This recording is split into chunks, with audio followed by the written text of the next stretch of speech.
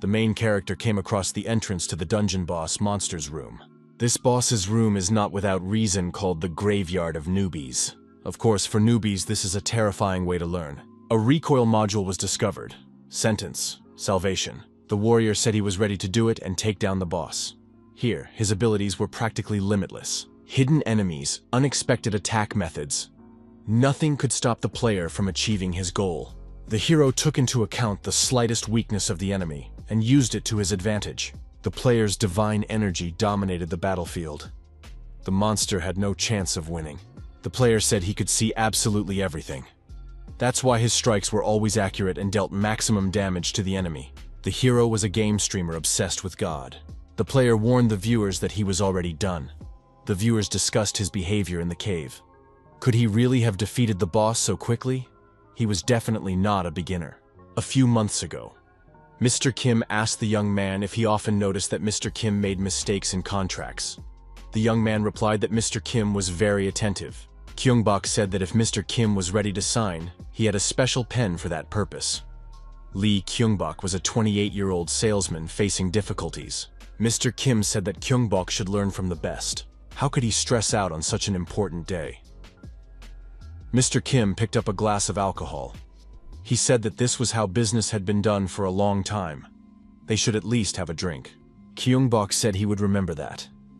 At the same time, the young man's head began to ache badly. Gyeong-bok caught himself thinking that this could be a sign, an ominous warning. For some time now, the young man had always been attentive to the moments when his head began to ache. Gyeong-bok thought that Mr. Kim had not been very lucky lately. Gyeong-bok thought that he wouldn't be able to do much here, but he could at least try. The young man suggested playing Go. Kim was surprised. Why such a sudden suggestion? Gyeong-bok began to throw white chips onto the board. Kim was surprised. What was the young man doing? This wasn't funny. Gyeong-bok said that signing the contract would bring great misfortune to the company. The tiles turned over to the other side meant bad luck. The young man got up from his seat and thought that he would have problems anyway. He said that he would not be able to entertain Mr. Kim properly. Gyeong-bok apologized and said he had to go. Kim shouted angrily, "Does this young man treat everyone with such disrespect?" This contract is cancelled, and Gyeong-bok must prepare for the consequences. The young man's nose started bleeding. He thought, "Here we go again." Gyeong-bok was born with divine energy. The child could sense the spirits and auras of other people. He knew it was best not to get close to evil spirits. His grandmother would scold him if she found out.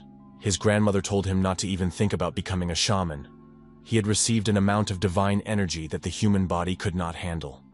In other words, Gyeong-bok could become possessed by a god. His grandmother said that if her grandson saw something strange again and felt bad, he shouldn't talk about it. He should just live a normal life. The young man's grandmother was a shaman and repeated these words constantly when her grandson was in pain. Gyeong-bok began to get used to this a little. Today, the young man's head was about to explode. Gyeong-bok didn't understand. Why so suddenly? Someone shouted that there had been an accident at the intersection. Gyeong-bok was distracted and looked in that direction. At the intersection, a passenger car had indeed crashed into a truck and caught fire. Gyeong-bok saw a prayer book with a protective cover lying on the road. The young man remembered that he had made one just like it with his grandmother. Gyeong-bok's parents had died prematurely. It was a very long day filled with pain for the boy. The other driver was drunk. The child was left an orphan. Gyeong-bok had to realize that the accident had also affected him. Why hadn't he paid attention to it? Gyeong-bok missed his parents very much. The young man felt a warm light enveloping his body. He didn't know where he was. The flowers around him were very bright. Ahead, on the other side of the river, Gyeong-bok saw his parents standing there. His parents turned around and walked away. Gyeong-bok shouted for them to wait and not leave. The young man begged them to take him with them. Someone put a hand on the young man's shoulder and asked if he was really leaving. The stranger asked Gyeong-bok if he wanted to cross to the other side. The man said he was willing to grant him any wish. Gyeong-bok asked the stranger who he was. The stranger said he was a deity. Gyeong-bok must not violate the laws of heaven. Gyeong-bok woke up and opened his eyes abruptly. The young man found himself lying on the floor of a room. In front of him was his grandmother. The old woman said that he was a worthless brat. Was he really going to cross the 3 rivers of death? When Gyeong-bok woke up, he was told that he had had a seizure. From that day on, his strength only grew. Although Gyeong-bok had grown accustomed to it, The backlash became much worse. It was unfair. Strength that he couldn't use because of the damage it caused. At a cafe, a friend asked if Gyeong-bok had been fired after a year of hard work. The young man confirmed this. His friend said it was unfair. The company would have gone bankrupt if it had signed that contract. He should have said something. Gyeong-bok said that in that case, they would think he was crazy. That way, he wouldn't achieve anything. Gyeong-bok asked his friend if he had been fired too. The answer was yes, without a moment's hesitation. His friend said angrily that he was the founder of the whole thing. 70% of that scoundrel's subscribers came thanks to him. That guy couldn't even play properly. Betrayal always infuriates. He couldn't be trusted. Our hero's friend was Choe Byung-hoon, a 28-year-old unemployed video editor. Byung-hoon said that since they had lost their jobs, why not stream together? Gyeong-bok replied that he loved games. Byung-hoon remembered that Gyeong-bok had even been invited to join a professional team in high school. Gyeong-bok thought those were the happiest moments of his life. Gyeong-bok forgot why he had stopped playing. Byung-hoon reminded him that his friend had felt sick while playing. Gyeong-bok remembered that was exactly how it had been. Byung-hoon asked if Gyeong-bok had ever tried a capsule. Gyeong-bok was surprised and asked what it was. Byung-hoon said that everyone was playing them now. You have to use your head, not your body, in a capsule. There won't be any problems. A capsule is an access device that immerses you in virtual reality. It's a great way to escape the daily grind. The spread of capsules was a turning point in the gaming world. Gyeong-bok said he needed to make some money, so he was willing to give it a try. The next day arrived. At the computer club, Gyeong-bok entered the capsule and asked his friend if he was doing everything right. Byung-hoon said that everything was fine and added that he would monitor the readings. Gyeong-bok said he was ready and fell asleep. The young man felt himself entering a different reality. The sensation was unlike anything he had ever experienced before. The body synchronization was complete. Gyeong-bok looked at himself and the default settings for his body. The system suggested that he undergo training and start with a physical test. He had to avoid obstacles and reach the goal. Gyeong-bok thought that these were difficult conditions for a basic test. Gyeong-bok was surprised. Why were there no obstacles? Was this some kind of bug? Byung-hoon, sitting in front of the monitor, didn't understand. Why wasn't Gyeong-bok running? Was he feeling unwell? Finally, Gyeong-bok began to move quickly around the room.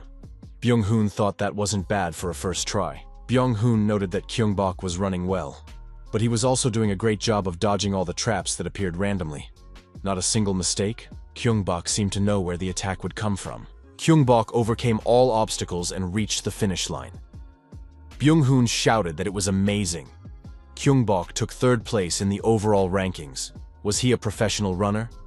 The list of world records was updated. Third place in the world. Byung-hoon thought it couldn't be true. His instinct as an editor screamed, "This must be used somehow." After all, this guy is a genius. Byung-hoon thought they were guaranteed success. The test was repeated again. Gyeong-bok was surprised again. Where were the obstacles? Was this a bug? Gyeong-bok looked at the obstacle course and wondered why he could see traps. Gyeong-bok decided to try again and got ready to start. Reaching the finish line was once again no problem for our hero. Gyeong-bok could easily control every part of his body. The young man also noticed that his strength was increasing. But why didn't he feel any impact? Gyeong-bok decided to give it his all this time. Gyeong-bok thought, could the attack have come from both sides? There was a crack in the block. The young man worked out the best route and moved there. Gyeong-bok somehow found himself at the finish line. Was this the end of his training? Gyeong-bok asked how to exit the system.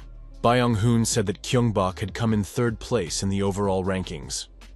Was he a professional runner? Byung-hoon couldn't believe that his friend was in a capsule for the first time.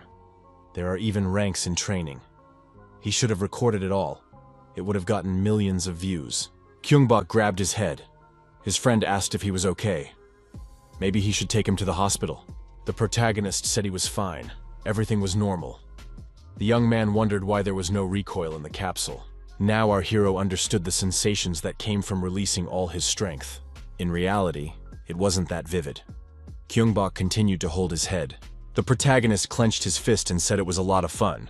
Byung-hoon said goodbye, saying that his friend's skills hadn't rusted. If nothing hurt, then they had found something worthwhile. It would be a crime to waste such talent. In games, Gyeong-bok's strength is more apparent. Because of this, his performance deteriorates, so he gave up. However, things are different in the capsule. Could this be a way to bypass recoil? Our hero felt a sharp pain in his head. It was a bad feeling. What was it this time? Gyeong-bok looked ahead and saw a little girl slip on the steps. She was shorter than her parents, and no one would have been able to reach her in time. There was no time to think. Gyeong-bok lunged forward and caught the falling child. The girl was saved. The woman thanked Gyeong-bok for saving her daughter. Someone nearby managed to capture the moment on video. People speculated that it must have been some kind of athlete who made such a quick move. Gyeong-bok thought that he would be able to avoid recoil in the future.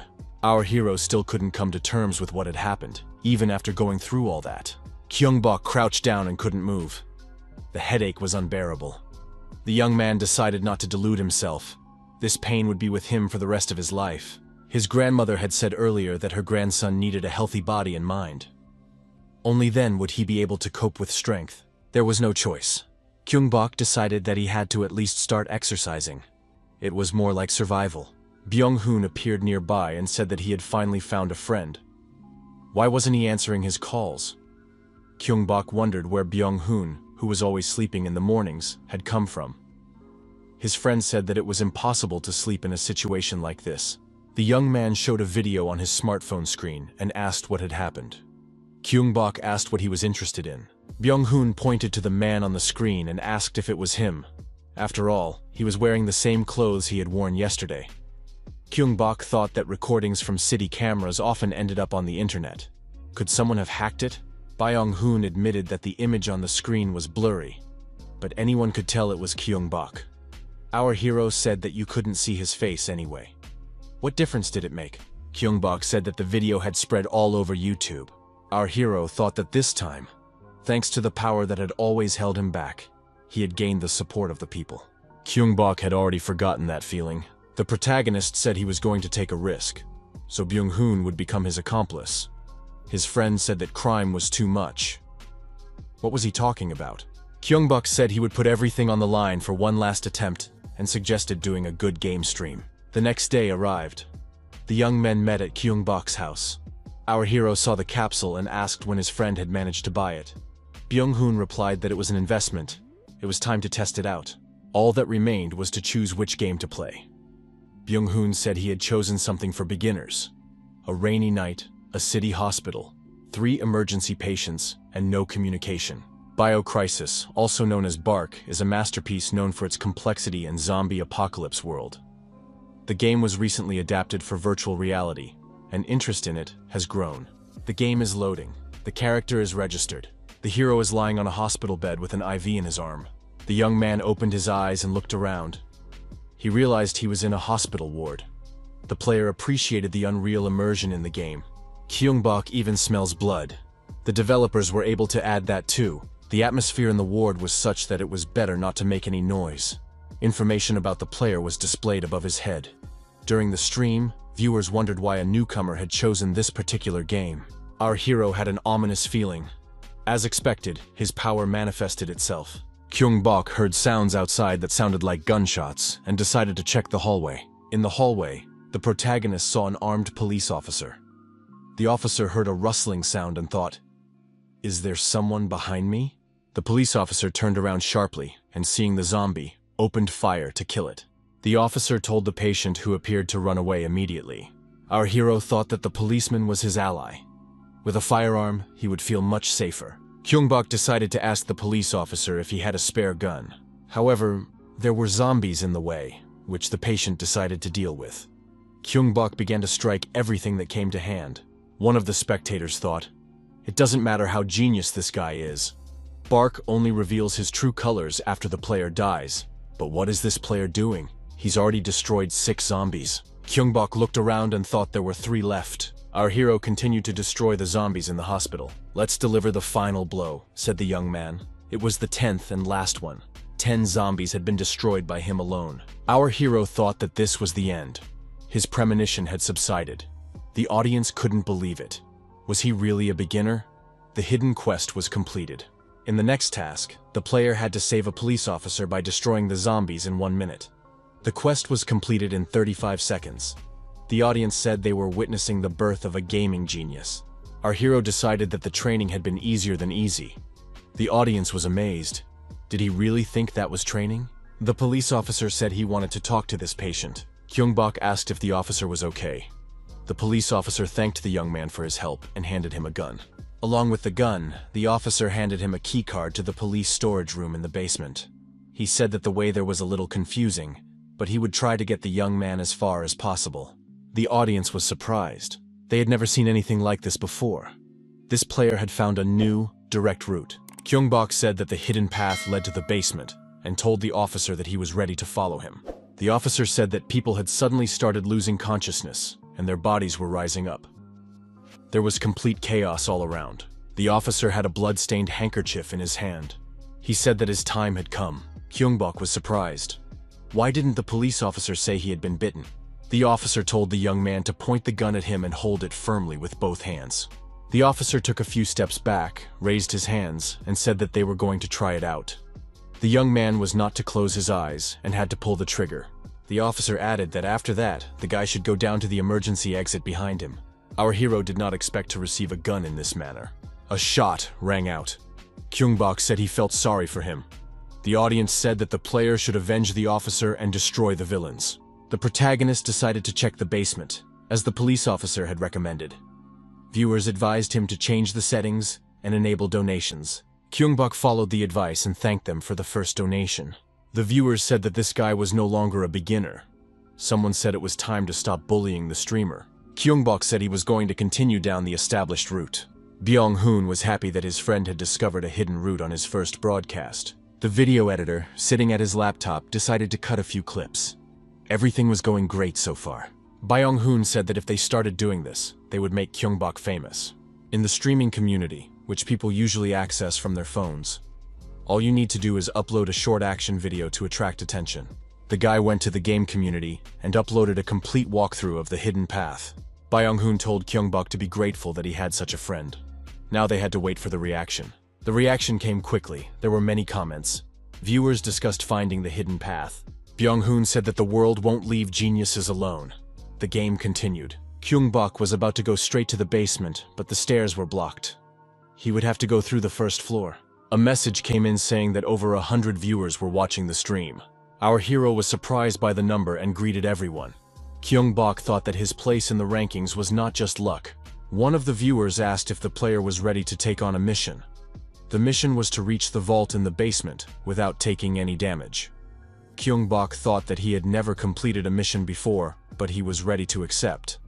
The reward was 1 million. Byung-hoon had previously said that there was one thing new streamers should be wary of. That thing was trolls, viewers who challenge newcomers. For example, they give a task with a large reward and lure a newcomer into it. However, no one will watch a boring mission. Therefore, the difficulty increases significantly, and the new streamer may end up embarrassing themselves. Byung-hoon said that if a newcomer falls into the trap, they may end up having to quit streaming. Gyeong-bok said that in that case, it would be enough to simply complete the task. Byung-hoon replied that it's not that simple. After all, in that case, there would be a lot of new streamers. Gyeong-bok, upon hearing about the mission, thought, is it really that difficult? Gyeong-bok accepted the challenge and said he would try to entertain the viewers. The system announced that audience assistance would be disabled for the duration of the mission. The player would be able to see the chat once it was over. Gyeong-bok entered the room on the first floor and saw many bodies lying on the floor. No one was moving. Our hero, with a gun in his hand, decided to make his way to the elevator. Suddenly, the bodies began to rise, and the protagonist realized what was happening. They were zombies. He understood the difficulty of the mission. Gyeong-bok said he was determined to finish quickly and fired a warning shot into the air. The audience was surprised. Why did he do that? The zombies rushed at our hero, and the young man responded with aimed shots. After a while, all the zombies were destroyed by shots to the head. The audience was amazed. Why was this guy so fast? All they saw were flashes. After firing another shot, our hero earned the Bio-Crisis achievement for 10 headshots in a row. The spectators were amazed. Had this guy never missed a shot? Was this really his first broadcast? Where had he been hiding all this time? Gyeong-bok felt something approaching him. He sensed chaotic, rapid movements. It was nothing like what had come before. Monster-like dogs appeared. The viewers said they were the famous zombie dogs called Barca. They weren't very fast, but they were impossible to hit with a gun. Gyeong-bok turned around and started running away from the dogs, which immediately gave chase. Our hero jumped high into the air and, while in midair, began to aim at the zombie dogs. The dogs tried to reach the man, but it was hopeless. After a while, the zombie dogs were destroyed. Our hero said that he loved animals and that he didn't like doing this. Someone in the audience suggested covering the dogs with a blanket. The remaining zombie was also destroyed with a well-aimed shot. The spectators were surprised. Was this really such a difficult mission? In the elevator shaft, our hero saw a rope and decided to climb down into the basement using it. The audience wondered why he didn't jump. Others had done so before. It all looked suspicious. Gyeong-bok saw a flashlight on the floor that could be useful. The audience's comments continued without interruption, but they regretted that the player couldn't see their messages. Gyeong-bok shone the lantern on the surrounding area, but nothing appeared. He directed the beam of light at the door. It was a police storage room. The mission was complete. The protagonist received a donation of 1 million. Our hero noticed that he could see the chat again. The viewers acknowledged that this player had fairly defeated the troll. Gyeong-bok thanked everyone who donated and helped the newbie. Gyeong-bok smiled and said he would wait for new interesting missions. The viewers were surprised. Did this guy want more? He was definitely not afraid of anything. Was anyone ready to challenge him? Gyeong-bok approached the door and said he would try to open it. The door was unlocked with a card he had received from the police officer. Our hero sensed something sinister on the other side of the door. Gyeong-bok grabbed the handle, but the door wouldn't open. Something on the other side was preventing it from opening. The young man thought it best not to make any noise. Our hero pushed the door and quietly slipped inside. The audience saw a huge, disgusting monster. It seemed to have reacted to the sound of the door opening. A zombie swarm was discovered. Everyone was surprised. What was wrong with this player? Had he already encountered the boss? Usually this monster is destroyed at the hospital exit. Gyeong-bok thought that the monster couldn't see him, but was reacting to the sound. The guy thought, if he tries to go further, the alarm will go off. He had to trick the monster somehow. Gyeong-bok aimed his pistol at the taut rope. The spectators wondered what the player was going to do. A shot rang out and the rope snapped. The monster rushed toward the sound. Gyeong-bok crouched down, and the creature rushed past him. The young man realized that the boss really did react to noise. Thanks to the card he had received from the police officer, the door was unlocked. The protagonist entered the next room. The young man thought it was difficult, but he made it. Gyeong-bok took a few steps forward, and the door behind him locked again. The monster remained on the other side. The player thought he had never been so happy to see a message about a lock. The magazine in the pistol was empty. He was out of bullets. He needed to find a new weapon. Gyeong-bok first thought it was a storage room. However, the room looked more like a locker room. Even the emergency lighting was working. The young man looked around carefully. It was empty. It seemed that someone had already taken everything useful. Our hero's attention was drawn to a covered locker. Gyeong-bok looked inside and saw that it was a police locker. There were weapons, special equipment, and uniforms. Gyeong-bok changed his clothes. In addition, our hero now had 2 pistols, 3 magazines with ammunition, and a flashlight. Gyeong-bok told the audience that he had been involved in sports since childhood. He needed it because of his strength. One of the viewers suggested a new mission: defeat the zombie swarm without using firearms. The reward was 1.5 million coins. Gyeong-bok, dressed as a police officer, returned to the boss's room. The monster was raging. The audience understood that this boss was difficult to defeat even with normal weapons. If you run out of bullets, it's better to start over.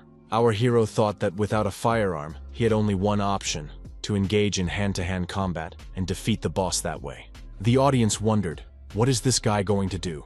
Doesn't he understand who he's dealing with? However, Gyeong-bok, despite everything, using only a police baton, engaged in hand-to-hand combat with the monster boss.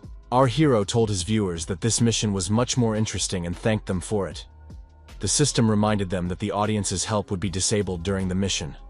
The player would be able to see the chat once it was over. Gyeong-bok said that this boss was like a zombie to him. Only there were a lot of these zombies, a whole swarm of them. Our hero accepted the mission, even though he didn't know the conditions for victory. The audience assumed that this newbie was in for hell. It was because of quests like this that newbies ran away. Our hero had only a thirst for victory, and he went for it no matter what. Gyeong-bok thought he should aim for the head of this zombie Roy. One of the 12 heads would be the main and most vulnerable one. After studying the monster more closely, the young man found the most important face. Now he knew where to direct his attack.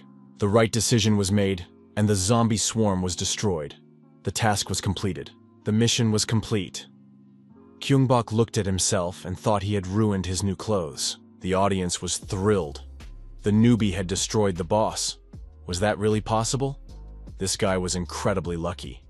Gyeong-bok said that with such an audience, streaming was much more fun. Our hero declared that he was always happy to take on new missions.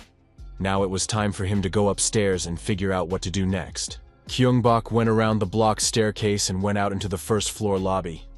It's a good thing he already dealt with the monster boss. The young man left the room and went outside. The city was in ruins. Gyeong-bok said it was amazing. After our hero left the capsule, he met up with his partner. It was amazing. There were over 200 spectators. Byung-hoon showed him some interesting information on his laptop. It was about the night community from the platform where he streamed. Gyeong-bok made it to the top 5 on the main page. Byung-hoon said that the game community was going crazy. Subscribers were discussing the appearance of a new hidden path in Bark. Our hero realized where his hundreds of viewers had come from. Byung-hoon added that he hadn't been playing games all this time like some people. Byung-hoon showed his smartphone screen and said it was really impressive. The young man added that the game's developer had mentioned the newcomer. It turned out that they had been officially recognized. Gyeong-bok thought that he should come up with a proper nickname. Byung-hoon agreed and made a list of candidates for nicknames. Now, they had to choose one. Seeing one of the options, our hero said that this nickname would suit him. The player greeted the viewers and said that he was now Purple. Purple thanked everyone who came to the stream. The young man added that the chat was moving very fast, and he couldn't read every message. The viewers should be understanding about this. The streamer said that just yesterday he didn't have a name, but today he was greeting everyone officially. The young man declared, "Streamer Purple greets everyone." The streamer noted that the channel name includes the words "perfect game," so they will try not to make any mistakes. The game Biohazard was launched, and there were 10 seconds left before the start. Gyeong-bok said that he didn't pay attention because he ended the stream right away, but now everything feels different outside. A zombie crept up behind our hero. However, the young man reacted in time, grabbed the zombie by the arm, and threw him to the ground. Gyeong-bok heard someone behind him say that this guy was clearly not a zombie. He turned his head slightly and saw an armed girl standing behind him. She pointed a gun at him. The spectators were surprised. Had Sandra really appeared like this? She was supposed to save the player from the zombie, but Purple had simply thrown the zombie over his shoulder. The guy had no sense of the game. The young people looked into each other's eyes. Sandra said she had been warned that all the local police had been killed. The girl asked our hero his name. The young man introduced himself. Sandra also gave her name, without lowering her gun. She asked if the young man was injured. Had he been bitten by a zombie? Gyeong-bok raised his hands and said he was fine. Sandra could check for herself. Viewers noted that Sandra was smiling, definitely a good sign. The girl said that there was a camp with other survivors nearby. Gyeong-bok's strength would be useful to them. Sandra asked if the young man was ready to join them. The audience was surprised. Would he take another hidden path? Was the newcomer so perfect that Sandra trusted him right away? Gyeong-bok thought that he was faced with a choice about how the plot would unfold. Our hero replied that he had nowhere else to go, and accepted her offer. Sandra said she was glad to hear that, because even one person matters. The girl added that Gyeong-bok should follow her. A sound was heard nearby. Sandra said that they were back, and added that they needed to hide. People in protective suits and gas masks appeared. One of them asked his colleague if he was sure there were no more survivors here. An armed man kicked a zombie's body and said that they were lying everywhere. They needed to find survivors quickly for test samples. Sandra, hiding in a shelter, said that these people were very close. Gyeong-bok asked who they were. The girl replied that they had an emblem on their shoulders. They were mercenaries from Regenry Farm. The protagonist was surprised. Were they really people from a pharmaceutical company? The girl noted that they needed people for experiments. They were obviously connected to this incident. Sandra said that fortunately, they had not been noticed. But why had the mercenaries come here? The girl said they should return to the camp immediately and warn the others. The young people arrived at the camp. The residents were delighted to see Sandra return, and that she was unharmed. Was it dangerous outside? Was she hurt? The girl said she had brought medicine that was in short supply. The people asked Sandra who the guy who came with her was. Was he really a police officer? Did that mean there were still police officers alive outside? Sandra replied that she would tell them all the details later. Right now, she needed to meet with Logan. Sandra entered the office. Logan was there, also wearing a police uniform. He was glad that the girl was okay and reported that everything was calm at the camp. Sandra said she wanted to introduce someone. Our hero entered the office. Logan was a little taken aback when he saw the police officer in front of him. Gyeong-bok thought, could this really be a real officer? Sandra said that Logan was wrong to claim that all the police officers had been killed. Logan didn't know what to do with this guest. However, he said aloud that he was glad to see a police officer. He added that the young man's face looked familiar. Perhaps they had met somewhere before. Our hero realized that this was not an officer, but an imposter. Gyeong-bok was faced with a question. Did he want to reveal Logan's identity? The audience hoped that the rookie would answer in the affirmative. Gyeong-bok wanted to choose an option that did not correspond to the main path. He looked at the police badge pinned to Logan's chest. Logan asked what the young man was doing. Our hero replied that something was bothering him. What bothered him most was the badge. Gyeong-bok added that their badges were different. He took a list out of his inside pocket and said that Sandra should check it herself rather than take his word for it. Gyeong-bok informed her that Logan Myers was listed as wanted on the list and had been convicted of fraud 8 times. Logan was frightened and told Sandra that it wasn't what she thought. The criminal reached for the gun on the table. Gyeong-bok was quicker and pressed the gun against Logan's chin. Our hero told him not to move. Sandra called Logan a shameless scoundrel and kicked him hard in the chest, sending him flying backward. The girl was aggressive, and the beating of the villain continued. Sandra couldn't calm down. How dare this scoundrel deceive them? She was ready to destroy the traitor herself. Our hero told the audience that it was best not to mess with this girl. The audience noted that the newcomer had even turned pale. The camp residents were also outraged. How dare Logan deceive them? He had been saying all along that he was trying to contact the rescue team, but it was a lie. He had turned the camp into his own personal kingdom. Sandra tied Logan to a chair and dragged him behind her. Logan claimed that he had a working radio that could help them escape. Sandra placed the chair with Logan on the edge of the roof and said that it was because of him that they were isolated. The people demanded justice and said that Logan should be punished to the full extent of the law. Sandra let go of the edge of the rope, and the chair with Logan fell from the roof. The girl restored justice. She added that Logan would become dog food. The zombie dogs were already waiting for their prey below. Gyeong-bok asked Sandra what her plans were. The girl asked our hero if he was really an officer. Sandra was confused and said she didn't know what to do. Logan, as it turned out, was a real crook and had betrayed them. Could he really have done that? Sandra didn't know what would happen to them. Food was running out. Would the police officer help them? It was too dangerous to stay there, especially after the Regenry farm had appeared. Sandra decided that they had to leave the city without asking anyone for help, on their own. The girl said she planned to find a safe place and wait for a signal on the police radio.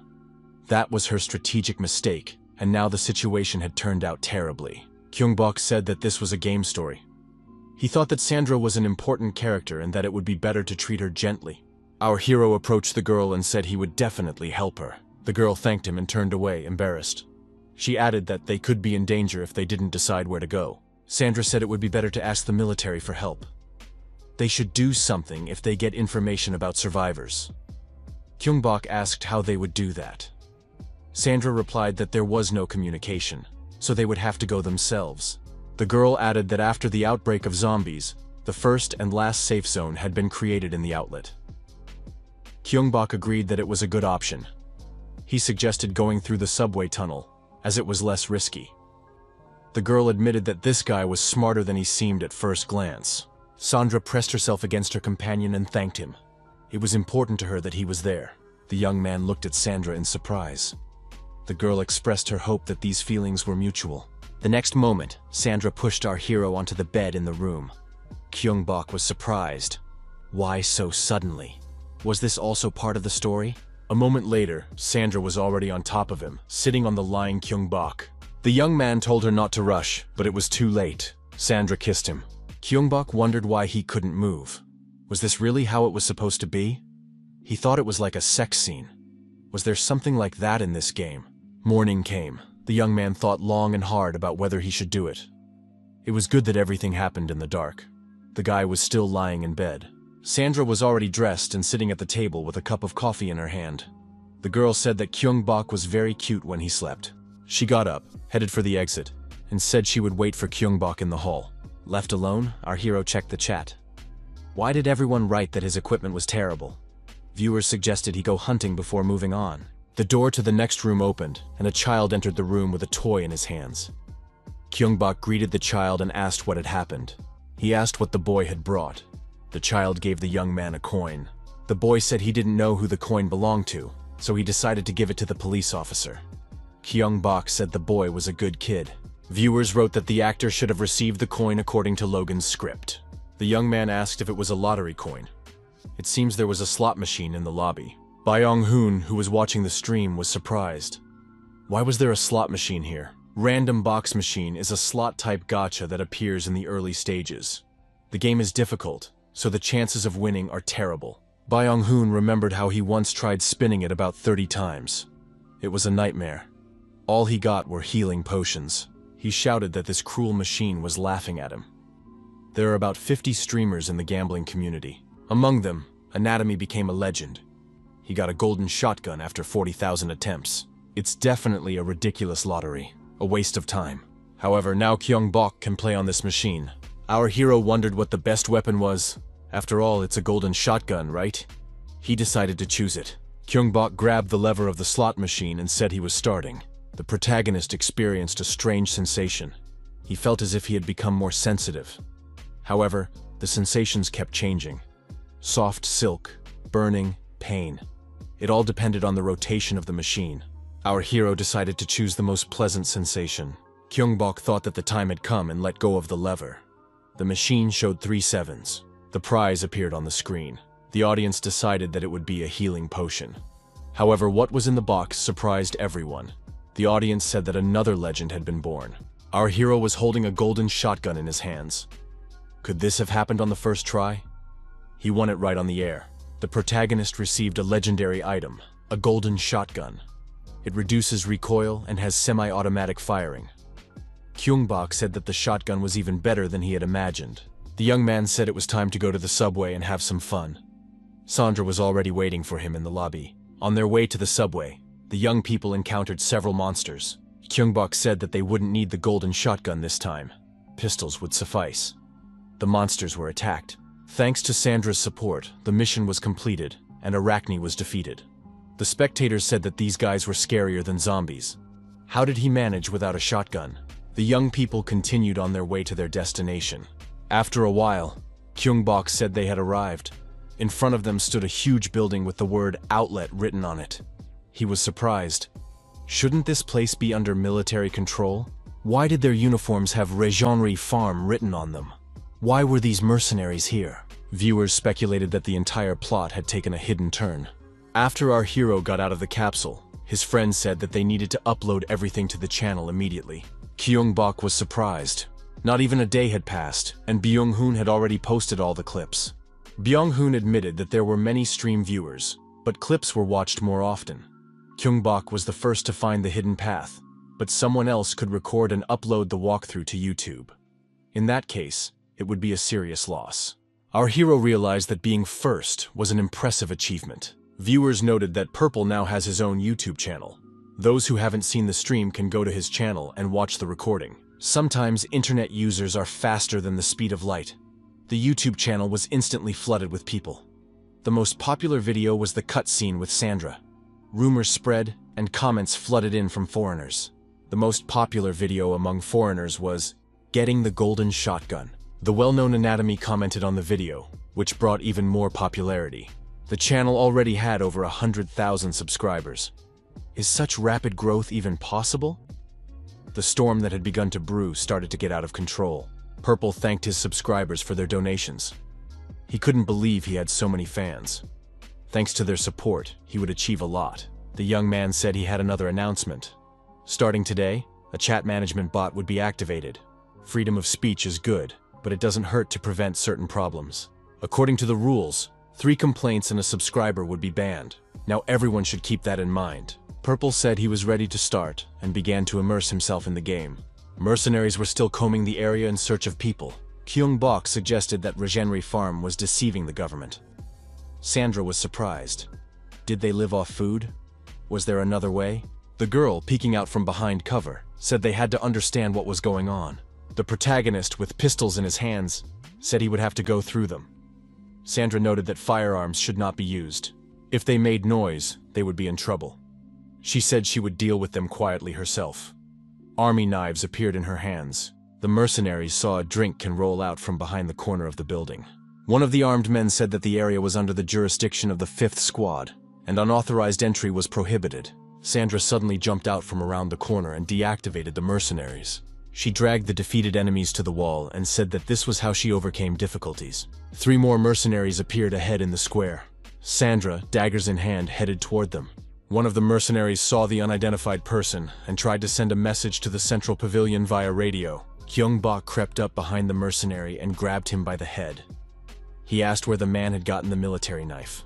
Our hero moved very quickly and did not allow the villain to open fire or raise the alarm. Gyeong-bok decided not to make any noise and to act like Sandra. With a dagger in his hand, he deactivated the armed mercenaries. Sandra provided support and threw a knife at the enemy who was about to attack Gyeong-bok from behind. The enemy was neutralized. Gyeong-bok looked back and saw the fallen enemy. He realized that it was Sandra's doing. The young man looked at the girl and thanked her with a nod. The young people dealt with the mercenaries and continued on their way. A drone circled above them. The drone descended lower and asked if they were from the Foxtown Police Department. Gyeong-bok thought it would be best to pretend to be police officers. He asked aloud what was going on. Those watching through the drone replied that Foxtown was under quarantine. Was the officer really unaware of this? Gyeong-bok replied that there were survivors left in the city, so they were conducting a rescue operation. The drone reported that the infected area was not under their control. Control had been handed over to Regenry Farm. Sandra angrily claimed that the company was kidnapping survivors to use them as test subjects. The drone responded that this was a lie. They were informed that all the city's residents were infected and that the military was doing everything possible to contain the situation. Sandra asked if they were really going to let the infected die. The drone reported that areas with high infection rates were under quarantine and that a vaccine was already being developed by Regenry Farm. Sandra said that it was all a hoax and that a pharmaceutical corporation was behind it. The drone asked if there was any proof. Given the circumstances, these people couldn't be trusted. They also couldn't be allowed to enter the infected zone. Sandra asked if the military really wanted them to just leave and die. Our hero received a new assignment, to expose Regenry Farm's illegal activities. Sandra was upset. They had returned empty-handed. What would she tell the others? Gyeong-bok said that the girl had done everything she could. They had to try to find another way. The girl came up with an idea and said they needed to hurry. When the young people returned to the camp, there was no one there. Inside the building, Sandra found a stuffed toy that belonged to a child. Nearby, the girl discovered the bodies of her fallen comrades. Sandra burst into tears and repeated that this should not have happened. The audience said it was terrible. There were some noises, and the young people looked in that direction. The audience hoped that at least someone had survived. Gyeong-bok said he could sense a negative aura. It wasn't a survivor. It was someone more dangerous than any monster. The audience saw a Hulk in the back of the room. It looked like a spectacular fight was about to begin. This giant was the final boss from the original story. He had no weaknesses and regenerated quickly. The monster asked if they liked his gift. The audience wondered, is he intelligent? Sandra asked in fear. Is that Logan? The audience wondered where he had come from. The monster wondered why the two were looking at him like that. Was something wrong? The monster said that in exchange for redemption, he had given them the stones that people cherished so much. But these insignificant creatures dared to oppose him, so he had to destroy them. The giant and Logan merged, creating a giant Logan. Gyeong-bok said that this was too much. Even though it was just a game, hadn't this monster crossed all boundaries? Logan said he could imagine how they were writhing in pain and wanted to kill them quickly, like little bugs. The villain began to destroy everything around him. Sandra screamed that the ceiling was collapsing and it was too dangerous to stay there. Gyeong-bok knew that this boss was quite cruel. Mesty's squad proposed a joint mission to destroy Logan by any means necessary. Purple did not respond to the challenge. During this time, the threat to the cities only grew. The young man thanked the audience for their support. Our hero noted that he had wanted to deal with this villain for a long time. The young man corrected himself and said that this giant Logan deserved revenge. Purple accepted the assignment. Sandra, having moved to a safe place, said that even the truth had collapsed. Everything here was covered with stones, and they couldn't get out now. The girl saw that the wounds on the monster's body were healing. Logan was regenerating. The giant laughed and said that this form of existence was simply incredible. He promised to save Sandra for dessert. The girl should wait for him. Gyeong-bok held a dagger and a shotgun in his hands, but said that weapons would most likely be useless against this giant. The audience admired the golden shotgun in the hero's hands. Without letting go of his weapons, our hero rushed at the monster and said that his actions would be his answer. The audience was surprised when they saw Purple stab the monster's muscles with a knife.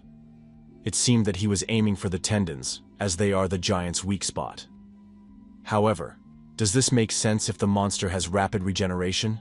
Gyeong-bok thought that the monster's blood would stop flowing quickly, but that it would take longer to fully recover. Our hero decided to test how long Logan could hold out. The young man thought that the giant Logan was a fusion with a human, and the tendon area connecting the muscles was indeed his weak spot. The audience gave our hero advice on how to best attack the monster.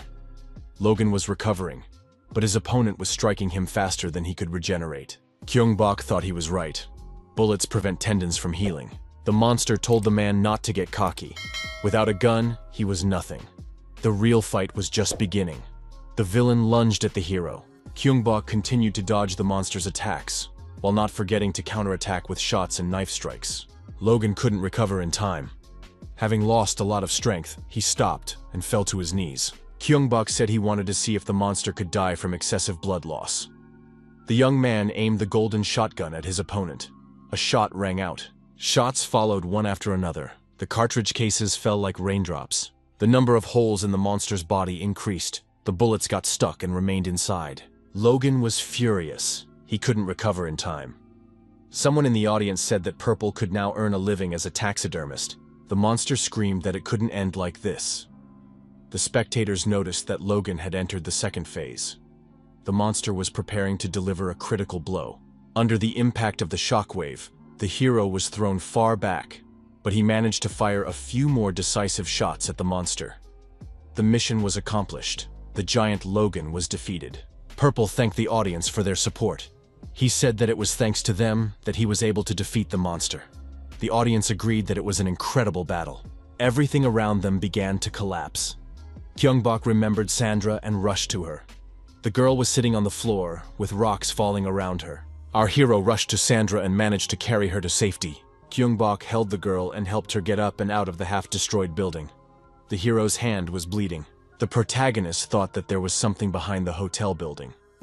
Since Logan had conspired with Reganry Farm, they had probably tracked the monster. Sandra's gaze clouded over. Gyeong-bok asked the girl what was wrong.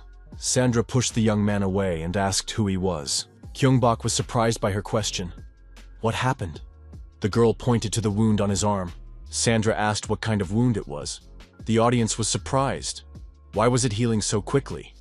Why did he have such regeneration abilities? Sandra asked if Gyeong-bok was the same kind of monster as Logan. The girl asked, "Is Gyeong-bok even human?" Purple thought that maybe this player really wasn't human. It seemed like content that wasn't in the main storyline. The hero hadn't even considered that the protagonist might not be human. Sandra pointed the gun at the young man and said he had to explain himself immediately. The hero received a new task in which he had to convince Sandra. Gyeong-bok said he was ready to tell the girl everything he knew and explain without lying. The guy noted that he himself didn't know who he was. The only thing he was sure of was that he felt the same way Sandra did. Gyeong-bok approached the girl and pointed the gun she was holding at his head. The audience was shocked. Sandra was confused and even apologized.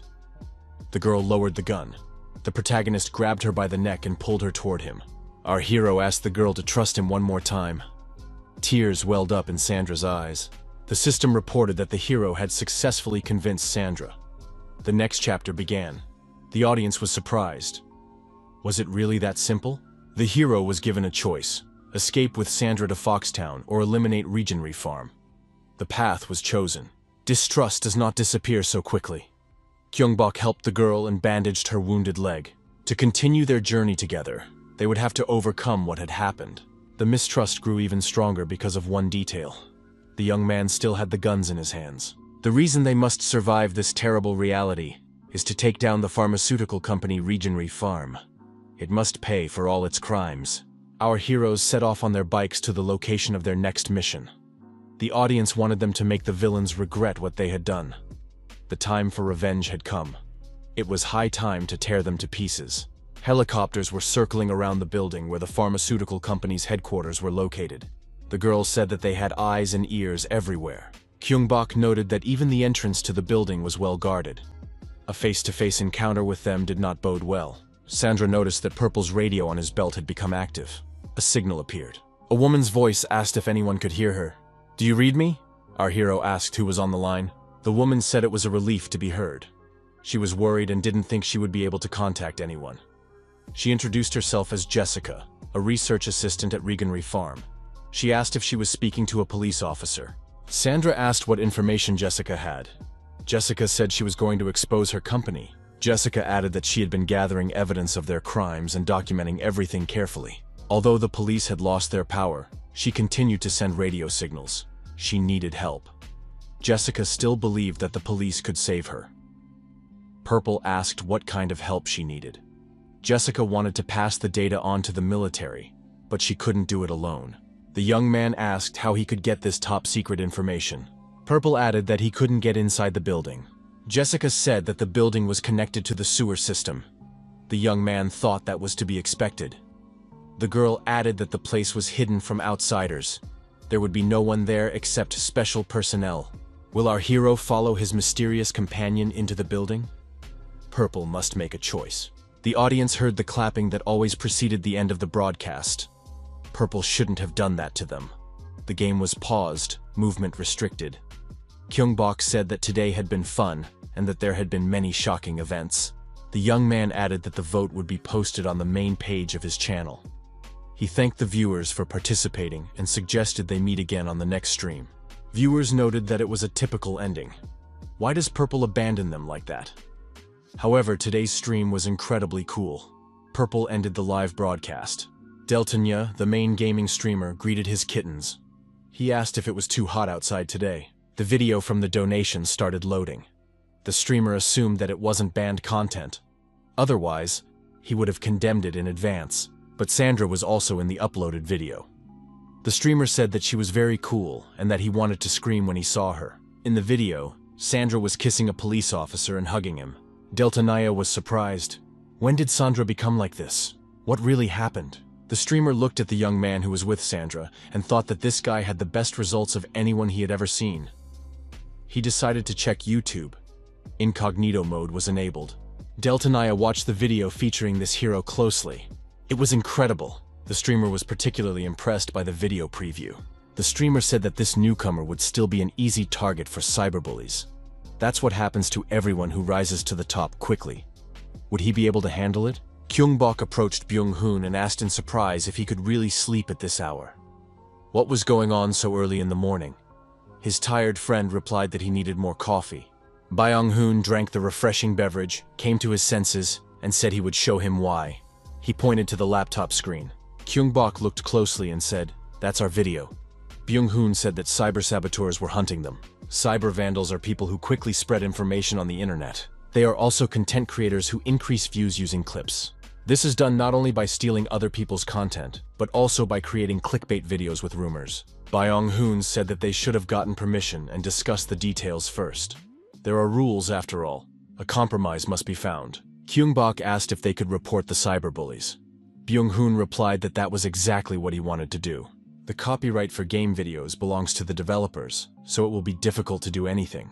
Byung-hoon said that someone had decided to contact them. Gyeong-bok asked who he was talking about. His friend replied that this was the first time something like this had happened in the streaming community. An official offer had been made by the game's developers. Our hero greeted the viewers. Someone noted his trademark smile. Purple said he had an important announcement to make today. The young man announced that Gap would be sponsoring the stream. Purple, as always, thanked the viewers for their support and interest. He said that before starting the game, he wanted to explain something. A few days ago, a business meeting was held at a Gap cafe. One of the young people, although he worked in the sales department, found it a little strange to negotiate details at such a meeting. The girl said that their first key request was multilingual subtitles for all game videos. The young man agreed that this was beneficial for everyone. Foreign viewers would definitely appreciate it. The woman said that the next question was about explaining Easter eggs. They would like the Easter eggs to be revealed as the game progresses. She added that the final gameplay was significantly different from what was in the project. For example, Giant Logan was not supposed to die. During the game, the player was supposed to dodge Logan's attacks and escape by using the collapse of the building to their advantage.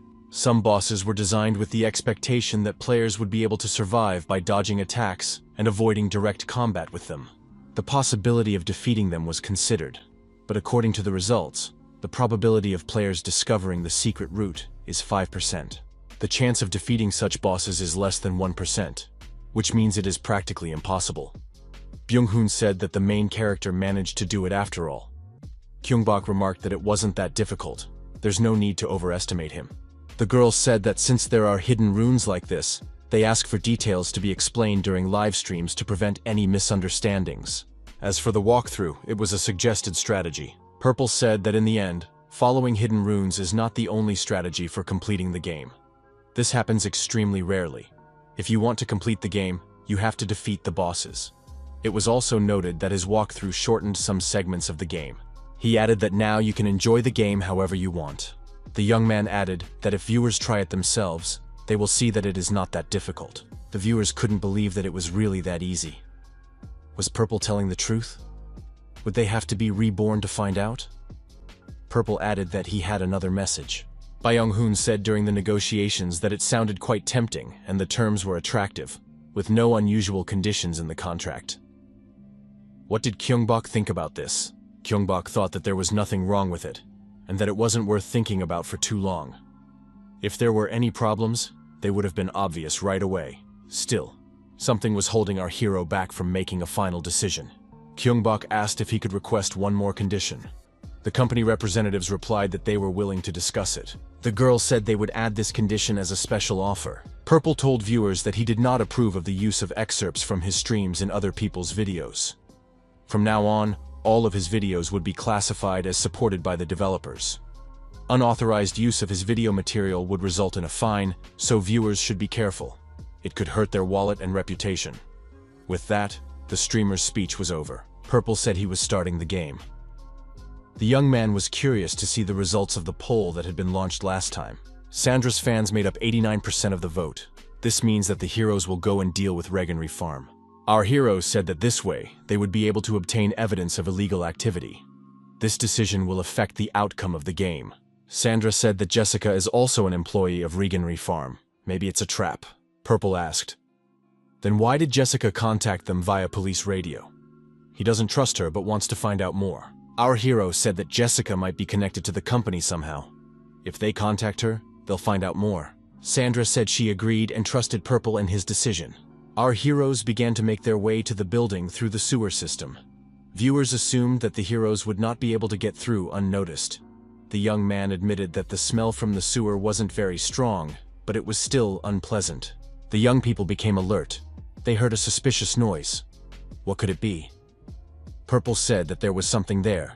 The young man said that something was coming toward them, and that they needed to run to the left. Viewers noted that it was a quick decision. Something was chasing our heroes. Only red glowing dots were visible in the darkness. The distance was closing, and the young people saw predatory animals approaching. What kind of monsters were they? Were they rats? Purple opened fire with his pistols. The young man was surprised. Had the game's difficulty changed? The audience thought if the game makes you feel such emotions, then it must have been well designed. Purple continued shooting, and the bullets hit their targets. Many rats were destroyed, but it wasn't over yet. These animals were everywhere. Someone in the audience said that it wasn't worth killing the rats, that they should just run away from them. Our hero had no intention of running away. He said that in that case, the enemies should have been made stronger. Red eyes in the darkness, writhing shadows, quick footsteps, a nauseating stench. All of this could be felt thanks to heightened senses. The spectators assumed that this player would be able to cope and destroy all the rats. In addition to the 5 basic senses, there is a 6th sense that scans everything around you.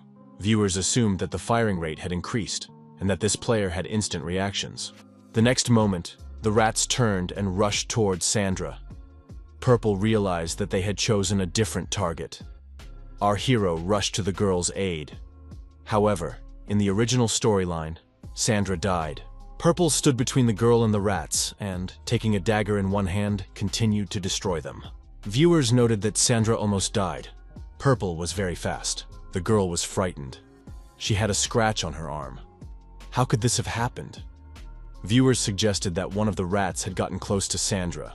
One of the spectators suggested that this would not affect the course of the game. The young man thought that in that case, Sandra would have been infected anyway. The girl suggested that her companions split up. A new task appeared: heal Sandra and convince her to join the hero. Purple said that Reganry Farm would help them and suggested they continue working together. Sandra joined our hero. Purple told the viewers that even though the stream was sponsored, he would still do things his own way. The young man had a dagger in his hands again. Our heroes reached the area Jessica had mentioned. Now they had to climb up and get out of the sewer. Sandra said she would go first. She had nothing to fear now. Sandra said that as soon as her footsteps faded, the others could follow her. After a while, the young man followed her up the stairs. Purple climbed out of the open sewer hatch onto the surface. The audience assumed that it was a trap. Perhaps Jessica had already been captured. Purple saw Sandra knock the girl down, press her knee on her, and put a gun to the back of her head. Sandra asked what Jessica would say about the rat. After all, those rats had attacked them. Jessica had to surrender or face the consequences. Jessica replied that she didn't understand what zombie rats they were talking about. Sandra decided that Jessica was mocking them. After all, they had almost died in the sewers. Viewers noted that this behavior was typical of Sandra. Jessica said she had all the results of the failed experiments. If the radio conversation was fake, why would she have come here? Jessica suggested that the rats might have mutated from improperly disposed of laboratory waste that they had eaten. She didn't know there were such monsters in the sewers. Sandra let Jessica go. It seemed that Jessica couldn't hurt them. Jessica thanked them for their trust. With tears in her eyes, Jessica said that they could have just asked her nicely from the start. Why so much aggression? Purple felt that being here was even more unpleasant than being in the location with Logan. Our heroes sensed a huge amount of negative energy in the room. Purple assumed that this was because test subjects were being destroyed here.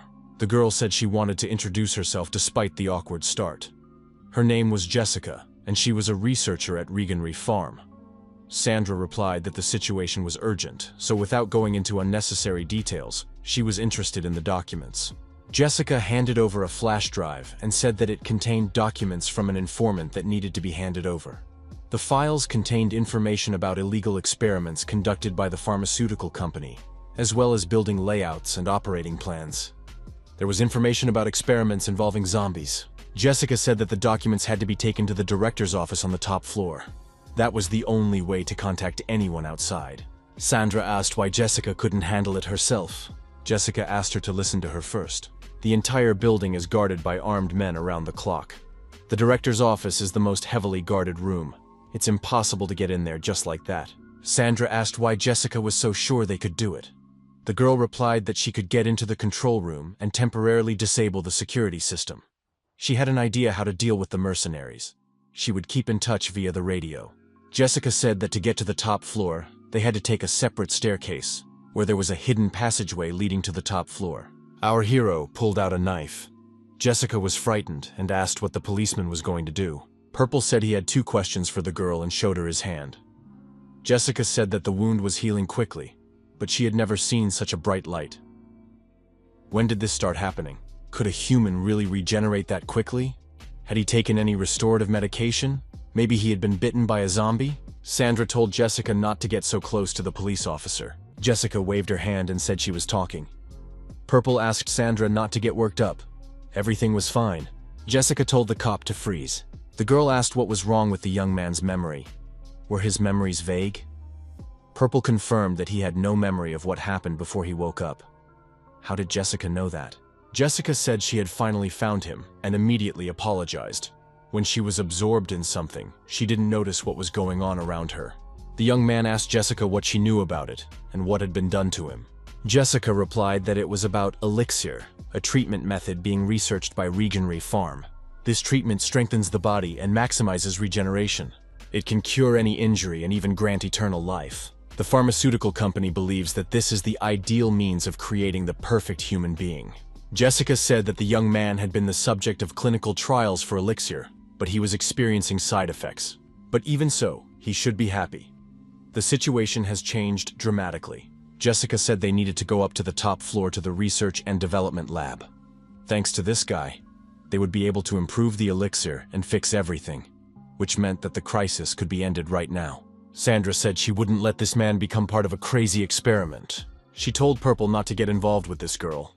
Their job was to transfer the data. Jessica said that everything happening in the world would stop as soon as the elixir was developed. After all, it was the vaccine. Suddenly, the alarm went off. An emergency had been declared. The test subject had escaped, and all personnel in the building had to evacuate immediately. The research wing was quarantined. Purple said he had a bad feeling about this. Overlord has escaped. How could this happen? Our hero said that this monster looks very cool. Could it be some kind of popular character? Information about a hidden quest has appeared. You must defeat Overlord. Purple saw that the reward for completing this task would be unlocking a hidden ending. Jessica urged the officer to trust her. It's better to escape with the vaccine than to file a report. Sandra said that the escaped test subject came here. Is this part of Jessica's plan? Purple said that they had already gone too far, and it would be foolish not to take advantage of this opportunity. Purple suggested that the girls use a secret passage to get to the surface, where they would be safe. Sandra said she wouldn't leave him alone. She asked him to listen to her. It was the best possible solution. Purple said she would deal with the monster and come back, and then they would decide what to do next. The protagonist began to carry out the hidden task. Purple declared that it was time to get the hidden final reward. Before the capsules appeared in the console version of Biohazard, there was a character who was the final boss for many generations of the game. This boss was Overlord. Overlord is a perfect biological weapon created through countless experiments. He is the main villain who, according to the story, opposes the main character, Ryan Kim. He is also the king of zombies. Throughout the series, he appears in various forms, earning the respect of experienced players and becoming a historically popular boss. Viewers decided that this was the final boss after the upgrade, the return of the Overlord. Previous bosses didn't even come close to him. Purple entered the fray. Viewers recognized that this boss's power was growing, and that it would be impossible to defeat him with just a pistol. A huge sword appeared in the Overlord's hand, which he swung through the air, trying to reach his opponent. However, our hero's reaction was lightning fast. The audience hoped that Purple would be able to win. The policeman took out his pistol and fired a targeted shot, hitting his opponent in the head. The bullet went right through. However, this did not help the protagonist. Despite the fact that he was facing a zombie, its head regenerated very quickly. The Overlord was very fast, so Purple was forced to dodge his opponent's attacks all the time. This left him with little room to maneuver. It was necessary to find the Overlord's weak spot. The audience said that the final boss wouldn't be called that if he could be defeated with a pistol and a shotgun. Purple thought that this time his opponent had figured out the bullet's trajectory and let it pass through. It was incredible. He used his transformation in such a way. This monster was going to be a tough nut to crack. Our hero decided that the only way to defeat this monster was to exploit its weak points. The problem was that the weak spot was hidden under the straps. To deal with the Overlord, he needed a special item. The monster reached forward and was about to grab his annoying opponent. The audience noted that the main character's physical abilities were impressive, but his mind was even better. Our hero jumped aside and thought that he had to deal with the straps on the monster's body first. Purple continued to dodge his opponent's attacks. The audience was puzzled. How would he deal with the straps? He needed another weapon. The protagonist chose his target and prepared to fire. A targeted shot from the pistol was fired at the same spot. The Overlord was unharmed, but the target was hit. The audience noted that Purple had hit the monster's weak spot. He had broken the buckle holding the belt on its shoulder. The audience emphasized that it was a well-aimed shot. The belts fell to the monster's feet, exposing its most vulnerable spot. Purple said that there was no need for items to increase speed or damage. This boss wasn't that tough. Purple fired several shots from his pistol at the part of the monster's chest that was exposed after the strap fell off. Our hero thought that this monster was only getting stronger, and that it was impossible to destroy it. Was the second phase beginning? Strange transformations began, changing the monster's appearance. The Overlord rose to his feet with newfound strength, now much larger in size. Our hero thought that he was in for a rough time, but continued firing his shotgun. The spectators couldn't understand how the hero would be able to defeat this boss. Bullets weren't working on him. Our hero continued to dodge his opponent's attacks and fire continuously at his weak spot. Purple thought he had shot his opponent in the arm, but the damage didn't register. He needed to aim more carefully at the chest. The young man responded to the viewers' comments in the chat, saying that in this case, there was no point in farming items. Purple moved closer and fired a shot at the Overlord's chest at point-blank range. The Overlord grabbed his chest, leaned forward, but remained standing. The viewers noted that this monster was too strong. The protagonist remarked that if the spectators watched his actions closely, they would understand why he wasn't going to farm items. Our hero ran to the side, dodging the monster's attack, but continued to fire aimed shots at the Overlord's body. The young man thought that the pistol was meant to buy time. His goal was higher. Jessica talked about the animals that were used in the experiments. It was strange that there were no processing devices here. If he was right, it was a liquid that washed away and restored the monster. It had to be used. Our hero asked his modified opponent, "Isn't it harder to wield a hook than a hand now? So we just have to hold on." Purple continued to shoot. After another bullet hit his chest, the Overlord couldn't stay on his feet and stumbled backward. Our hero approached the monster sitting on the ground and aimed his shotgun at him. Purple fired another shot. The battle was taking place in the very place where the pharmaceutical company disposed of the unfortunate consequences of its experiments. The reason there were no special devices here was that they were disposed of after dissolution. A solution dripped onto the Overlord, dissolving his body. Our hero acted wisely. Looking at the monster, the young man thought that it was still regenerating. I wonder how long it can hold out. The Overlord tried to get up with his last ounce of strength. This action was most likely instinctive. Purple fired another shot at point-blank range. The bullet hit a vulnerable spot. The hidden quest was completed, and the Overlord was defeated. As a result, the hidden ending was unlocked. The audience acknowledged that the bio-crisis had been defeated. The player had surpassed himself. Purple said that it didn't matter now whether the experiment was illegal or not. Our hero decided to go through the closed passage and see the game's ending. The young man reached the top floor, where there was a research and development room. Did they really use the entire floor? Jessica rushed to the officer, wrapped her arms around him, and said she was very scared. Purple asked where Sandra was and what had happened to Jessica's appearance. Jessica said that Sandra had suddenly lost her mind, attacked her, and gone upstairs. Our hero had a bad feeling. This wasn't going to end well, just like in the control room. Purple asked what it all meant. Jessica said that Sandra had already turned into a zombie. The young man didn't believe her and said he had to see it with his own eyes. Jessica wondered why the officer didn't believe her. She herself had seen the transformation happen so suddenly for the first time. The virus had taken effect slowly, so there had been no certainty from the start. But that wound was definitely from a zombie bite. Our hero was surprised. Could Sandra really have been infected by a zombie rat bite? Jessica noticed that there was a way out. If the young man became part of the experiment, they would create an elixir and be able to save Sandra. Jessica asked the young man to think carefully. Our hero had to make a choice. Would he agree to the experiment? Purple didn't know if Jessica was telling the truth, so it was very difficult for them to make a decision. However, compared to last time, neither option seemed particularly sinister. In any case, a vaccine was needed to save Sandra. Our hero agreed to take part in the experiment. Jessica said that the young man had made the right decision. There was a hidden passage in the wall, which Jessica unlocked. The chapter, Elixir, is complete. The game was paused. All actions and movements stopped. The young man thought that this chapter had ended very quickly. Our hero felt that he needed to do things his own way. He was simply confused, so he decided to put everything on hold. The audience was used to leaving at the end of the chapter, but today Purple wants to go all the way. He doesn't want to disappoint anyone who stayed with him at such a late hour.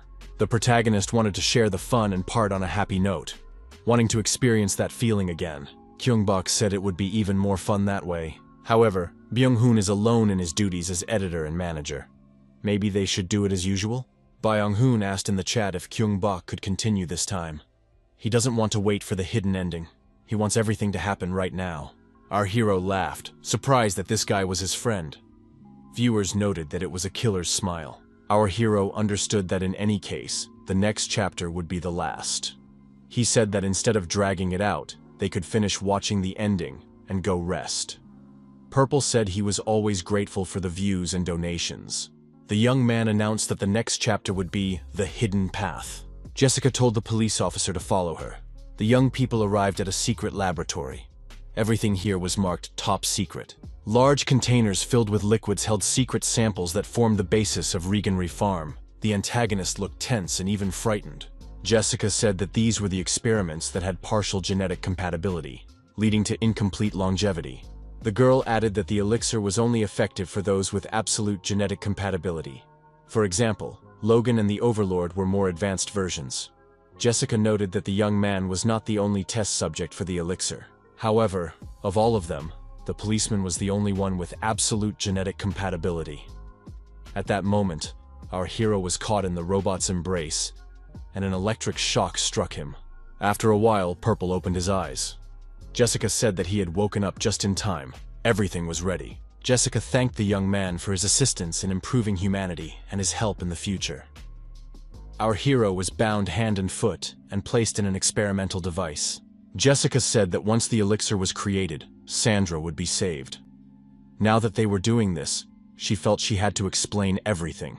The elixir, which was supposed to be humanity's greatest vaccine, had only one side effect. It caused loss of mind and a desire for blood. This was an instinctive result of searching for the right genetic combination, which they did not have. To make the elixir safe for everyone, they needed a successful sample from which to extract the full compatibility factor. Taking advantage of the side effects, a large-scale clinical trial was conducted using a small amount of the elixir mixed with a placebo. In this case, only people with the ideal genetic factor would survive. Our hero understood how this happened.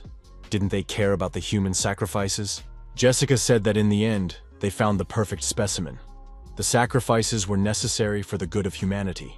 The girl added that the young man's sacrifice would restore everything to the way it was, and humanity would make great progress. In that case, she would be welcomed.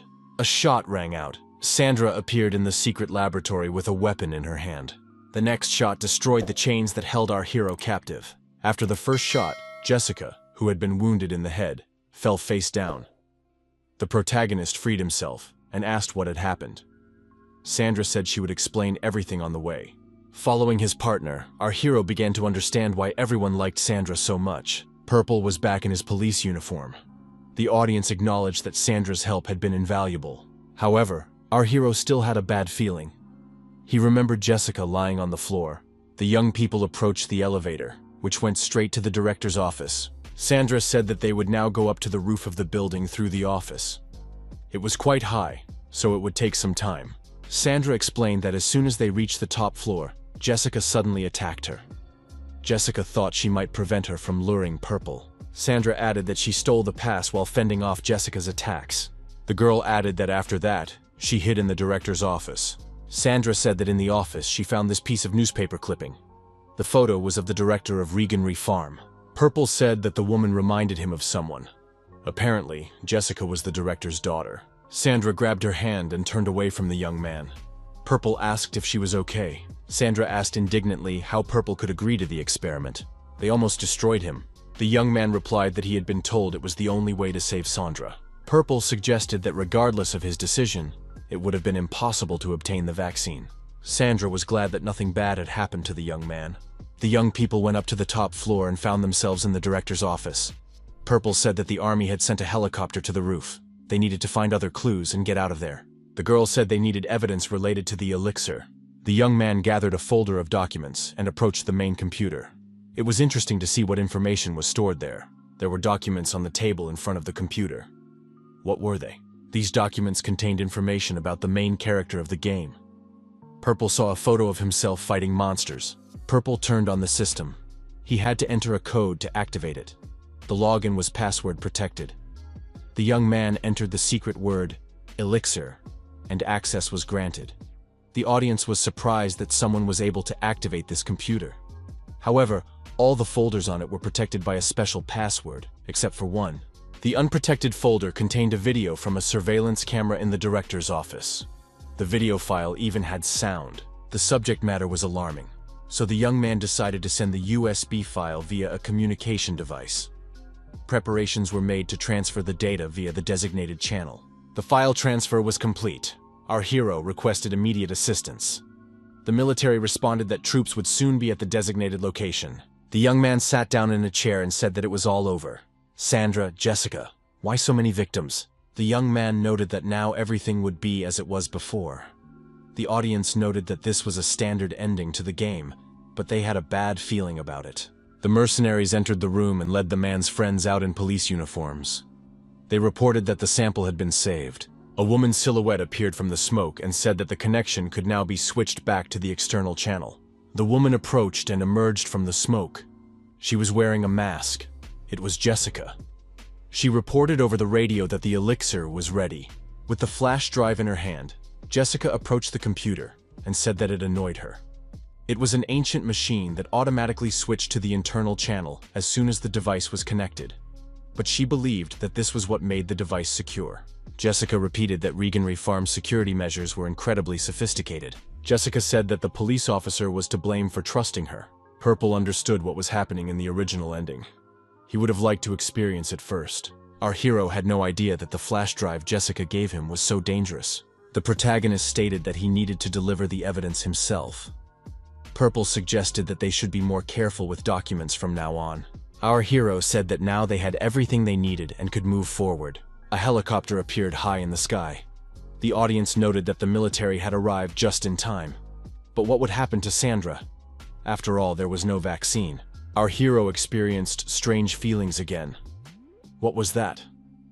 The feeling was stronger than when he met the Overlord. Could this be the final boss?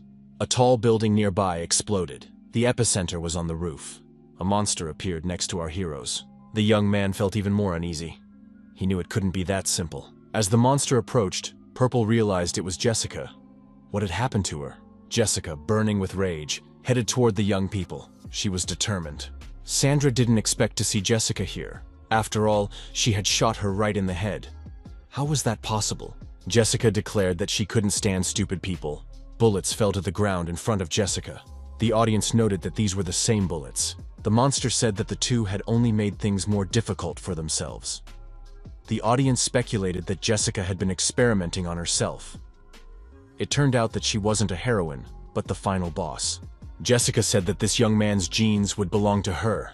It was a very unexpected statement. Sandra told the monster to shut up and fired a magazine from her pistol at it. This had no effect on Jessica, who attacked the young people in a rage.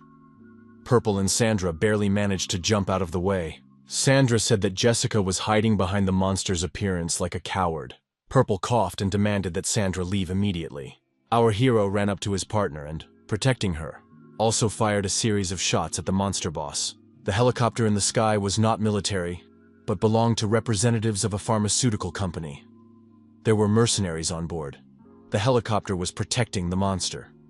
Our hero took aim and fired several shots from his pistol at the helicopter. The shots were successful, and the helicopter began to circle chaotically over the city. After a while, it exploded. Spectators noted that it was spectacular. Jessica said that the young man had missed his chance to surrender. The audience noted that Jessica was the female version of the Overlord. She had evolved. Jessica said she wanted to get rid of this distraction and turned her attention to Sandra. However, our hero continued to shoot at the monster, constantly damaging her. Sandra thanked him and said that her pain was subsiding, so they could fight together. Purple thought that Sandra would join the battle this time. Our hero realized that Jessica was more advanced and could transform her body better than any other Overlord. This monster could move her body unpredictably, defying the laws of physics. There was no point in aiming for her weak spot. Continuing to fire his shotgun, our hero thought that he needed something more powerful this time. However, there was nothing nearby that could be useful. Suddenly, he noticed barrels of aviation fuel and decided they could be used. Purple told Sandra to hold on for a while. He had an idea. The young man said that the golden gun had a fairly low recoil, so Sandra could fire it with one hand. Our hero handed the weapon to the girl. Sandra began firing at the Overlord at point-blank range and admitted that it was the best weapon. Purple grabbed the barrel of aviation fuel with both hands. He decided to burn the monster. He raised the barrel above his head. It seemed light to him. The young man held the barrel in front of him, hoping it wasn't empty. Our hero rolled the barrel to the edge of the roof, opened the lid, and began pouring the fuel down. The spectators were puzzled. What was he doing? How was he going to fry the Overlord? Below the building was a huge number of zombies. Purple said it would be hell on Earth. Sandra stopped shooting and told Jessica to stop. Purple stood at the edge of the building, fired several shots into the air, and called to Jessica. The young man said that Jessica should hurry if she wanted to preserve his genes. The monster turned around and ran toward the young man. Purple staggered backward and began to fall. At that moment, a shot rang out near the barrel. The burning overlord began to fall to the ground. As he fell, Purple stabbed his knife into the wall of the building and managed to hold onto it. Holding the knife with one hand, the young man fired a control shot from his pistol at the monster's head with the other. Jessica continued to fall downward. Our hero managed to climb back onto the roof of the building. He said that the overlord had survived the fire. I wonder how he will survive the fall. The main mission was 80% complete. The hero defeated Jessica, the director of Reganry Farm.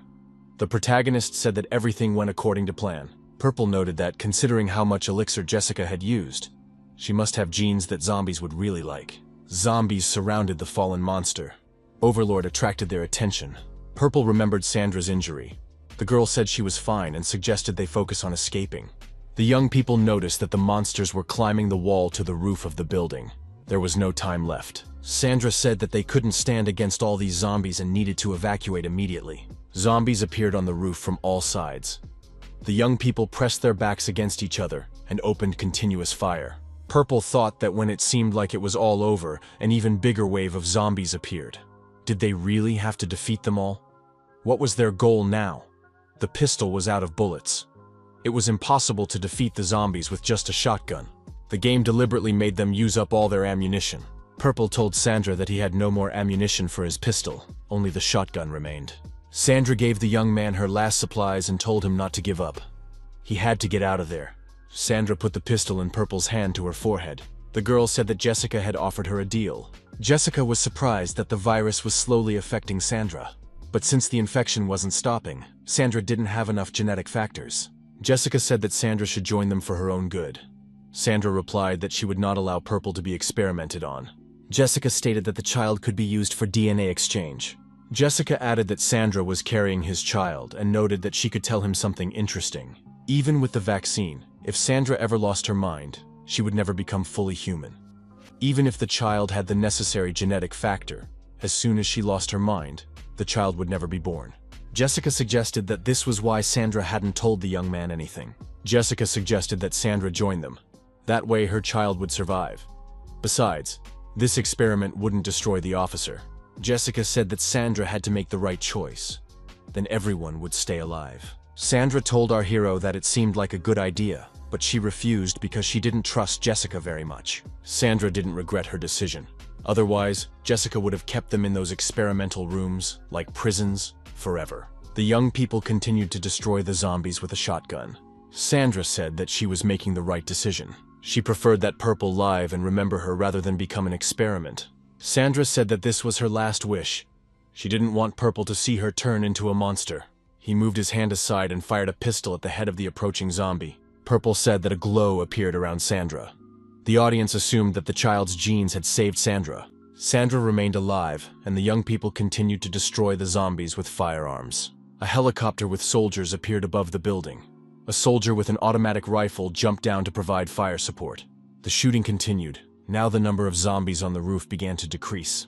The soldier asked our heroes if they had been bitten. Purple said that they were both fine.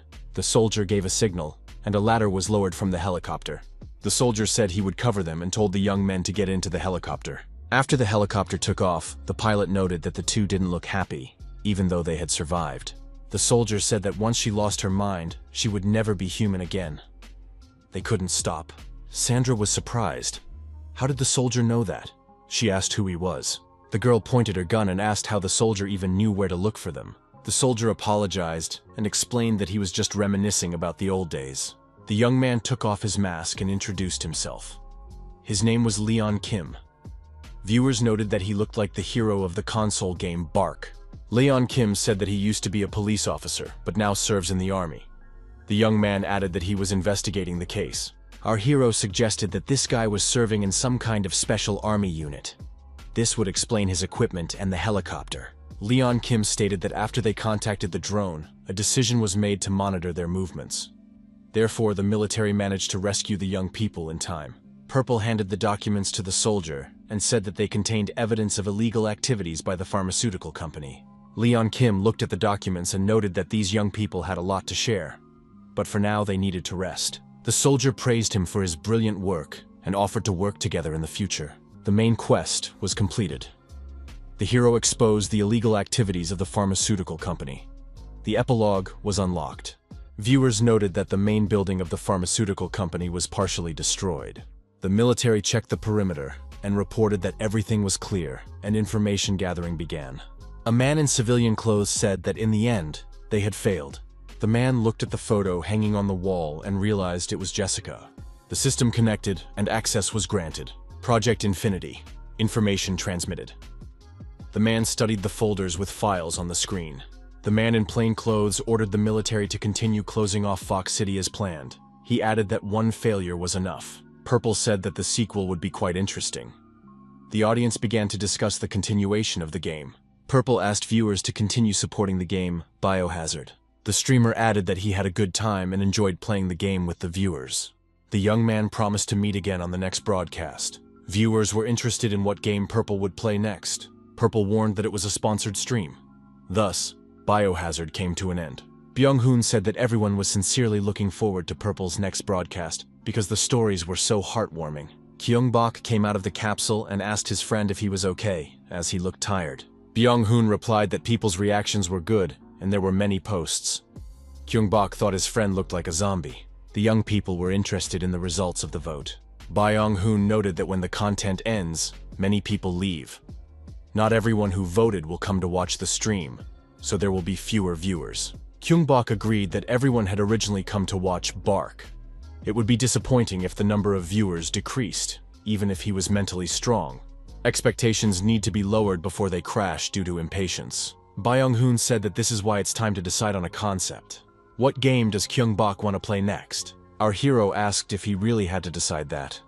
Byung-hoon replied that it was important. If there is a specific concept, there will be regular viewers. There are those who only play one game and become experts at it. Some focus on one genre, such as horror. There are people who don't play full games at all, preferring only online games. The channel needs to have a clear identity to get into the algorithms. Gyeong-bok acknowledged that there was sense in those words. Gyeong-bok said that even though it was for a short period, he felt what it meant to stream. Like when he was preparing for pro gaming.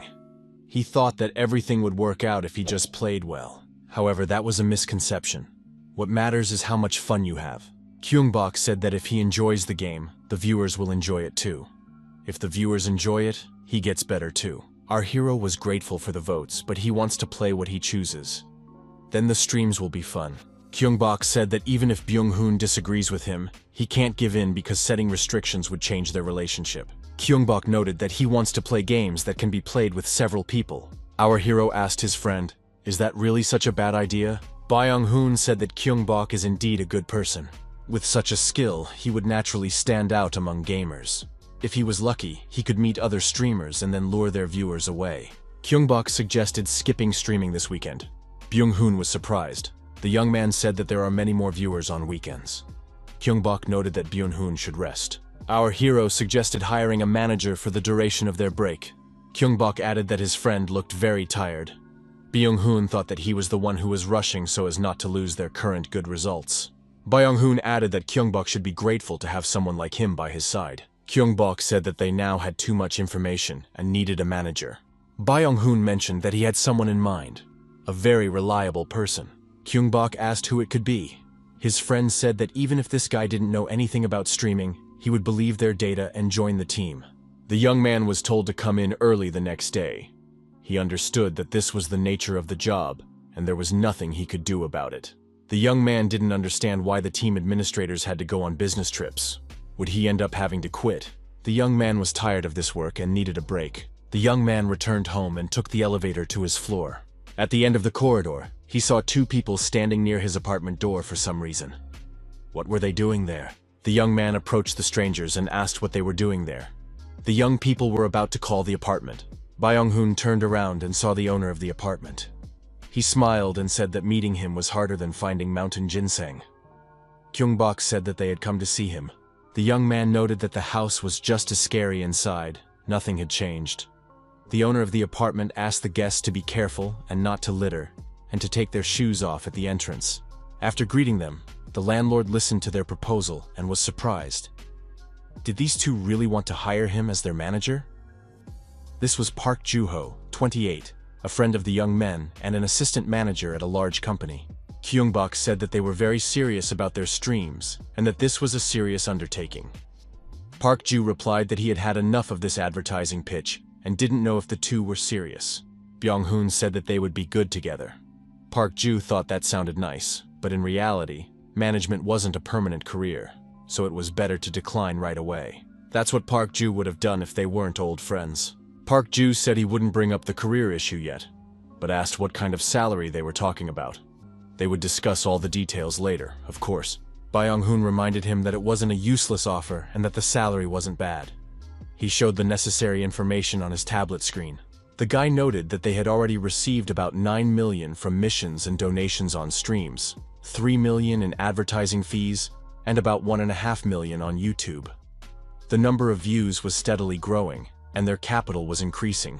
Gyeong-bok told his old friend that he was also surprised when he first saw these figures. Here, fun turns into money. Our hero added that it was intuitively clear that they had received sincere support, so he wanted to work even harder.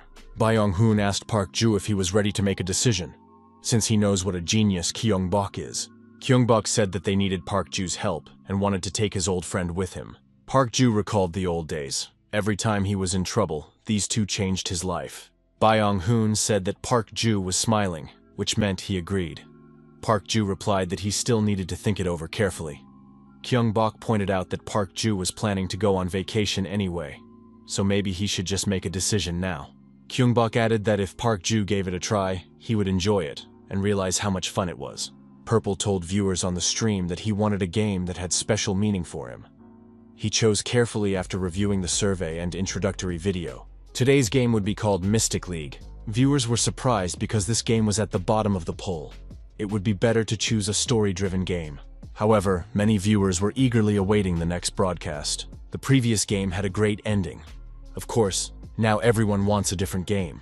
Viewers were surprised that there was no stream over the weekend. Purple noted that the number of viewers had decreased, which was to be expected. The protagonist said that he was also eager to start the next stream, but he didn't just rest over the weekend.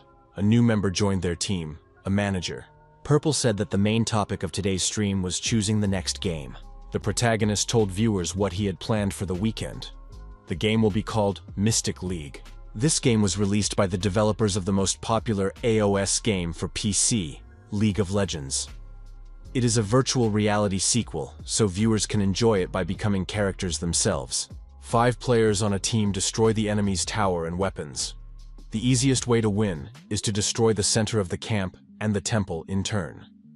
If you don't make it in time, the winner is determined by personal records for destruction and assistance.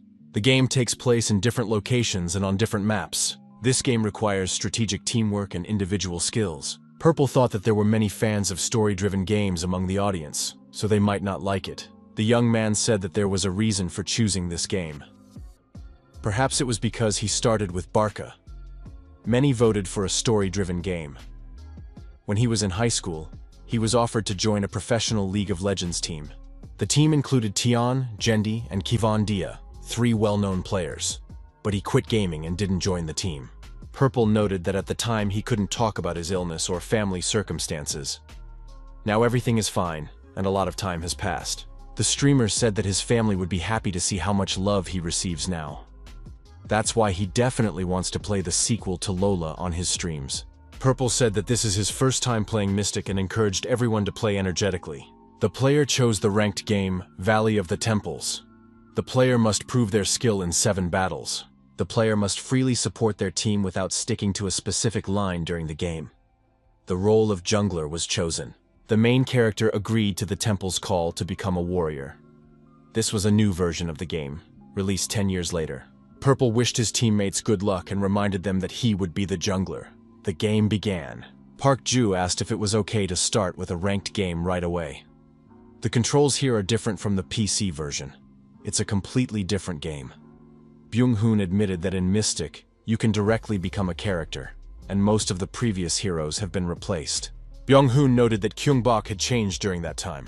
If Gyeong-bok had been just a regular player, he wouldn't have been invited to the Pro League. He has a good sense of reading the map and knows how to control the game. Growth happens primarily after matches. That's the League of Legends method. The concept of growth in Mystic has been removed, so skills are what determine a player's level. Skills cannot be transferred through gameplay or the keyboard, so it is important to choose the right character. Our hero chose the character Yami, an ancient ninja who became a master of the art of vision. This character specializes in magical destruction. He has 5 different skills, so he seems like a good character. However, unlike on a PC, where you can apply skills, here you have to implement reincarnation yourself. In fact, this is very difficult in combat, which requires immediate reactions. Byung-hoon said that he can't even perform a basic attack because he can't use his hands during reincarnation. Since he is a killer, he is weak and extremely vulnerable if approached. Pearl is Yami, who transfers the power of a hero. The selected hero is linked to the default account avatar. The player is invited to a mystical battlefield. His allies told the player that they were all newbies, but they should have at least watched the video beforehand. Yami isn't the best choice, especially for a jungler. One of the players said that the young man ruined everything with his terrible choice. Why is he so reckless right away? Purple was surprised. Is Yami really that weak? He seemed cool in the video presentation. Purple wondered why they weren't using killer magic. Other players suggested that they could manage without Yami. Our hero thought that in Lola's day, it was the best choice for a jungler.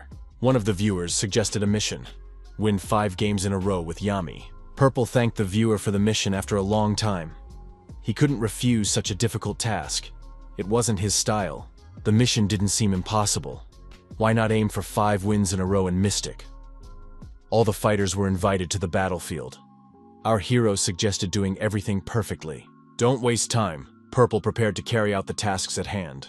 The young man found himself at the bottom of a ravine, surrounded by many ferocious monsters. One of the spectators said that the player was using Yami as a jungler. Even if his hands and feet weren't tied, his attacks were mediocre.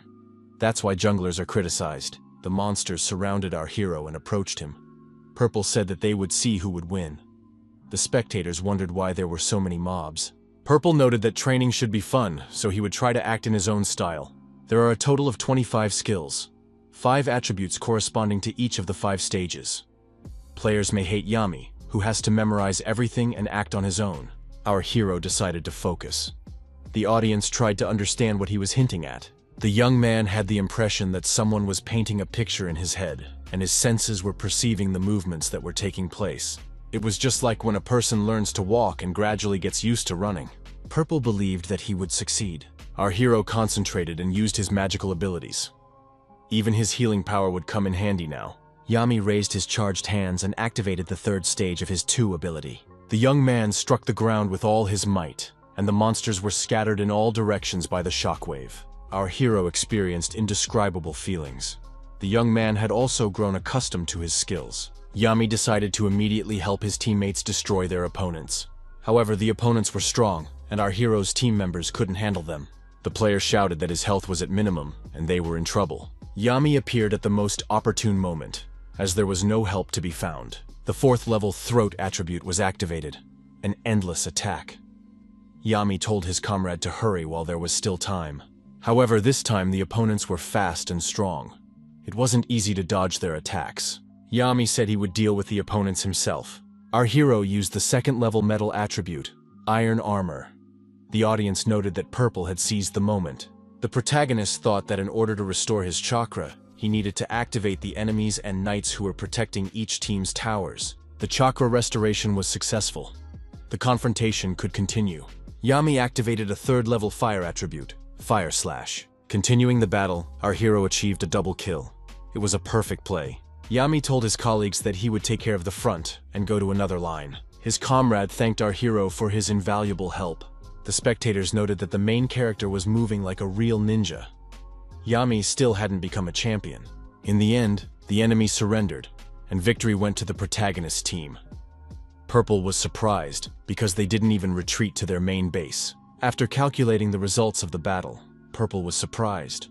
Had he really destroyed 33 enemies single-handedly? Our hero apologized for entertaining himself.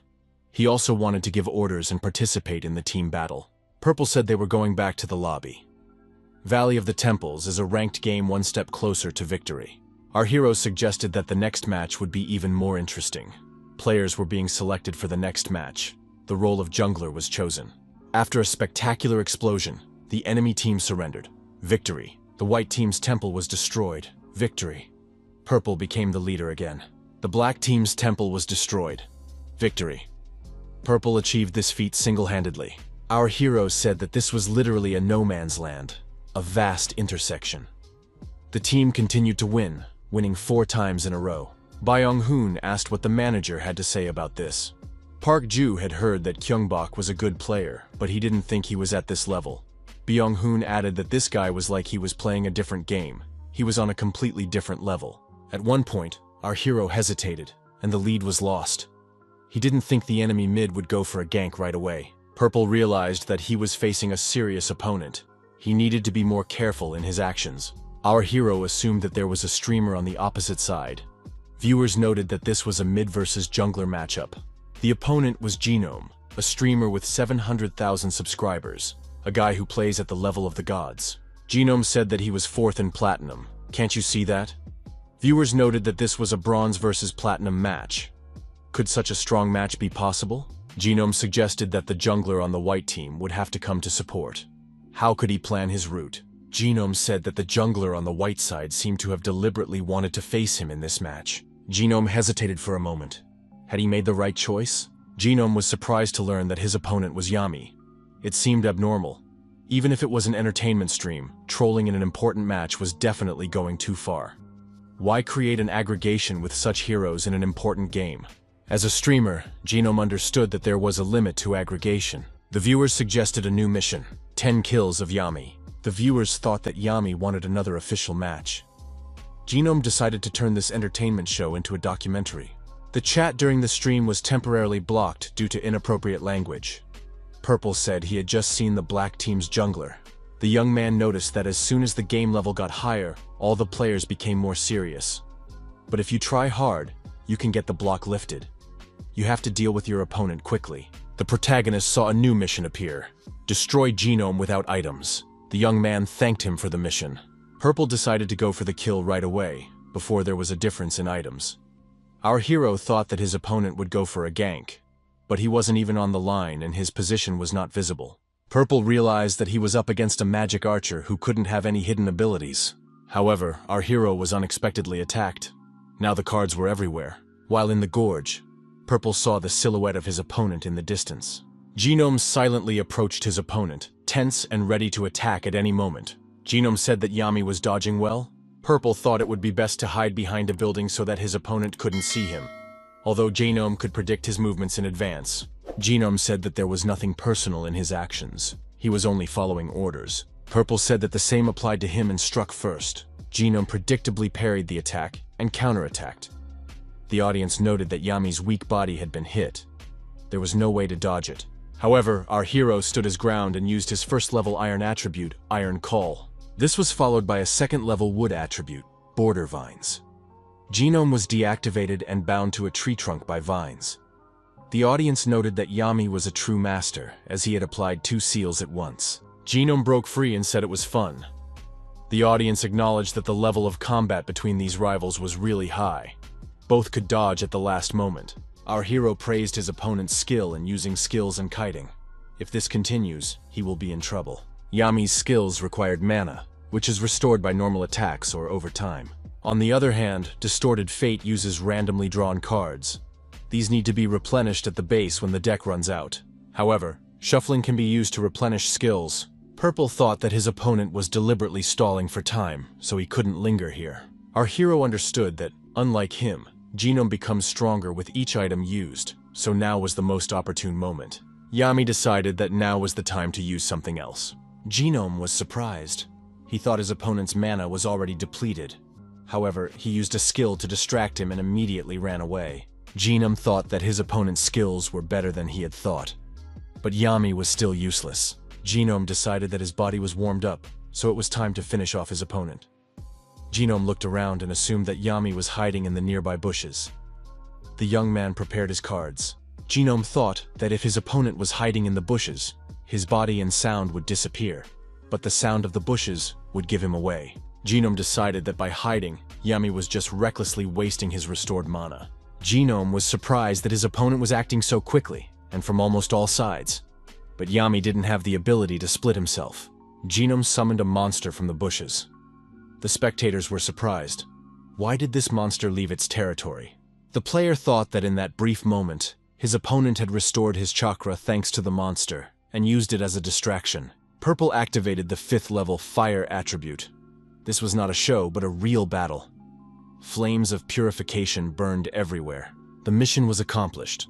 Our hero thanked the spectators for their donations. Purple said that the game wasn't over yet, and that he was coming back. The young man said he would turn on the microphone and give orders. Purple said that now he didn't need to respond or report the situation, and not to be distracted by the chat. The player added that he would monitor the map and the situation, and that all members of the group should follow his orders. Our hero went on the attack and said he wanted to take down one line before Genome respawned. Purple noticed that the opponent was about to attack him from above. Gang's ability to hide his position was excellent. Our hero was also a true master of stealth, the elusive spirit. Genome noted that the white team's actions had changed dramatically, although this was to be expected. Genome decided to set a trap, but in such a way that his opponents would not notice it. Transparent stone vision, the entire map. Genome warned his comrades. If they did not destroy Yami from the white team, they would lose. If they destroyed the wanted person who had committed the most crimes in a row, they could transfer the crime to their side and instantly turn the game around. Purple wondered who had placed all these stones. There were no other objects in the thicket. The young man thought it was classic, controlling objects, destruction, and escape. It was incredible. The player felt that he was facing a real trap. A sense of acute danger emanated from all sides. Purple behaved cautiously, so as not to fall into the trap by mistake or carelessness. Our hero had no doubt that the entire enemy team was there to deal with him. The protagonist was confident that he could dodge, so it was necessary to combine attacks. Some of the spectators didn't believe in Purple and urged him to run away and admit defeat. Our hero decided to gather his strength and push his opponents out of there, leaving them no chance of victory. The 4th level water element, Wave, was activated. The water element washed the opponents away in different directions. Genome called on his comrades to provide support. Our hero, with knives in his hands, prepared to repel the next attack from the black team. Genome declared that he was ready to accept the movements and actions of the perfect player. The 2nd level earth element, Basalt Columns, was activated. Purple was genuinely surprised. Had the Queen of Spades card been used against him again? Genome activated his ultimate ability, Distorted Fate.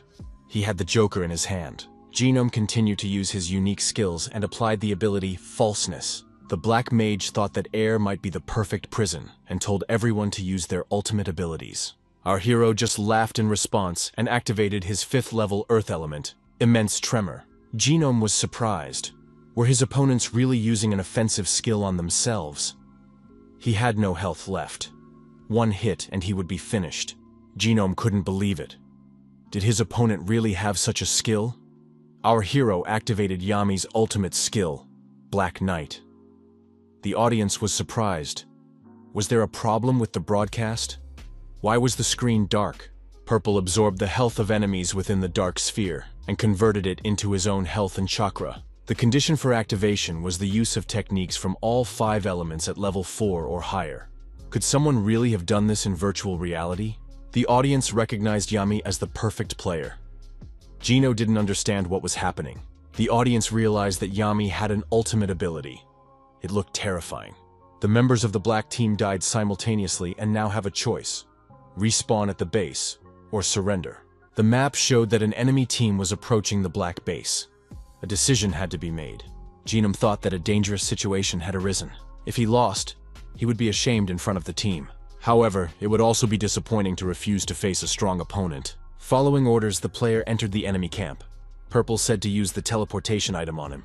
Our hero said that they should ignore the enemies and focus on capturing the temple. They should also defend the temple immediately after reviving.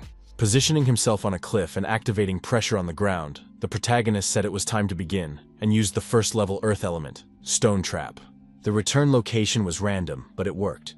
One of the opponents ended up in the stone trap. A strong threat could be felt ahead along the route.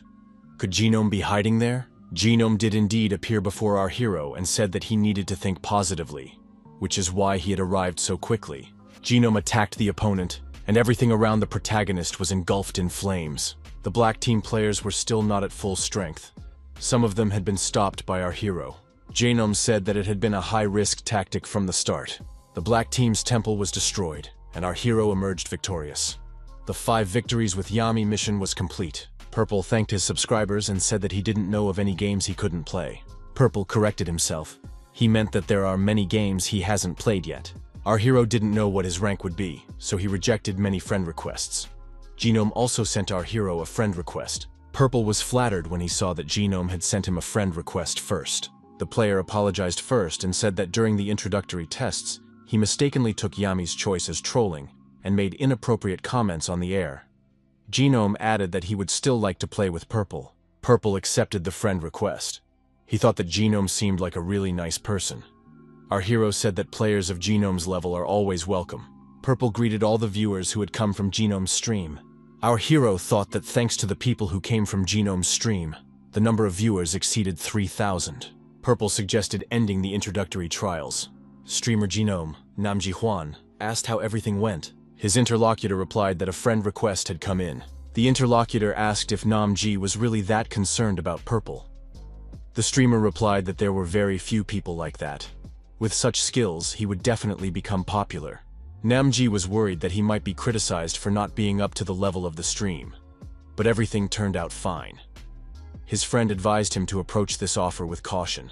Namji was surprised. Were there really any problems? His colleague said that he had continued watching Purple's stream. The colleague added that Jae-nam would not be the main character, but a secondary one. The trial rating was complete. Our hero became number 1. He really made it to Diamond. Purple thanked everyone for their congratulations. He suggested playing with Yami, and added that it wasn't difficult. Purple said that there were now more than 2,000 of them and thanked everyone for their support.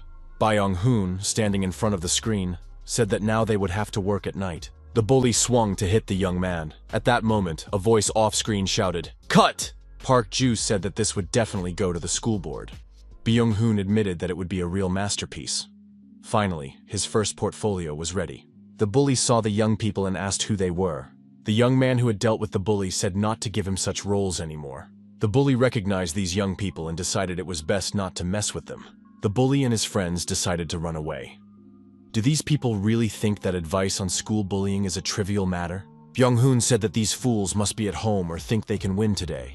Byung-hoon said that he was a master at attracting attention on the internet and would impress viewers as if by magic. They needed to make a list of media outlets they liked.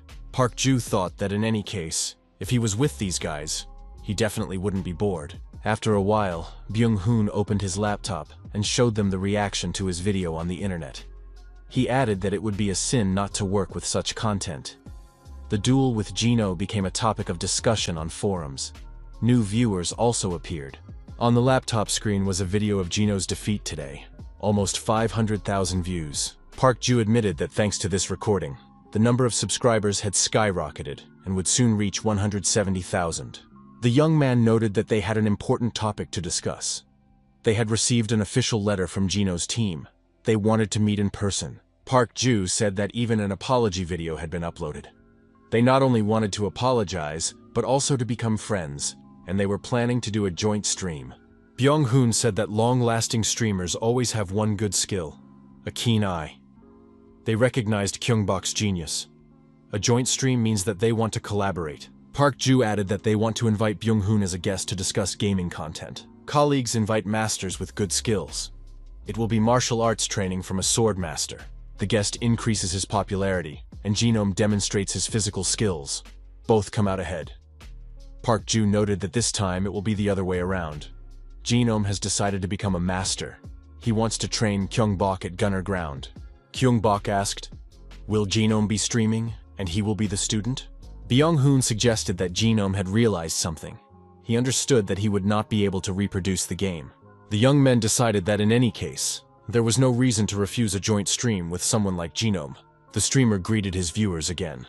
The young man hadn't even started yet, and there were already almost 3,000 people watching. Purple said he wanted to try a new game. The hero happily informed his viewers that they had a joint stream planned with Jae-nam in Gunner Ground. Purple said that, considering the fact that he knew nothing about the game, it would be inappropriate to hold a joint event, so he wanted to practice a little first. In Gunner Ground, You have to be the last survivor in your team among 100 players. It's a survival game. The game began with all participants falling from the sky. Some shouted that they had missed training and didn't know what to do next. Our hero looked around and saw that many players had opened their parachutes.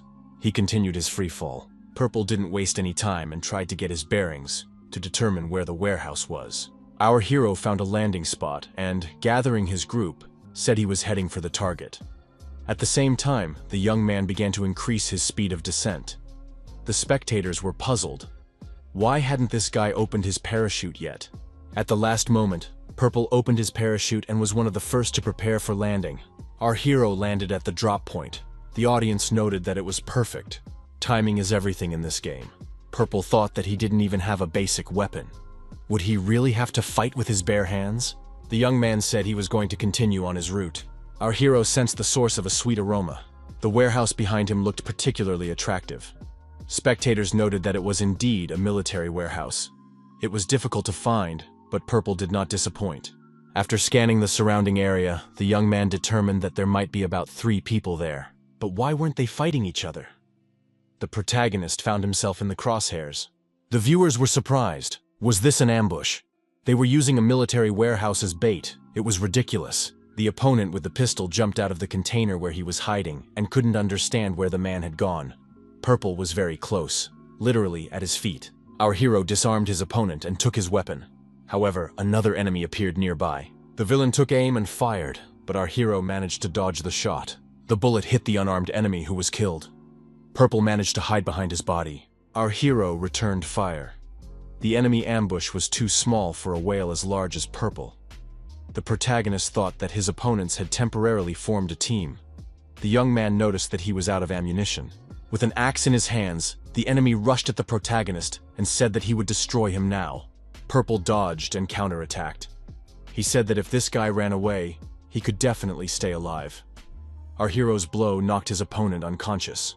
The young man thought that he couldn't kill his opponent with his bare hands. In that case, he took the gun and decided to see if his opponent could withstand a blow from this weapon. His opponent felt a powerful blow to the head from the gun. Our hero now had a weapon with a sniper scope in his hands, an assault rifle with a quick-release magazine. Viewers noted that Purple now had a full set of equipment. Our hero assumed that everything was over in other places as well. The protagonist was offered a mission in which he would receive a donation for each opponent he destroyed. Purple noted that there were already 76 survivors, so they needed to collect money quickly. Gyeong-bok said that he receives prizes, so if you die by his hand, you can consider yourself lucky. A man with a shotgun watched his target from the window of a neighboring building. He said that sniping was his calling. Everything was going according to plan in this round, and he was also lucky with items. The man with the shotgun saw another victim through his sniper scope. His opponent was killed by someone else. The man with the shotgun thought that this assault rifle was meant for close combat. Perhaps there was someone else in the same building. Another enemy was shot in the head. The man with the shotgun was furious. Where was his rival shooting from? The sniper assumed that his opponent was shooting from the other side of the field. But how could anyone fire an assault rifle from such a long distance? The man with the shotgun tried to find the other sniper with his binoculars. He realized that his opponent must be in hiding. The man with the shotgun saw his opponent, who was aiming directly at him at that moment. It was Purple. The man with the shotgun was shot in the head and killed. Purple had no doubt that everything would be fine. Our hero thought that when you have to check every building one by one to find your opponent, you can end up in the most visible spot in the building. Our hero assumed that something was different in this game compared to Bark. Could it be because of the ballistics? The audience said that when shooting from a long distance, you need to aim a little higher because bullets fly in a parabolic trajectory. You also need to take the wind direction into account. The protagonist decided to try to seize the moment. Purple took aim and held his breath to fire. Due to the high speed of the car, the shot will be late. You have to shoot ahead of it. You need to be able to predict the moment of the bullet's approach and the position of the car. Our hero's shot knocked his opponent unconscious. Purple was satisfied. Our hero felt uncomfortable with the discrepancy between his expectations and reality. But he was not the only one with this feeling. Gyeong-bok thought that there really are people who boost their self-esteem at the expense of others. However, every game has its own rules and conditions. It would be strange not to notice this. One particularly annoying spectator kept asking provocative questions. Gyeong-bok even considered banning him. The manager removed the spectator. Gyeong-bok thought, finally Park Ju is doing his job. He's really good at his role. He approached the unconscious driver and said that this guy had apparently had too much to drink. At that moment, the survival rate was below 60%. Due to the electric field, the survival zone had shrunk. Once the number of survivors dropped to 10, each zone would shrink. Since the source of electricity is in the center of the city, this will be the final survival zone. Purple decided to set off before other people arrived. The car lurched forward and began to accelerate rapidly. At the checkpoint, the rivals opened fire with the intent to kill. However, the car flew through the air and passed the checkpoint. During the flight, the trunk lid of the car opened, and Purple appeared with a grenade in his hand. The grenade exploded inside the car after our hero successfully jumped out of the flying vehicle. During the battle, Purple did not forget to thank the viewers for their donations.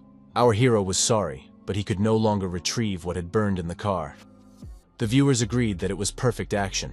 Purple, with an automatic weapon in his hand, decided to enter the city center. 47 people remained alive. The ring began to narrow. The ring narrowed, but there were few people left in the zone. The protagonist thought that to survive was to win. Such a strategy was entirely justified. Our hero was curious whether the destruction caused by the electric field would count. 36 people remained alive. The ring continued to narrow. Standing on the roof of the building, the young man thought that by destroying people, he could narrow the circle and thus trap the remaining survivors outside the zone. Using the electric field to his advantage, the protagonist destroyed a few more opponents, narrowing the field. Purple was surprised to see that the survivors were running outside the zone for some reason. What happened? One of the spectators said that these players were more afraid of Purple than the electric field. Purple told them not to run and started shooting them in the back. Why is he doing this, since they've already surrendered? The protagonist stated that no one is spared in battle. The rules of the game are, if a player does not destroy, they will be destroyed. The young man said that there was no one left in the city center. However, he was wrong. One opponent was hiding behind a cart. Purple took aim and shot at the man. The bullet flew past, and the masked opponent jumped out and ran in the opposite direction. The spectators assumed that this player was scared, but the electric field would not let him escape. While running, a grenade fell out of his bag and exploded. The ring continued to narrow.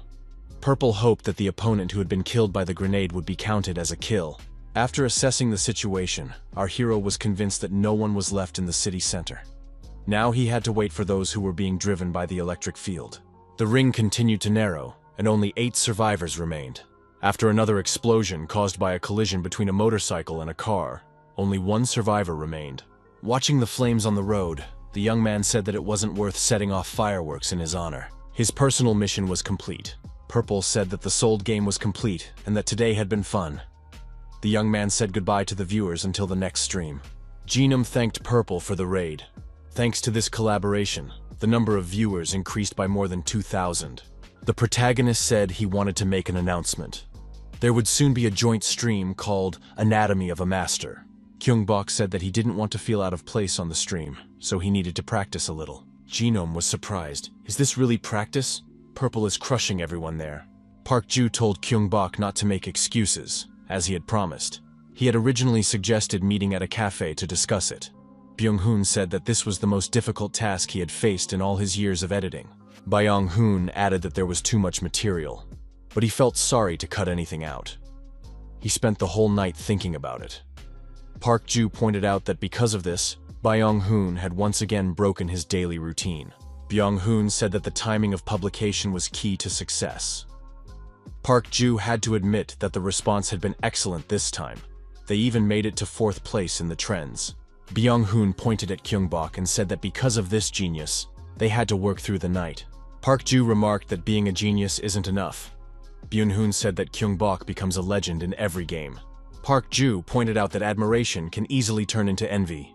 We mustn't forget about the comments. Gyeong-bok remembered those harsh comments and said he hadn't forgotten. Park Ju added that there would be even more comments like that. It was inevitable. The group's manager said that Gyeong-bok should become a friendly genius. Park Ju agreed that the Purple Channel is growing rapidly, but viewers are not yet attached to it. Now is the time to build a fan base and strengthen the sense of belonging to the community. The manager added that they plan to activate subscription and emoji features to achieve this.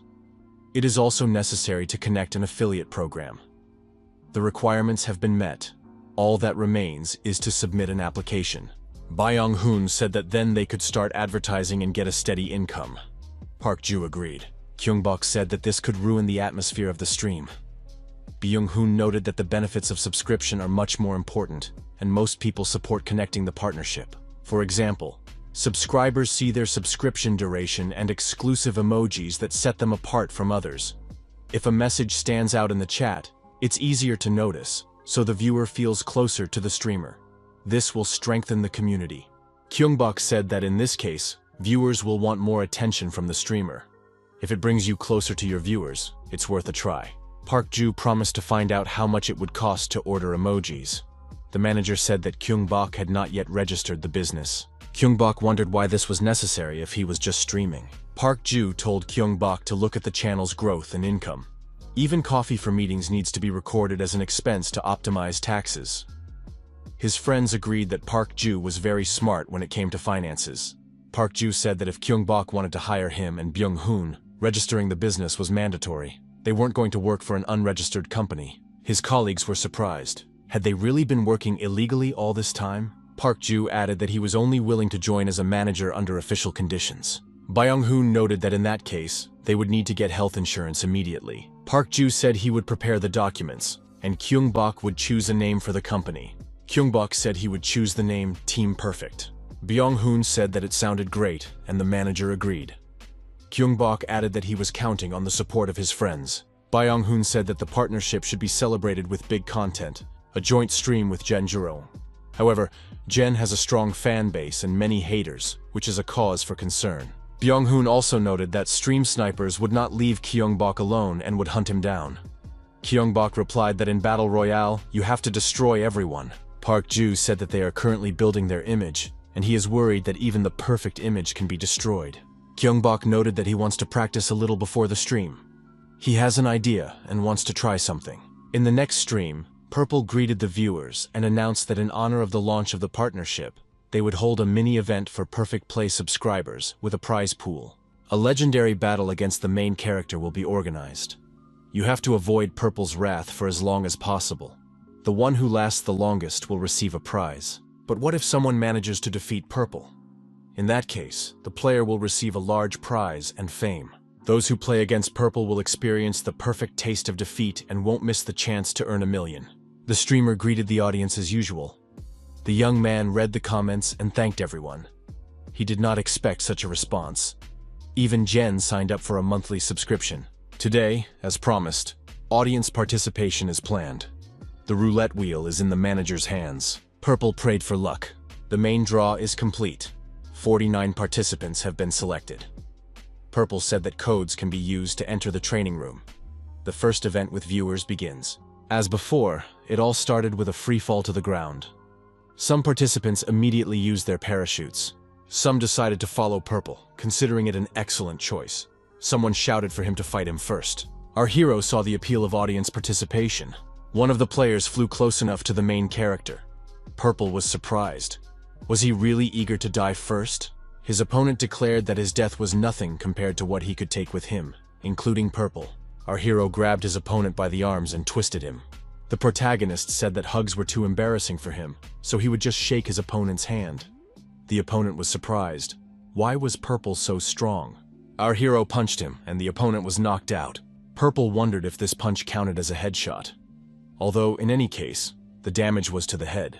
Continuing to descend on his parachute, Purple told his opponent that it didn't count as a kill, but he was grateful for his participation anyway. Our hero landed first, and looking up saw that there were a lot of opponents this time. Purple declared that he would not disappoint his guests and would greet them properly. The protagonist decided to raise the stakes. Even before the start, he had access to a rare weapon. The young man opened fire with his machine gun and said that those who were afraid and opened their parachutes too early would be the first to die today. They could only be pitied. Purple declared that the starting prize should go to the one who dies beautifully in this battle. After emptying his magazines, the player decided to go for more ammunition and moved away from the line of fire. However, the ammunition box did not contain any rounds of the required caliber. Purple went up one floor and found many more boxes of ammunition. However, our hero was not alone in this room. It was a complete surprise. The young man thought that his positive aura had prevented him from noticing his opponent. Purple caught up with his opponent in a few jumps and, using hand-to-hand combat techniques, disarmed him. Purple thanked this player for participating and took him out of the game. In the defeated player's bag, our hero found a magazine with ammunition and a flash drive, a generous gift. The young man also received a huge, heavy frying pan. Our hero declared that this battle would be legendary. One of the participants hid in the room and, looking through a spyglass, decided that it would be safer to stay in hiding. She had no intention of getting involved. The girl saw everything Purple was doing. He was destroying one participant after another, so no one could stand up to him. One of the players pulled the pin out of a grenade and threw the explosive device into the room where Purple was. The protagonist didn't lose his cool and immediately broke the window and jumped out. Once outside the building, Purple opened fire on the moving targets outside.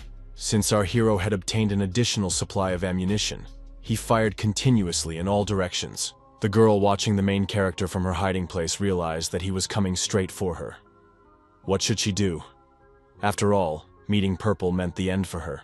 Our hero entered the room and, pointing his machine gun at the girl, was surprised.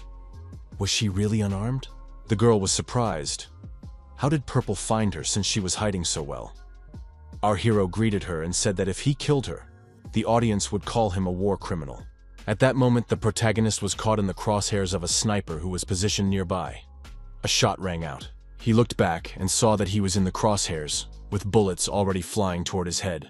The young man didn't lose his cool and held up the frying pan he had received. The attack was repelled.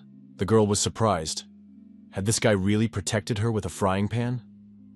Purple thanked her for participating in the tournament. Purple said that he had already taken the first skill in the corridor. Our hero repelled the attack of another candidate. It was another headshot. The sniper had no chance of winning the confrontation with him. Instead of a prize, Purple gave the sniper some kind words. He noted that a frying pan is a weapon for all occasions. The young man told the audience that this girl had helped him locate the sniper by drawing fire onto herself.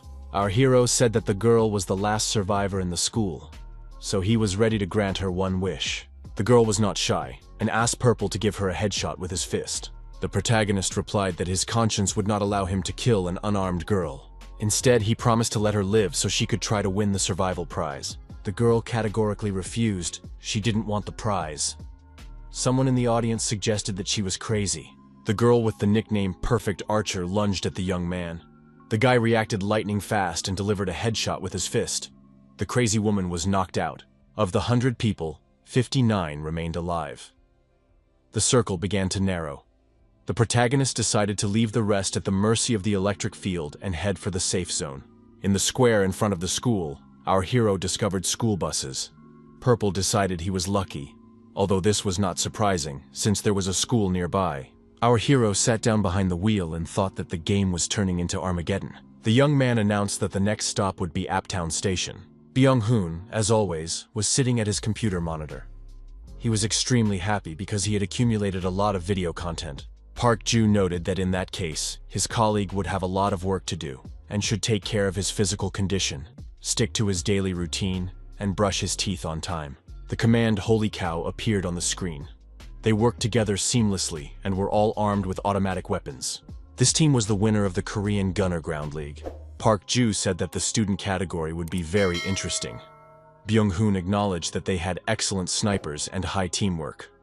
Manager Park Ju was curious about Purple's chances against such opponents. Byung-hoon thought again that he needed an assistant, because the video content was growing like crazy. Purple understood that the circle was closing in on them. Purple slowed down the bus a little. He felt that something was wrong, that there was some kind of danger ahead. Could it be that someone had set up an ambush? The Holy Cow team laid spikes on the road to prevent the bus from moving forward. Our hero took this into account and said that the seatbelts were their lifeline. The bus sped toward the spikes at high speed. The young man slammed on the brakes and turned the bus around 90 degrees. At the same time, he threw a grenade without the pin out of the window. The grenade fell onto the road near the spikes and exploded. The bus was thrown into the air by the acceleration, and the blast wave from the grenade flipped over and flew over the spikes. It looked like a scene from Tokyo Drift. The bus landed on 4 wheels on the road on the other side of the spikes. Our hero pressed the gas pedal, and the bus took off. His rivals immediately jumped into their SUVs and gave chase.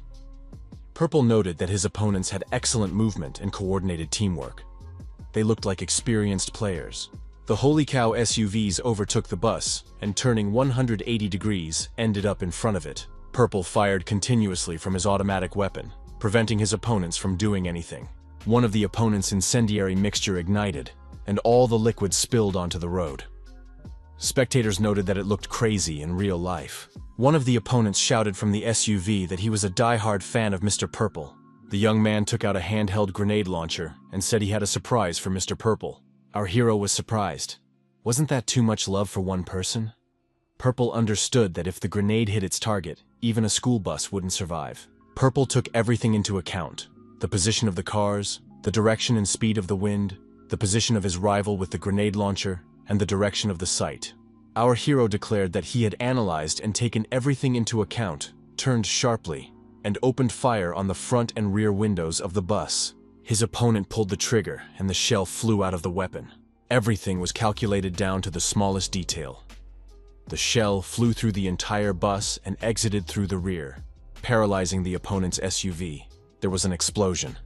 The shooter couldn't see anything because of the smoke. The exploding SUV came to a sudden stop at the edge of the cliff, right on the side of the road. The driver was thrown out of the car and fell down. The injured rival screamed loudly, but his fate was sealed. Purple smiled and reminded everyone that seatbelts should be used for their intended purpose, as a lifeline. Getting out of the bus, he looked at his rival and was surprised that he had been thrown so far. Our hero thanked everyone for participating and said that it was unforgettable. Purple looked into the back of the SUV and found a backpack. He was curious to see what supplies were inside. There was also an extra bag on the seat of the car. Our hero decided that the game was getting much more interesting. Another sniper was hiding on the roof of the building, working with an assistant. All that was left to do was wait. Lego, with binoculars in his hands, was worried whether Purple would be able to handle those 4 opponents. None of them even thought that Purple would appear out of the sky. Our hero descended directly onto his opponents, using a parachute. He had a grenade launcher in his hands, which he fired. This destroyed 2 more opponents. Our hero descended on his parachute to the already defeated sniper and his assistant.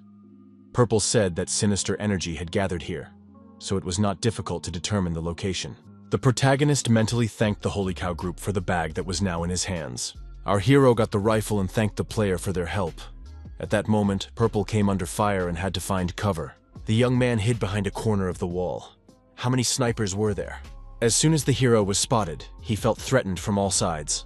All the players present, of course, wanted to win $1 million, constantly changing his position to avoid being hit by a sniper's bullet. The young man thought that the stream snipers were watching him. This was his first full-fledged sniper battle. He wanted to learn a few tricks. He understood that the main thing was to shoot first. Moving from place to place and firing his rifle continuously, he looked like he was shooting chaotically. Was he just scared of his opponents? However, the chaotic shooting was only at first glance. Purple destroyed every sniper with a single shot. Spectators noted that this player was breaking all the established rules of the game. Given the complex ballistic calculations, it seemed impossible. Our hero noticed that all the ominous sounds had disappeared from the roof. Had his opponents changed positions? The protagonist crouched down, held his breath, and listened. He heard the sound of a pin being pulled and realized that a grenade was about to fly in. Purple jumped out from around the corner with a frying pan in his hands. The grenade was indeed in flight. Purple deflected the grenade with the frying pan, and it flew back toward the enemy. They had no time to run or hide.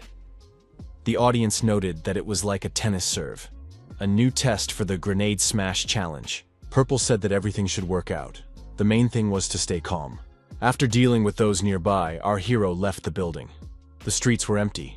Had they decided to play hide and seek with them? Purple declared that if no one wanted to come out and fight him, he would have to find them himself. The main character began searching for his hidden opponents and shooting them. In this game, it was inevitable. Purple suggested that there was one more player left in Uptown. The young man said that he had counted how many people were there when they landed and noted how many he had already destroyed. Purple chose the right location and started climbing the steps. His opponent didn't even stick his head out to reveal his location. He waited for the main character to climb up. The protagonist declared that he would not keep him waiting, gathered his strength, and ran up the steps. His opponent did not expect this from Purple, and our hero caught him off guard. The opponent opened fire with his pistol at point-blank range. However, our hero did not lose his composure and grabbed the frying pan. The game, almost like tennis, continued. The bullets changed trajectory by 180 degrees and hit the enemy. The enemy was destroyed, and Purple said it was just luck. The ring began to narrow again. The protagonist noted that there were no more opponents left. Our hero said that the ending was kind of boring. He wanted a worthy opponent, but he was unlucky. Purple pulled the pin out of the grenade and threw it forward. The young man said that such tournaments would be held in different games, and the prize fund would increase. This tournament was attended by 99 players and 5,000 spectators. Purple said goodbye to the audience until the next broadcast, standing on a frying pan, hovering in the air. The Holy Cow team, which lost to our hero, admitted that this guy was a genius. They were still reeling from the shock. Coach Mosh approached the players and praised them for watching demo videos even on the weekend. But who are they watching so closely? The coach was surprised to learn that they were watching a streamer named Perfect Play. How could professionals learn from a streamer? The coach became curious and asked to play the video again to show his students the difference between a professional and an amateur. However, what Coach Mosh saw really blew his mind. He asked what the guy's username was. One of the students said his name was Purple, and he'd only been playing in this mode for 2 days. Coach Mosh said that his blood was boiling. If the whole team was there, they would play a ranked game right then and there. The players were disappointed. It was their day off. The coach asked if they weren't inspired by watching such an excellent game. One of the players said that they had just given it their all. As he sent the players into the capsules, the coach said that their uniforms weren't just for show. They had to behave like true kings of esports. Instructor Mosh thought that only one person in his life had ever played at that level. Purple thought that today had been fun. Thanks to the fans, preparations for the joint stream were complete. Byung-hoon praised Mad Gunner's actions. Thanks to his teasers, they had gained 240,000 subscribers. It was no wonder he had been chosen as an assistant. Byung-hoon added that this man had once taught him how to edit games. Together they celebrated reaching 200,000 subscribers.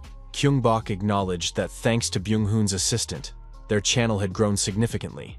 It was amazing. Byung-hoon said that they had quickly edited the video, and he even had time to sleep. Park-ju noted that this was also a good result. Gyeong-bok said that he felt great and was looking forward to the upcoming joint stream. The streamer Anatomy of a Master started the broadcast and greeted the viewers. He said that he hadn't worn a shirt in a long time. Usually the game gets messy, but when guests come, you have to make an impression. The streamer introduced a new god in the world of streaming. Perfect Play.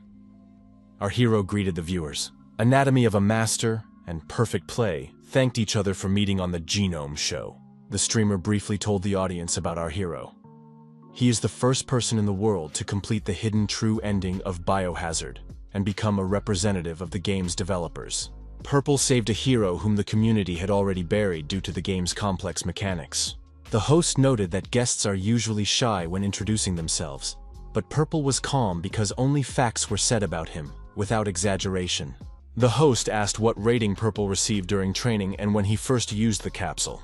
The young man replied that he had slowed down a little the first time, but came in first place the second time. The host was surprised. First place in the country, Purple replied. First place in the world. The streamer Anatomy of a Master exclaimed that he had invited a Master of Masters and rejoiced. He said they were going to the operating room, where he would teach Purple his skills and perform an autopsy. The host added that he would now try out this player. Anatomy of a Master changed his image, donning a black suit and mask, explaining that since the game would be a duo, they had to dress alike. Purple also donned a black suit and mask. Anatomy of a Master said that today was a day when any crime was permitted. The streamers, along with other players, quickly began to descend to the ground, just like last time. Our hero felt that the air had become very stuffy. Was it because it was a ranked match? The young people landed safely on their parachutes. In front of them was a map of Kunas. Anatomy of a Master, asked Purple since he was only in Leonge. Anatomy of a Master was surprised that Purple went there right away as soon as they agreed to stream together. Our hero replied that he was worried he wouldn't be able to keep up with his partner. Purple noted that the map was half the size of Liange, and all the loot spots were hidden, so they would have to walk around. The map was small, so the main focus was on combat. Anatomy of a Master stopped and said that he had received a report from his manager. The young man looked at the information in the chat.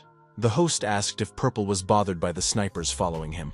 Purple thought that Genome's stream snipers were more malicious than he had thought, but he was more concerned about something else. If the snipers got them first, the game would end quickly, and he wouldn't have time to learn anything.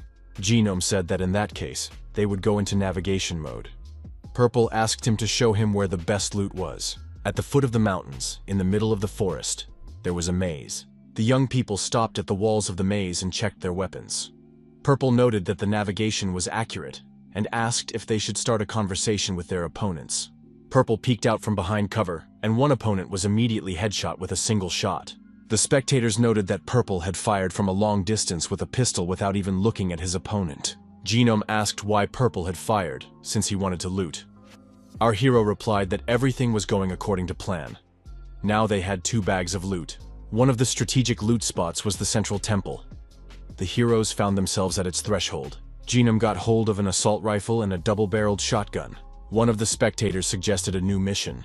For each kill with the shotgun, there would be a bonus. Purple told his colleague that this spectator always came up with missions and asked Genome if he could take the shotgun. Genome replied that the shotgun was difficult to use because of the recoil, which was why he had taken it. Purple noted that he had planned to use the double-barreled shotgun himself, but believed that it would be ineffective for Genome due to its small magazine and inability to anticipate threats. The protagonists believed that even without a mission, the shotgun would be useful for improving their skills. The main characters rushed forward, and Purple noticed that the enemy team was approaching. Genome was surprised. He couldn't hear anything. Purple said he would go first. Genome asked if they were making too much noise. 2 armed opponents appeared in front of Genome, one of whom immediately opened fire with a pistol. However, Purple was faster. His shot rang out first, and his opponent was hit in the head. The hero had another headshot to his credit. Genome thought that Purple only had 2 shots, so he was perfect for hunting 2 people. Purple admitted that shooting a shotgun with one hand was difficult. Genome asked the viewers if he could just be a navigator, since Purple was doing a good job of taking out his opponents. Our hero replied that he still had a lot to learn. Genome decided to check the pockets of his defeated opponents and start hunting stream snipers. The host said that if they were done looting, it was time to start fighting. And now it was time to really fear the stream snipers. Genome was surprised to see that Purple had already shot the snipers, and noted that they also needed to hurry up. Purple replied that he couldn't do otherwise. He didn't want to lose his winnings and donations. The 2 rivals, moving through the maze, decided to leave, but on the way they came across a bulletproof helmet. One of them said to get the car ready while he brought the gift. The gift turned out to be the bulletproof helmet. However, they couldn't take the helmet because Purple was nearby with a shotgun. It seemed that the helmet was a decoy. The rival placed the helmet and vest at the hero's feet and said that it was a great honor to meet Purple. These gifts were a token of respect. The player said that he was a huge fan of Purple and asked if he could be spared. The protagonist replied that in that case, of course, he would spare the man, because fans must be respected. The opponent jumped to his feet and ran away, contacting his colleague along the way and telling him to return, as their target was here. Purple turned around and aimed his shotgun at his fleeing opponent. Our hero noted that in that case, he had also lied. A shot rang out, and Purple scored another headshot. His opponent fell, and his colleague on the internal communication system realized that Purple had made another accurate shot. Our hero said that if this player was his fan, he could continue watching the broadcast. Genome informed his colleague via internal communication that they had gotten the car as a sign of respect. Genome showed off the pickup truck and noted that the vehicle could move silently, albeit slowly. Purple threw Genome a helmet and said it was also a reward. Genome noted that they had 5 kills in a row and cool armor. He said he wouldn't wear the armor. He wanted everyone to see his costume. Genome also refused to wear a helmet, as it would be better if the team members wore the same clothes. After thinking about it for a moment, Genome decided to put on the armor vest after all. The protagonist thought that playing alone was fun, but playing together was much cooler, so he agreed to the joint stream. The partners got into the car, and Purple said that he would drive the pickup truck, while Genome would act as navigator and give directions. Genome explained that the training center was not far from the looting zone, so he was worried about stream snipers. Purple agreed that it would be better to take care of this quickly. Our hero thought that even considering their ranks, about 8 players were particularly hostile, mainly near the training center. The young man thought that if they slowed down, they would have a better chance of surviving. So after looting, they would start to annoy them. Purple couldn't let such a fun stream be ruined. Our hero noticed that their car was being followed.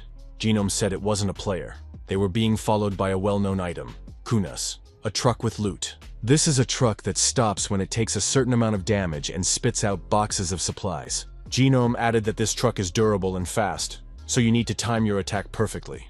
However, if they mess up, they won't have enough grenades. Purple suggested that in that case, they should stop the truck first. However, there is a significant difference in speed between them. If the truck overtakes them, it will be difficult to catch up. When the vehicles were side by side, he told Genome to hold on tight and threw the grenade at the truck's wheels. The truck exploded and overturned. The young people stopped and got out of the pickup truck. Boxes of weapons lay near the truck. One of the spectators said he saw a gift box that made his heart flutter. The mission continued, and the protagonist appeared with a sawed-off shotgun as a backup weapon. Purple said they needed to take all the weapons they could carry. Genome said he would also take something for himself. After Genome checked all the boxes, he found a large caliber machine gun. Armed to the teeth, the young people decided that they could now head to the training center. Our hero's pickup truck pulled up to the training center. Purple wondered if their opponents had finished looting. He assumed that those guys had just had a skirmish. Perhaps they decided to flee to avoid encountering the master. The protagonist felt a slight sense of foreboding. So they weren't stream snipers. He couldn't just let these opponents get away. Purple continued to drive the car. Genome positioned himself in the back and opened fire with his large caliber machine gun. Genome destroyed everything he saw around him. No one got away alive. The enemy's equipment was also damaged. Genome didn't stop shooting, saying that he was congratulating everyone on the upcoming holidays. Genome was surprised by the accuracy of his shots, as he wasn't even aiming.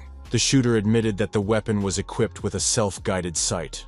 Genome told the audience that he would now deliberately try to miss. Two more opponents came into Genome's field of vision, and he said that the next victims had appeared. The machine gun continued to fire. Purple drove closer, and Genome made 2 headshots. The opponents were destroyed. The machine gun fell silent. Genome said he was out of ammunition. However, why was the training center in such a mess? He asked for a stop.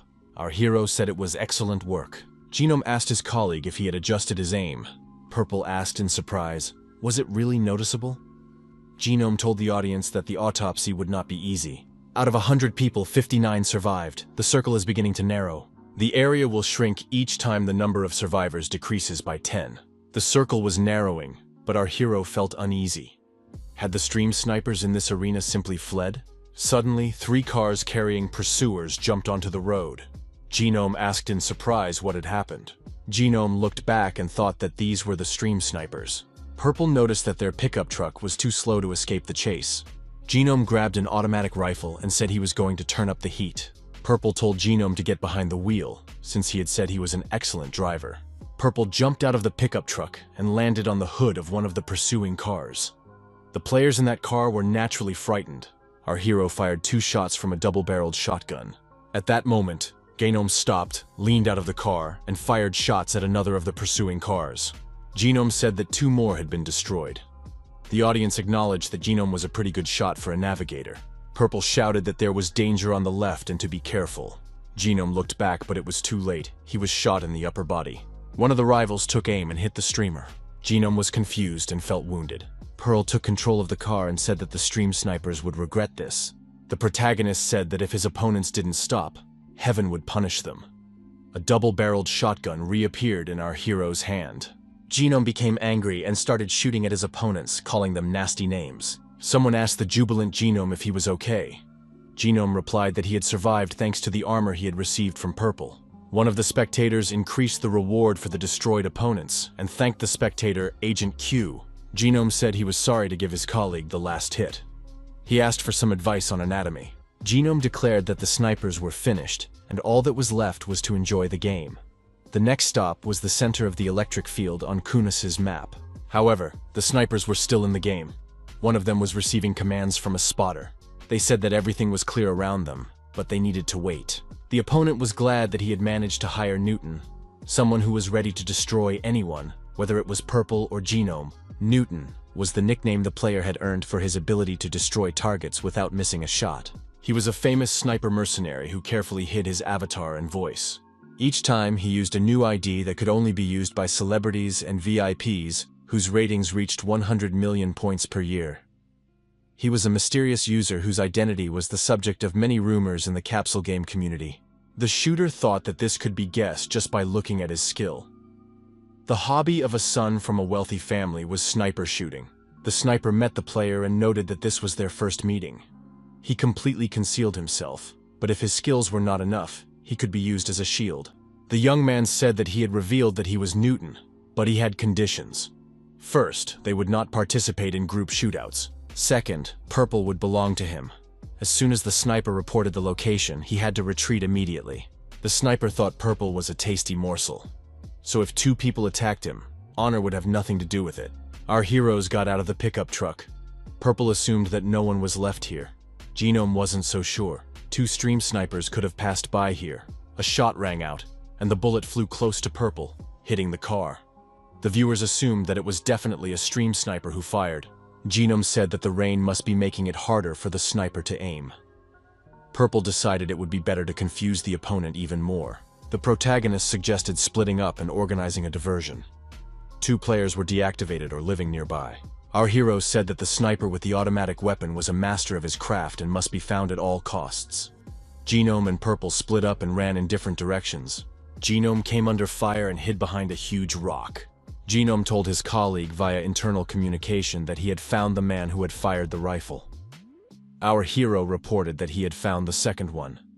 The young men decided to engage in combat. Genome's opponent came at him with an automatic weapon in one hand and a dagger in the other. Everyone was surprised when information came in that Genome had been hit in the head. Could Genome really have been hit? Purple decided to deal with the opponent who was nearby first. However, Newton disarmed our hero's opponent and grabbed him by the hair.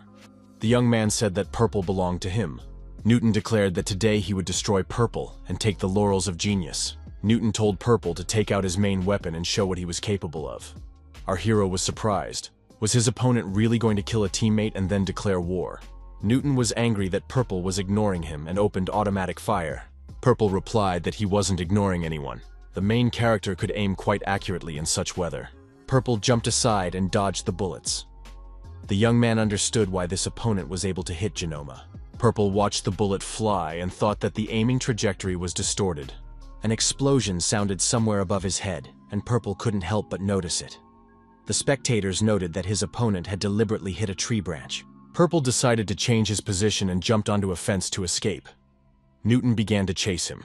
Purple continued to run, but his sixth sense told him that something was not right. The impossible cannot become possible, but it helps reveal what was already hidden inside. If the right conditions are met, any obstacle can be overcome. Newton also jumped over the fence and pointed his machine gun forward. He looked around, but Purple was nowhere to be seen. The protagonist revealed his location and was subjected to targeted fire. The young man dodged the bullets and ran away. The spectators were surprised.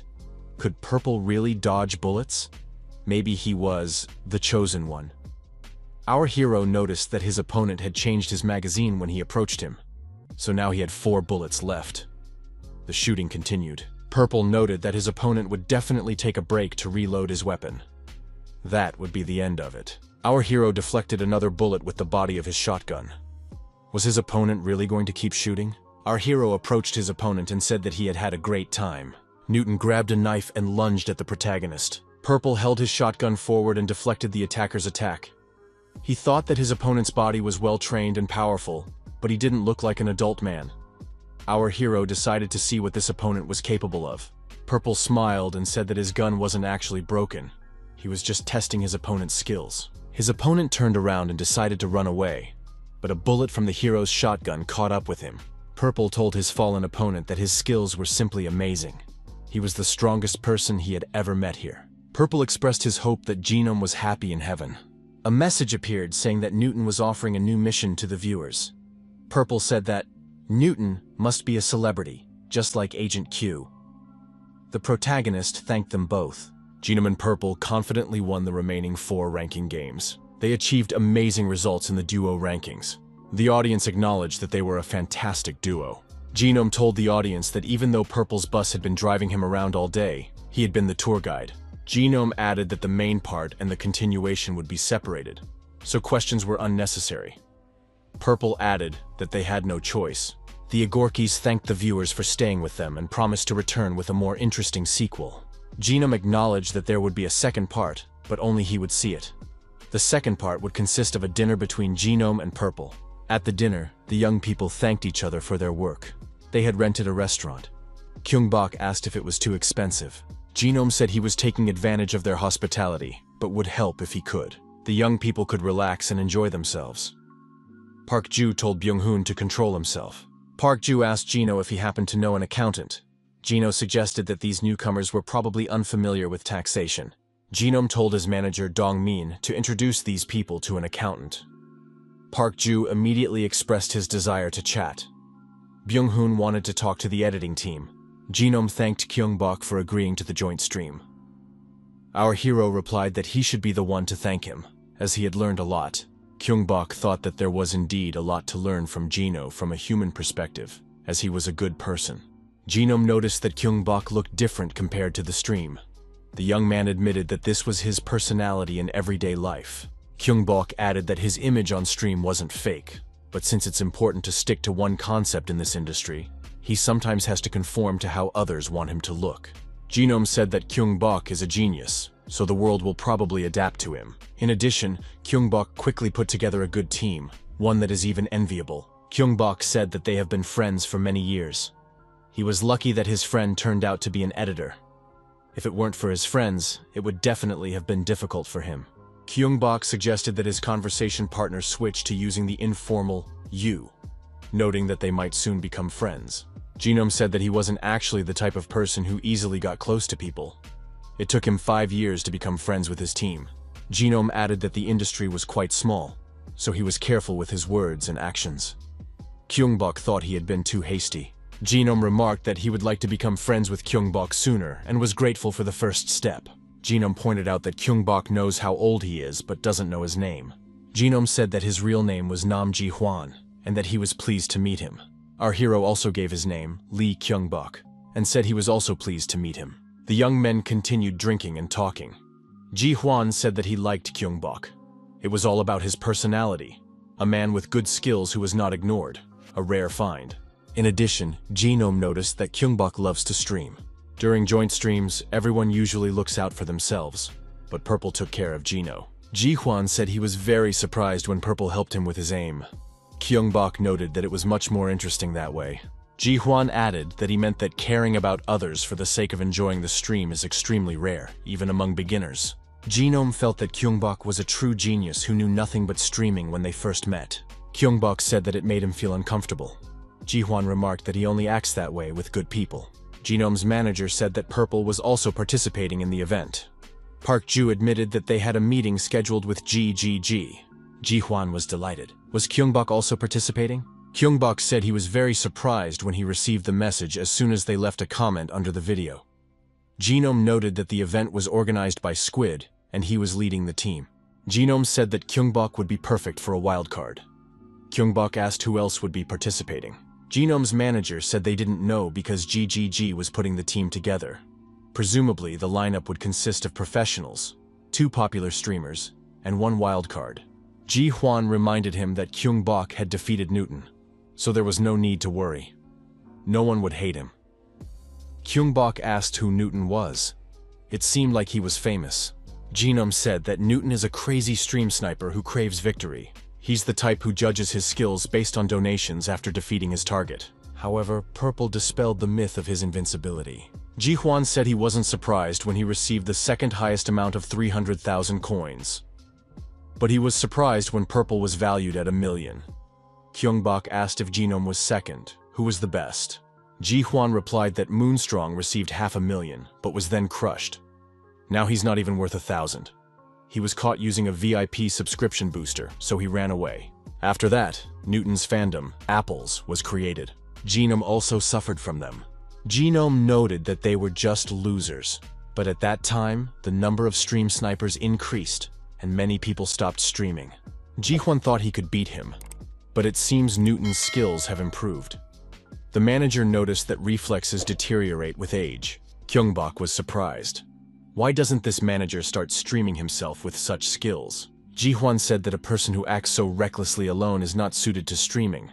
He appeals to people who are just as malicious. Genome noted that when they uploaded the video, the manager would get even more angry. Right now, he was feeling a little better. Byung-hoon had already spent quite a bit of time in front of the monitor. There was nothing to cut, so he had to adjust the speed. The original was legendary, so he put his heart into the editing. As expected, it would get over 1 million views. The news of Newton's defeat simply blew up the community. It was perfect for trends. Besides, Purple doesn't destroy his opponents right away. To emphasize the visual beauty, Madman made the full video longer and uploaded it to YouTube. The video easily made it to the top of many communities' popular posts. As a result of numerous views, the video climbed higher and higher in the trends. Gyeong-bok and Park Ju saw Byung-hoon lying on the floor, exhausted. The manager was surprised. Was it worth hiring Madman as an assistant? The video editor said that the assistant hadn't slept either, but his efforts had paid off. Gyeong-bok suggested that the manager thank the editor and his assistant. Park Ju checked and said that there were already over 2 million views. This was definitely a good result. Byung-hoon noted that the number of subscribers had exceeded 400,000. The video editor added that it was all thanks to them being trending. The number of views was growing with every page refresh. Park Ju said that he'd received an offer from Muscle Gallery today. Gyeong-bok was surprised. After all, they stream games. Why Muscle Gallery? Muscle Gallery wrote in the comments on the video that the player's muscle balance is perfect. Has he ever had professional training? Gyeong-bok said that he often watched his videos when he was working out. He runs a health channel and was a special forces soldier. He got in touch after seeing Purple's physique. Park Ju said that Muscle Gallery is a live stream. Therefore, there is no privacy protection feature. In virtual reality, an avatar based on biometric information is used to ensure anonymity. Our hero's body type was the same as in real life, but the face can be adjusted. However, if you go too far with this, you'll have to spend a long time adapting to your appearance. Gamers don't like that.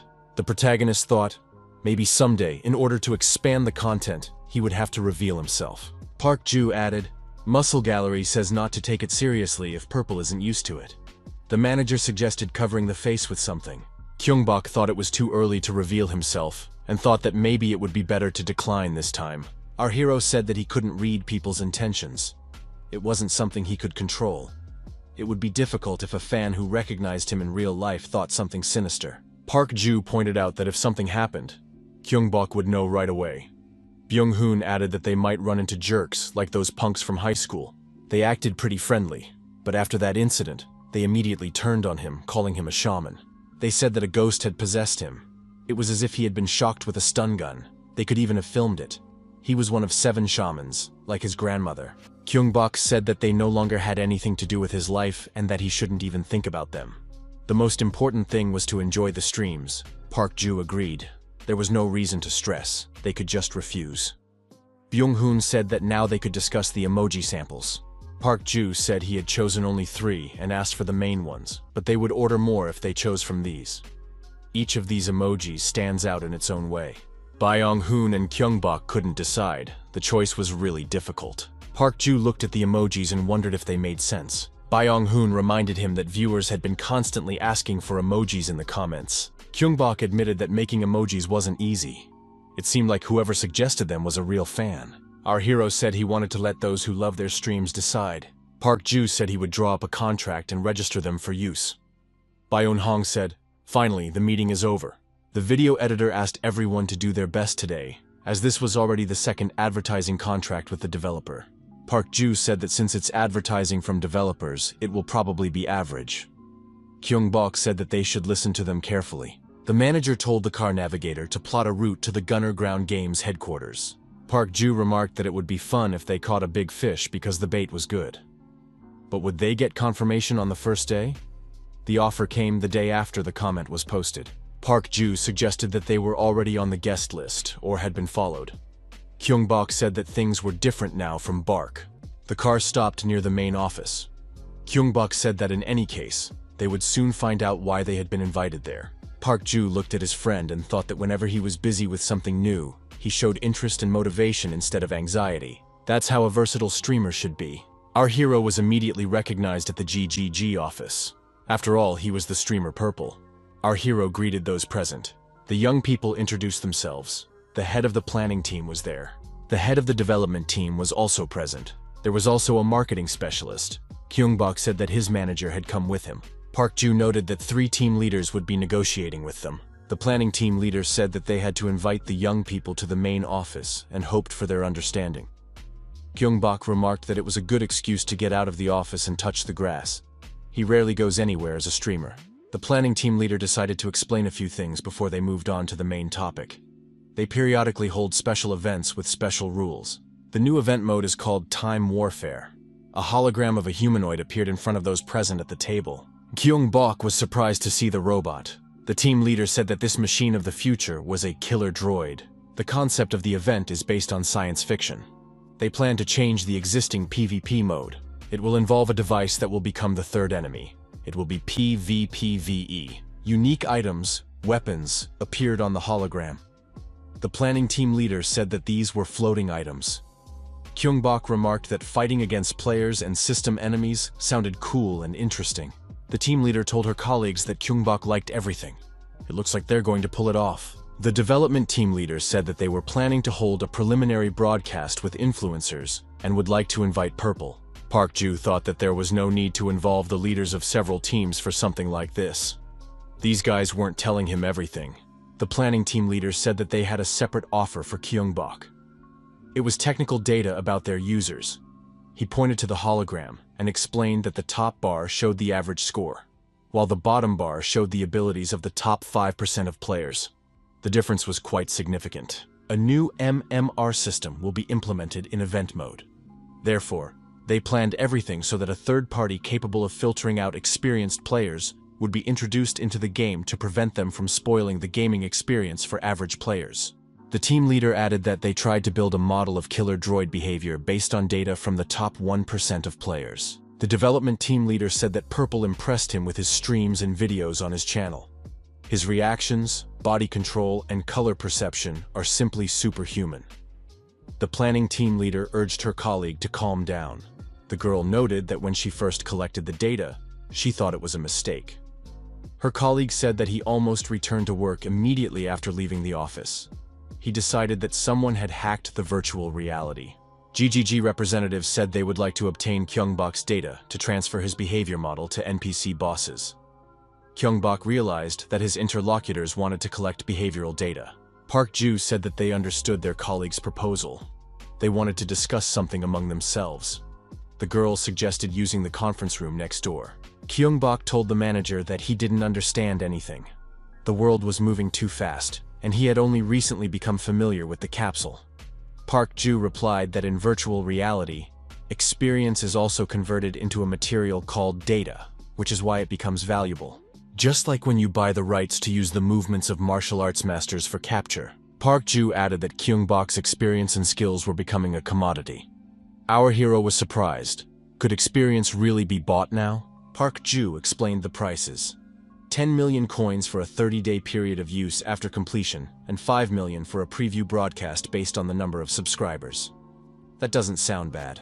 Gyeong-bok thought there was something elusive about it.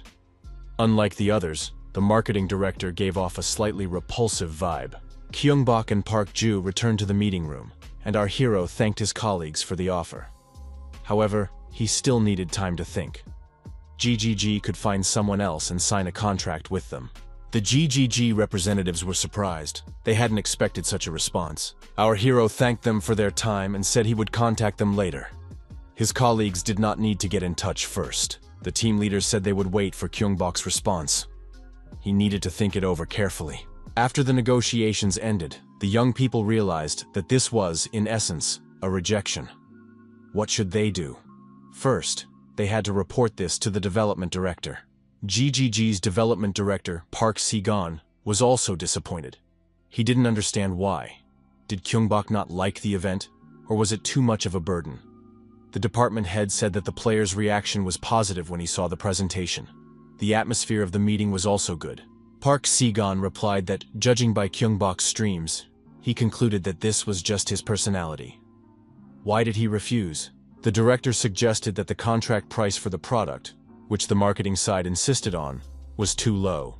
The director added that he would also prefer to spend less, but if you don't listen to people and only look at the numbers, then it's better to look at the bigger numbers. Park Se-gon banged his fist on the table and asked how much damage would be done if the development schedule was disrupted. Without the necessary data, the killer robot is just a tin can with strong protection. In the end, they would have to use the Outlaw Project. Park Se-gon wanted to attract science fiction fans and secure an audience for his next work. But it looks like Outlaw Universe will be branded a failure. Director Park Se-gon asked if the department head was really satisfied with failing 2 projects at once.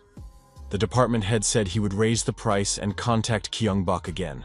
After the negotiations, Park Ju told our hero that he agreed because that was his opinion. But what didn't he like? Park Ju decided to contact Byung-hoon first and tell him everything. The young men received information that the contract amount had been increased to 30 million. Now they could agree. Park Ju was surprised. How could this have happened? Could Gyeong-bok have done this? Our hero wondered what he could have done. After all, Park Ju had been there the whole time.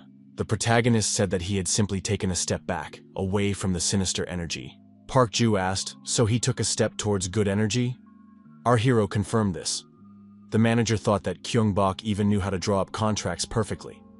The protagonist thought, if they use his data, he will be able to fight himself. That's even interesting. On the stream, viewers saw Purple lying on a hospital bed, being transported at high speed down the corridor. The streamer said that the sequel to Anatomy of a Master is already here. Viewers were surprised to see Purple in a hospital gown, looking serious and trying to hold back laughter. What are those emoji-like badges on his chest? Genome asked for everyone's attention and said that they were starting the diagnosis.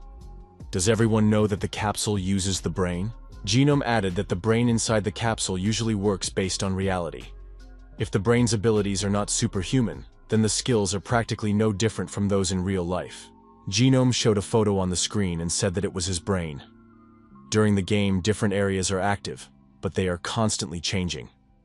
The 5 senses are activated differently depending on the situation. The brain is constantly fully active, even when it is not required.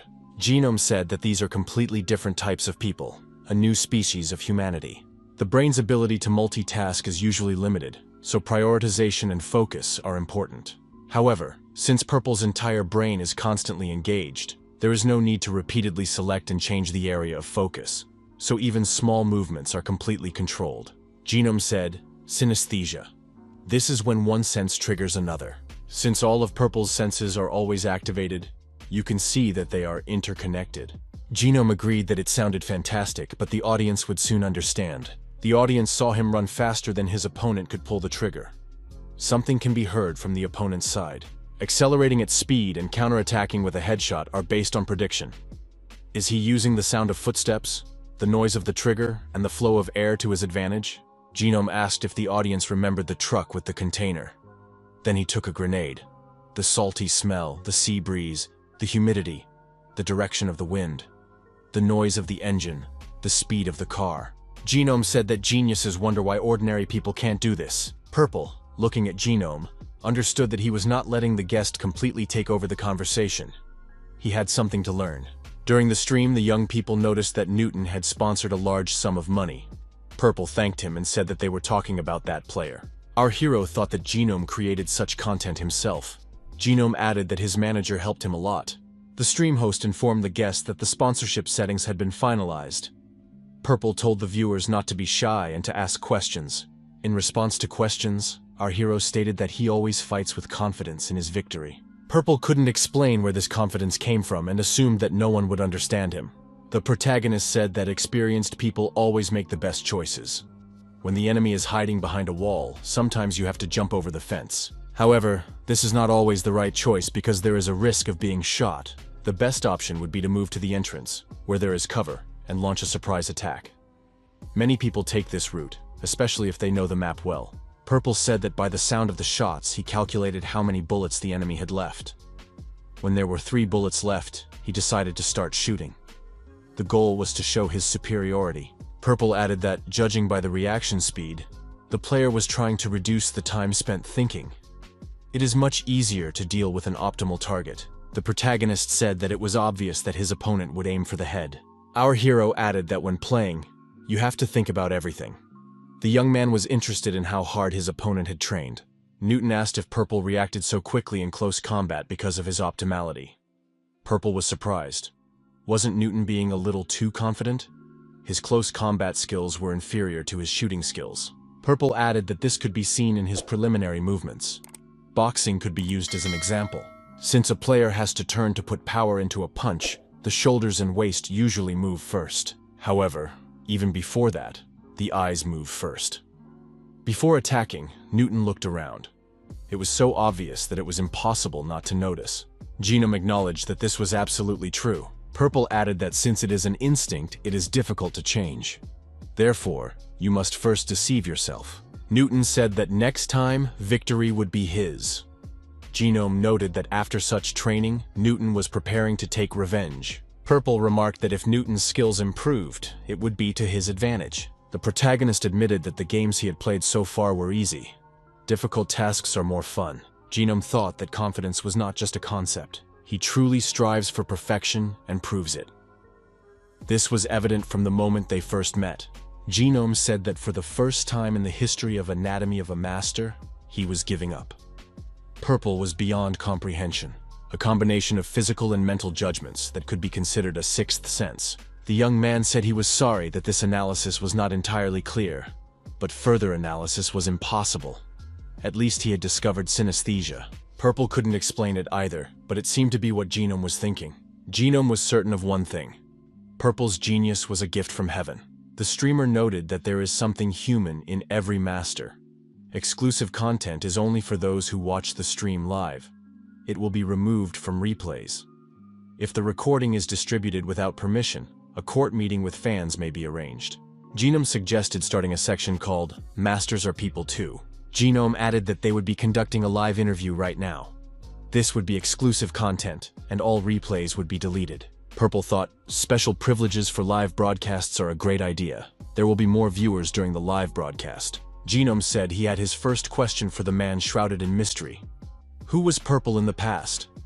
The young man replied that he was an ordinary office worker. Gyeong-bok asked what prompted his interlocutor to become a game streamer. Purple said that a friend who now edits streams advised him to do so. During his studies, he trained with a pro gamer. Gyeong-bok noted that Purple had received an offer from one of the top 3. Purple said that he was very weak when he was younger. He gave up because he felt sick during tests. That's why he started exercising regularly. It was one of the side effects of using divine energy. Gyeong-bok expressed his joy that Purple is now healthy. How does he feel about streaming? The young man replied that he is very lucky. Thanks to the people around him, his longtime friends, a video editor and a manager, he has never had any serious difficulties. Purple added that viewers also help him with their support. This should not be underestimated. Gyeong-bok now understood why viewers love Purple so much. And now he was ready to read one of the most popular questions reflecting the audience's love. The question that took first place: what color are Purple's underwear? Gyeong-bok reminded everyone not to forget their manners. Purple replied that he needed to check, then added that he was wearing dark blue underwear. Gyeong-bok shouted that he didn't have to answer that question. The young man was asked other similar questions.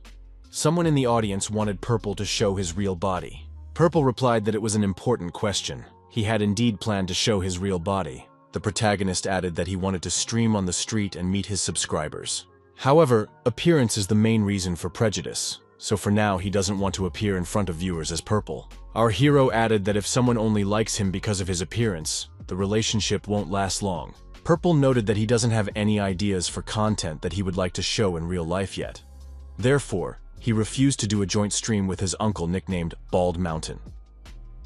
Gyeong-bok said he would ask one last question. What will the next game be? The game he will play next is the latest in the Elden series, Elden Soul. Purple said he would allow any intrusions. He is waiting for those who can teach him something. Gyeong-bok suggested, as is tradition, to end Anatomy of a Master with a simple game. You can choose.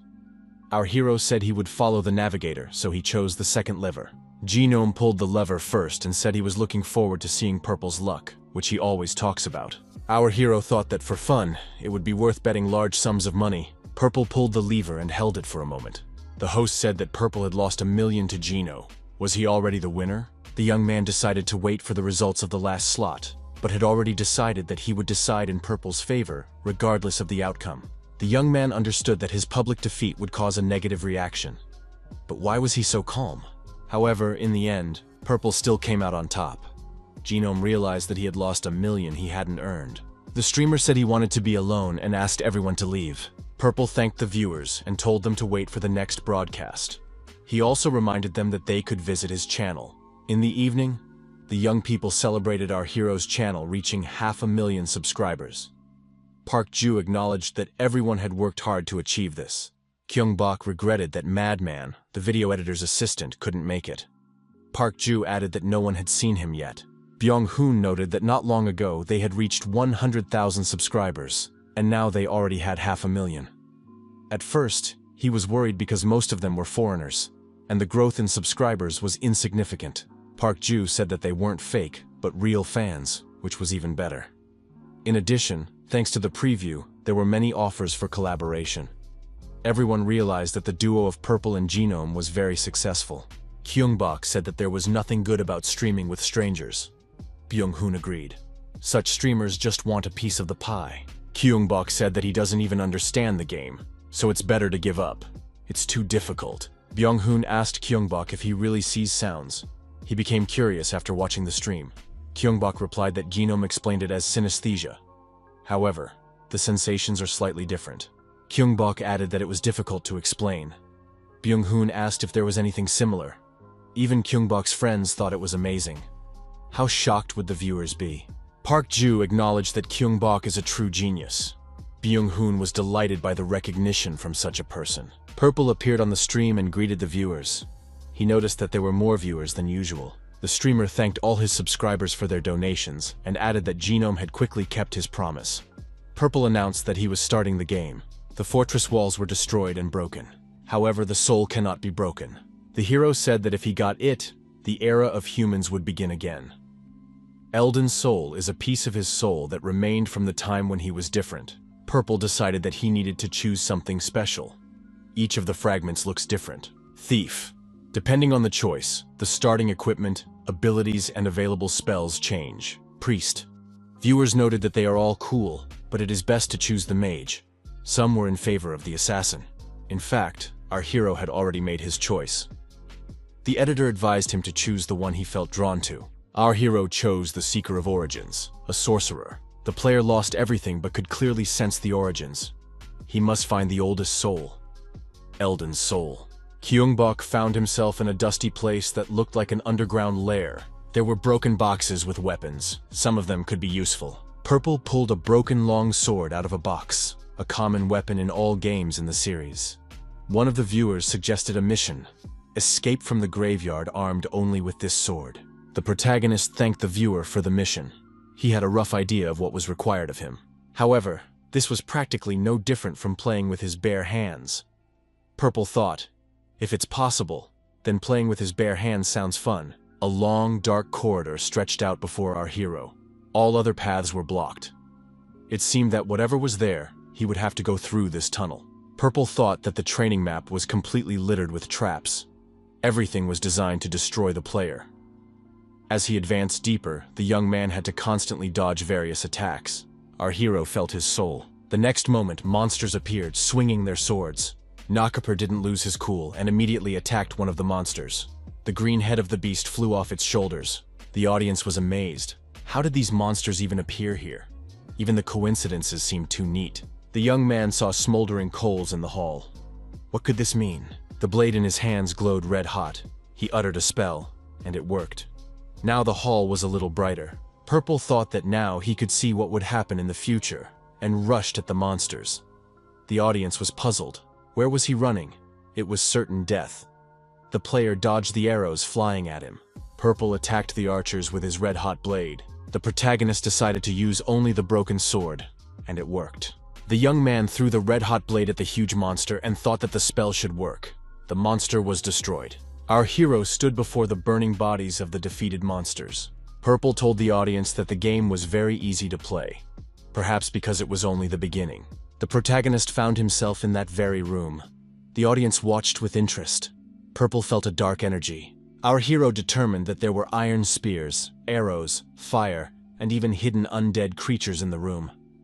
However, at the end of the room, he also sensed a light energy. The protagonist assumed that the battle here would be much more difficult.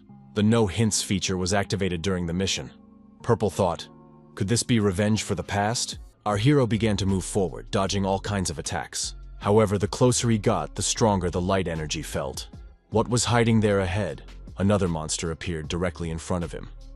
Someone in the audience noticed that the production team was serious about screamers and destroying noobs.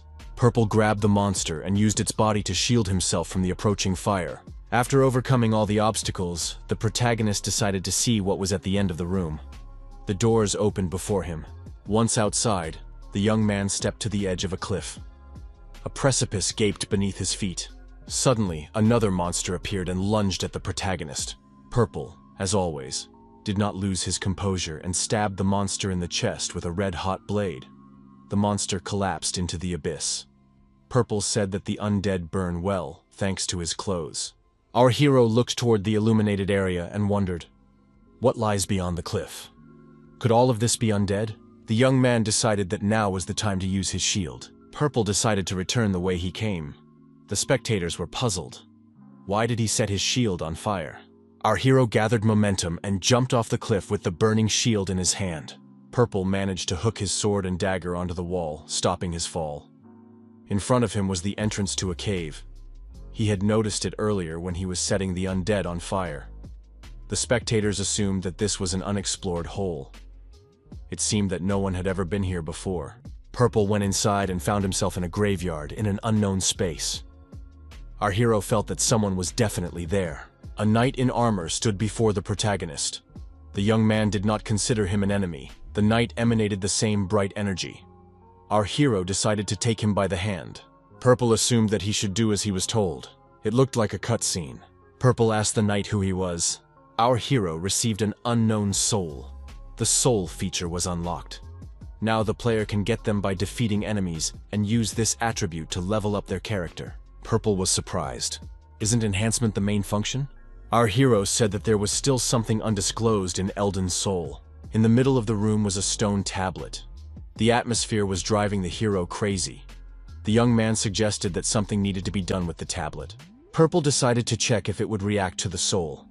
If he could restore his memories and collect souls, he might be able to read the stone tablet. With every passing minute, our hero became more and more interested. He decided to climb the stairs that had appeared. Purple climbed all the steps and found himself at the top. Judging by the light, he assumed he had made it to the surface. Our hero opened the door slightly. How long had it been since he had seen sunlight? Everything would have been wonderful if it weren't for the sudden urge to destroy everything that pierced him through and through. An opponent appeared before the protagonist. An old man nearby realized that he was not dealing with a dead man. He looked at the hero and thought that he was a split person who was still in his right mind. The old man, with a shovel in his hand, asked how much time had passed. He hoped that there would be no more graves in the cemetery today. This character was called the Gravedigger. He swung his shovel and said that he could no longer let people like this young man in. Purple dodged the Gravedigger's attack. This happened several times. Our hero thought, maybe to pass, he has to be hit at least once? Purple said that the Gravedigger's movements were too sweeping. They were easy to predict. Our hero thought that characters like this usually had unique abilities, but the Undertaker didn't seem to have any. Purple tricked his opponent and got close enough. He swung his red-hot blade. The protagonist plunged the blade into the Undertaker's body up to the hilt. Blood spurted in all directions. The bleeding Gravedigger, leaning on his shovel, dropped to his knees. Purple thought that his opponent's body was human, so it wouldn't be difficult to find his weak spots. However, something still bothered our hero, and he decided to check it out. The young man turned around and ran back to the temple. Our hero decided to change swords and took the one inside the temple. This sword was hanging on the wall and had caught our hero's attention even before he left. The protagonist thought that this sword would look great in the hands of the Gravedigger. Purple showed the sword to the Undertaker and asked if it belonged to him. The Undertaker asked how many times the young man had been broken. Why was he pretending to be a winner? Purple declared that he was the Seeker of Origins. He had simply guessed that his opponent must have this sword in his hand. The old man said that it was a disgrace to him, as he had long forgotten about it. The Undertaker apologized. He hadn't even noticed that there was honor in the young man's broken soul. The old man said that the name was forgotten, but the spirit of the knight remained. He challenges the young man to a fair fight. Purple said again that things were getting much more interesting. Our hero accepted the challenge. The old man swung his sword, but the young man managed to dodge the blow. The protagonist noticed that his opponent's speed had increased. The young man decided that this should work and thrust his red-hot broken blade forward to block the blow. Purple parried his opponent's attack and counterattacked. His blow was so powerful that the Undertaker dropped his sword. The old man acknowledged that this was commendable. The Undertaker picked up his sword again and swung it. Bleeding profusely, he prepared for his final attack. Purple thought that if he dodged now, he wouldn't have time to aim. In that case, he had to break through the blow. The Undertaker was again unable to do anything against his opponent. He said it was simply amazing. Purple told his opponent to be careful. If he wasn't in the center, the aura could escape. Our hero received the Undertaker's whole soul. The opponent was destroyed. The audience acknowledged that it was a worthy fight. The protagonist couldn't return to the cemetery, so he decided to go into the forest. The mission was accomplished. The young man decided that the cemetery was finished. The atmosphere in the forest changed dramatically. The fog was thick. No one knew what might emerge from it. After the fog cleared a little, our hero saw an altar in front of him. An image of a girl appeared in front of the altar. She called our hero a broken soul. He asked her name. The girl said that a name was just a fragment of existence. She was called the Fog Witch, who had given up her body for her mind. Purple said that she even looked like her. The Misty Witch replied that living without a body was inconvenient. She offered to make a deal. The girl said that if the young man brought her his soul, she would help him remember. Did he know about remembering souls? She also offered to repay him with magic. She has a special power. Purple offered the girl the soul he had left after his battle with the gravedigger. The girl said it was a very pure soul. Did he give it to her himself? The Misty Witch said that the foundation for the dragon's ascent would now be laid. The girl was ready to tell about the sorcery she used to create her form. If the young man could imagine the wind as a whip, he could give it shape. The witch began to destroy the trees around them. Could this be the whip of the magician's souls? Our hero said he saw something like a mist. Could this be the foundation of the dragon's ascent? If you imagine it as threads connecting your fingers, you can make several swings at once. Purple said that at the moment, he could use a maximum of 3. The Misty Witch said that it was amazing. It was a great honor for her to meet a great sorcerer. Our hero said that he understood everything. He just wanted to explore the origins. But why doesn't the girl create a body for herself? The witch replied that even if she created a body, she would not be able to leave. This altar is a protective barrier. Beyond it, a giant takes the bodies of the dead and creates monsters. However, everything will change when he is gone. Then she will be able to regain her body. The Misty Witch told the Split One not to worry about her. She wished for his wishes to come true. Purple wondered whether he should fight the monster boss. He didn't expect the witch to teach him just one spell. Continuing on his way, our hero found himself in the domain of a bone centipede. The young man remembered that he was attracted to the idea of climbing a dragon. He called the monster a petty thing. He couldn't wait to see the boss. After destroying the bone centipede, our hero acquired 25 souls. Now the player could strengthen his character with the souls he had acquired. Purple realized that a certain amount was required for strengthening. The protagonist decided to invest all his points in intelligence, for spells. Purple determined that magical threads were now coming out of 4 of his fingers. There was room for improvement. A huge skull was rapidly approaching our hero. The audience wondered, what kind of projectile was that? Purple guessed that it was scarier than the awakened gravedigger. A golem of evil spirits appeared before our hero. It was the forest giant. He said that no matter who the golem was, he could see right through it. Our hero moved swiftly to avoid the flying skull's attack. Purple decided that if he was going to play superhero, he would do it in a big way. He decided to face the golem with a weapon in his hands. The smoldering coals in the hall were activated.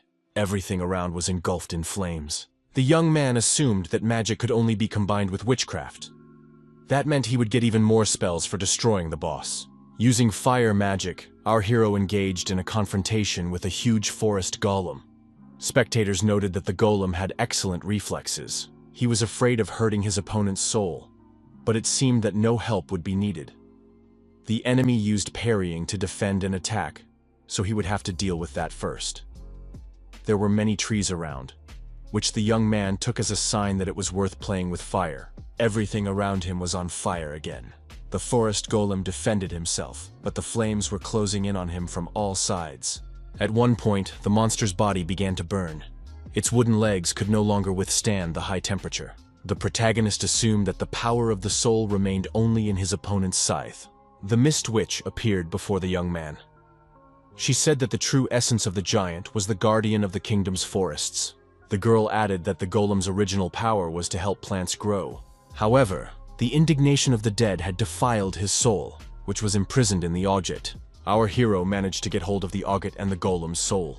The Misty Witch in purple grabbed the huge green ball. The ball began to split in two. Each of them was left with half of the green ball. Moreover, each half contained a glowing yellow core. The girl said that this golem was connected to her soul.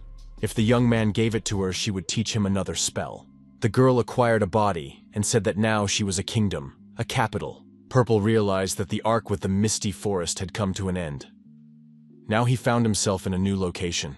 Our hero admitted that this was indeed an interesting game. Now he understood why so many people had recommended it. Purple said goodbye to the viewers and said that was all for today. He would announce the time of the next stream.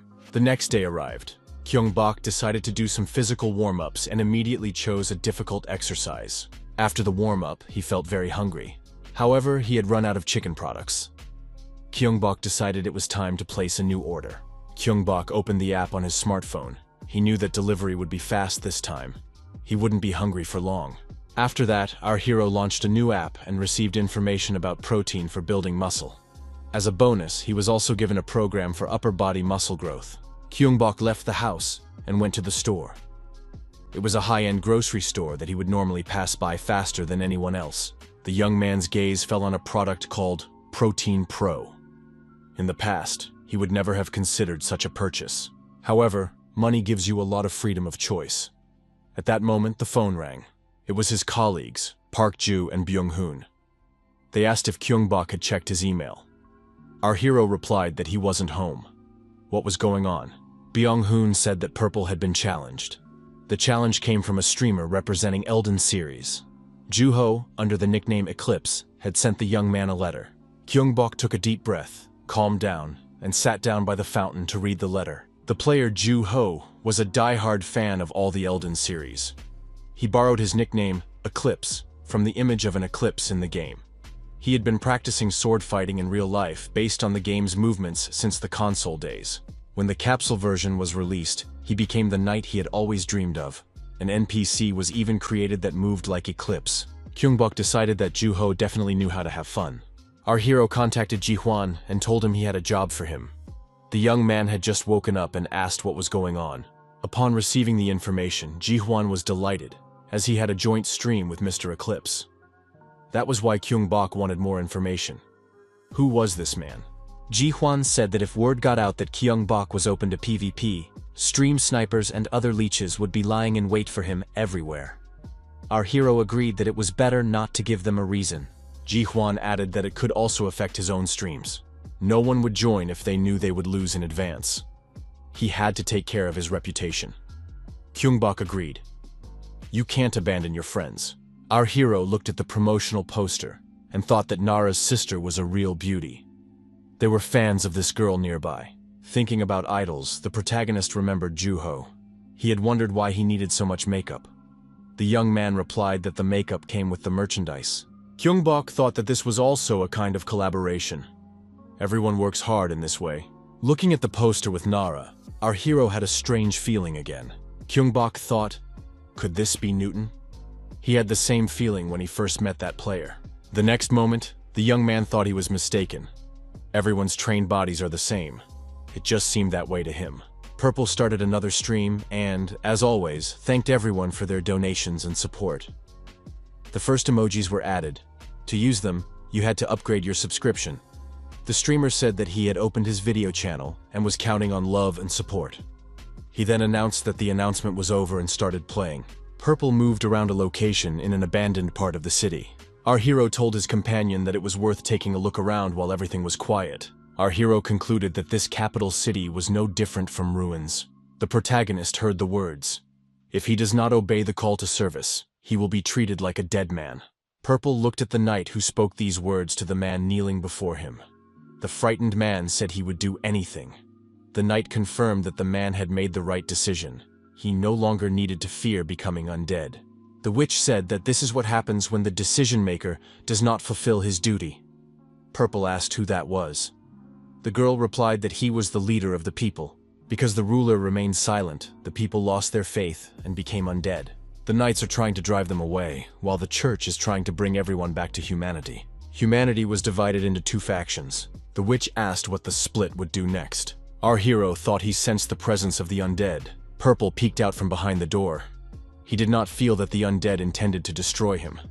He decided to observe for a while. The knight told the man to get up and follow him.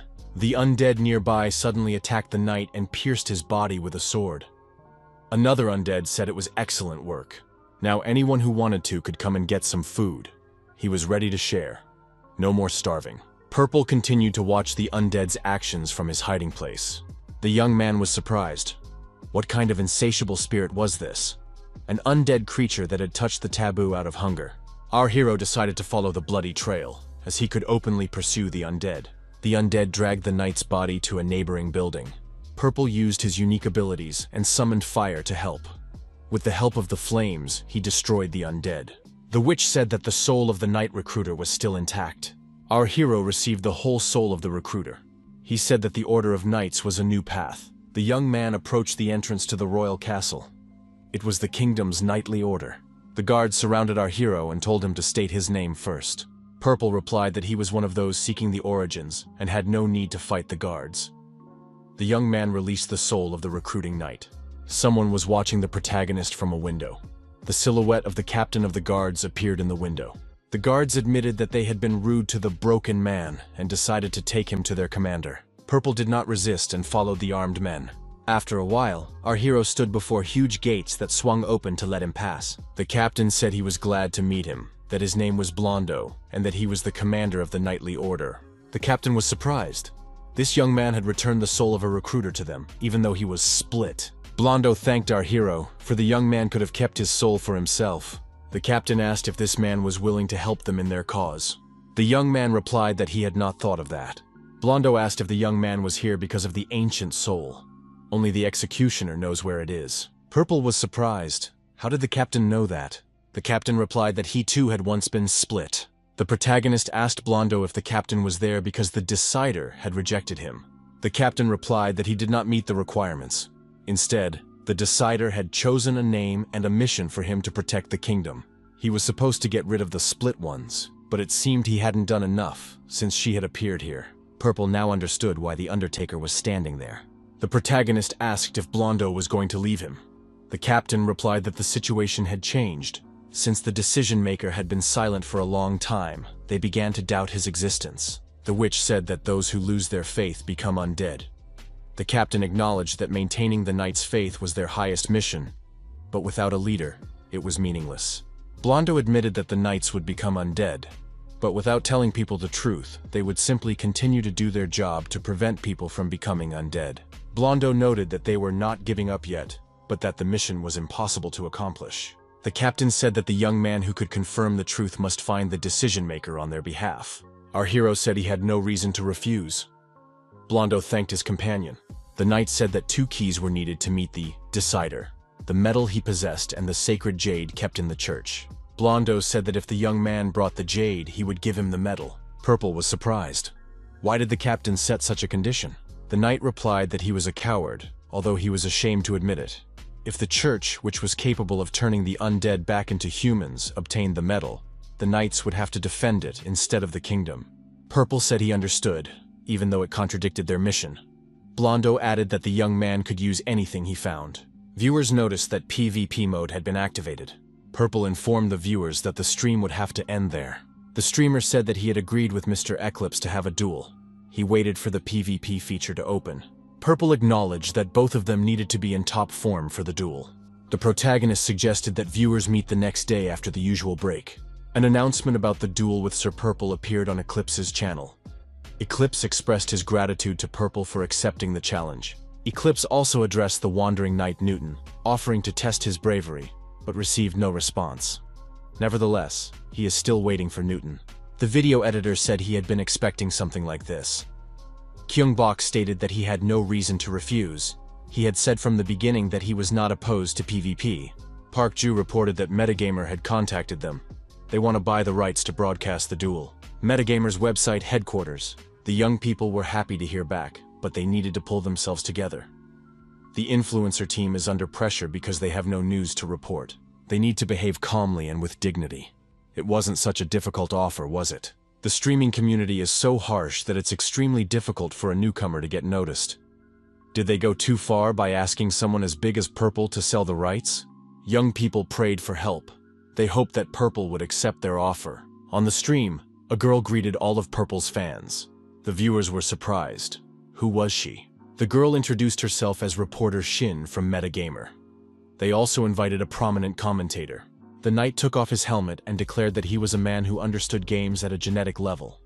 His name was Genome. Shin asked Mr. Genome if he was familiar with the duelists. Genome confirmed that he had invited them to Anatomy of a Master and had played Elden Soul a lot himself. Genome noted that he had no reason to miss the show. He asked Shin if she knew what duel mode was. She replied that it was a competition between two players.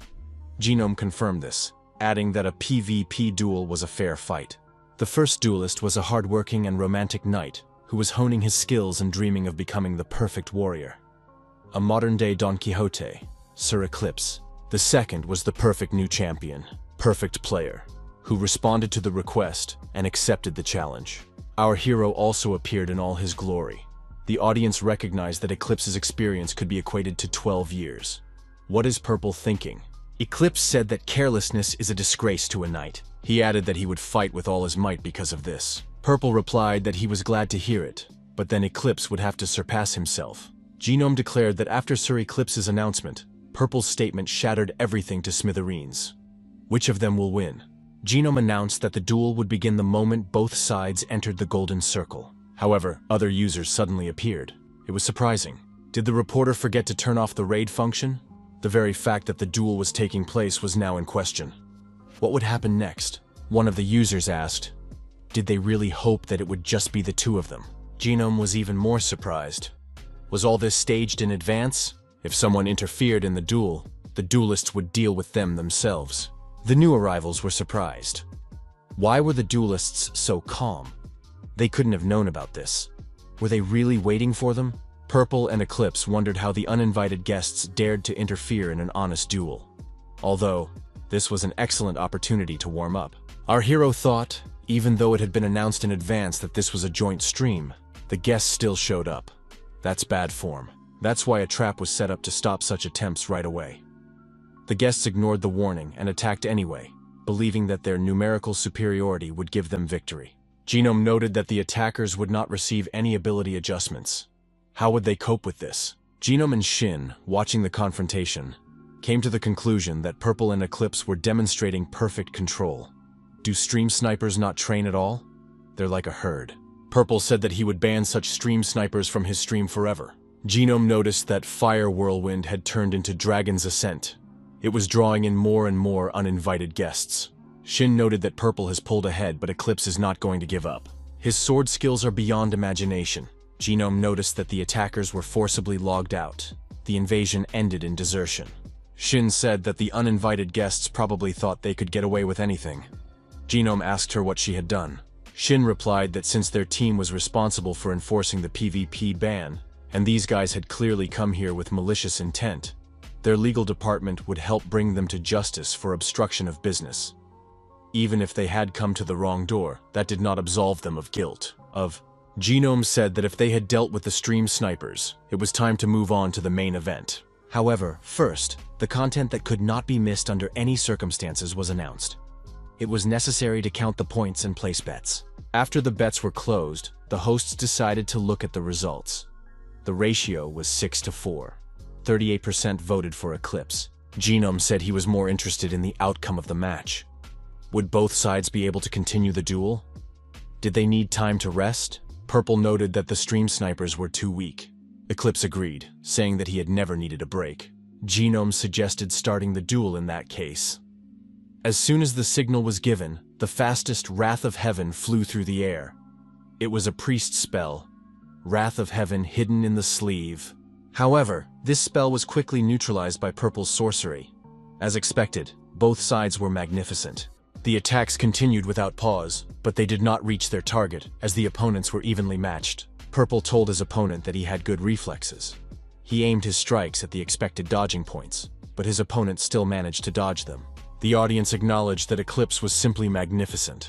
Purple suggested that it wasn't just about good reactions.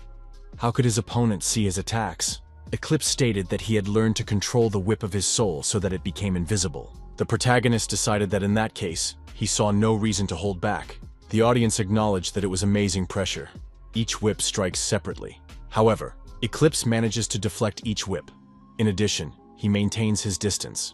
The audience was thrilled. Purple had managed to instill a false sense of security in his opponent, thereby blocking Eclipse's path to retreat. Genome said that what was happening was a baptism of glory. Shin added that the player had revealed his second spell to block the magic. Purple thought, if Eclipse blocks his spells with spells, the effectiveness of his attack and defense will increase. However, he still wanted to check something. Eclipse was surprised. Why did Purple suddenly cancel the attack? What happened? Our hero said he would like to apologize. The young man added that he had considered it a simple event, and had been too careless about Sir Eclipse's efforts. The protagonist added that in a fair fight, both sides show their best moves. He would like to see the knight's famous fencing skills. Shin and Genome were surprised. Did Purple really want to continue the sword duel? Eclipse acknowledged that knighthood meant self-improvement, and he highly valued Sir Purple's passion. The knight added that he would gladly take the opportunity to demonstrate true honor and courage. The protagonist asked the knight to teach him a lesson. Our hero needed this. Just as he had learned sword fighting in battles with the gravedigger, silence fell, and a fierce battle of endurance unfolded. It was a contest of strength and skill. The knight struck our hero first. Purple parried the attack by simply thrusting his sword forward. Eclipse instantly changed his tactics from slashing to stabbing. Purple thought that if he didn't concentrate, he would miss the blow. Eclipse found the battle very exciting. Our hero decided that it was too fast. Dozens of blows were being delivered in an instant. Genome watched the duel closely and assumed that Purple was adapting in real time. Our hero thought, as soon as he parries his opponent's attack and finds time to counterattack, his opponent drives him into a corner again. As this virtuous circle continues, our hero's sword skills become increasingly refined. The chances of victory increase thanks to his honed skills. Genome noticed that Purple began to pull ahead. At one point, the knight found himself on his knees before Purple and admitted defeat. Perfect play broke Eclipse's sword, the multiple winner of the From Studio tournament. Genome said that the audience was witnessing a historic moment. The first Elden sword had been replaced. Purple said it was fun. Eclipse reacted calmly. He acknowledged that the title of best sword would eventually pass to someone else. Our hero said it was an excellent match. Eclipse admitted that he was disappointed. 12 years of experience had gone to waste. However, he had put all his strength into the match, so he couldn't be upset. Eclipse could feel his opponent's skills improving with every strike. Purple was a true genius. Our hero was experiencing the pain of defeat for the first time. Eclipse said he could be proud of himself for making Purple nervous. Shin told the viewers that it would be a shame to end the broadcast like this. Genome noted that they needed strength to continue and attract the viewers' attention. The streamer said that Newton had come to fight the winner. Newton said that Perfect Play's victory was amusing. Eclipse said that Purple wasn't in the best shape after fighting him. Since Newton had invited him, he should fight him first. Newton said that he had just returned from work. However, if Purple was tired, he would give him a chance to rest. He thought he had no business with Newton. He was just one of the participants in this game. Shin suggested starting the match. Newton immediately launched a lightning attack and declared that this time he would win. Purple said he wasn't standing still. Our hero was curious to see if Newton had learned his lesson. Just in case, he was ready to give him a head start. Genome noticed that Purple was slowly dodging the attacks, and even provoking his opponent for no reason. Newton began to lose his temper and get nervous. Purple was completely calm and cool-headed. He confidently parried the knight's attacks. Purple said that his opponent was pretending to attack head-on, delivering a vertical blow, followed by a horizontal one. His aim improved. However, if that was all Newton was capable of, there was no point in continuing the duel. With a sharp movement of his sword, our hero knocked his opponent's weapon aside. The audience was surprised.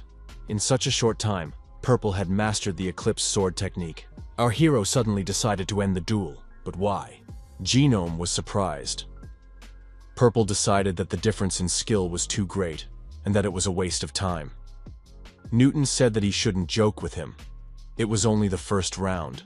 Purple said that Newton had a penalty because of his heavy armor. Purple added that a lighter sword would be more suitable for his opponent. Our hero asked Newton if he hadn't decided to give it his all in this fight.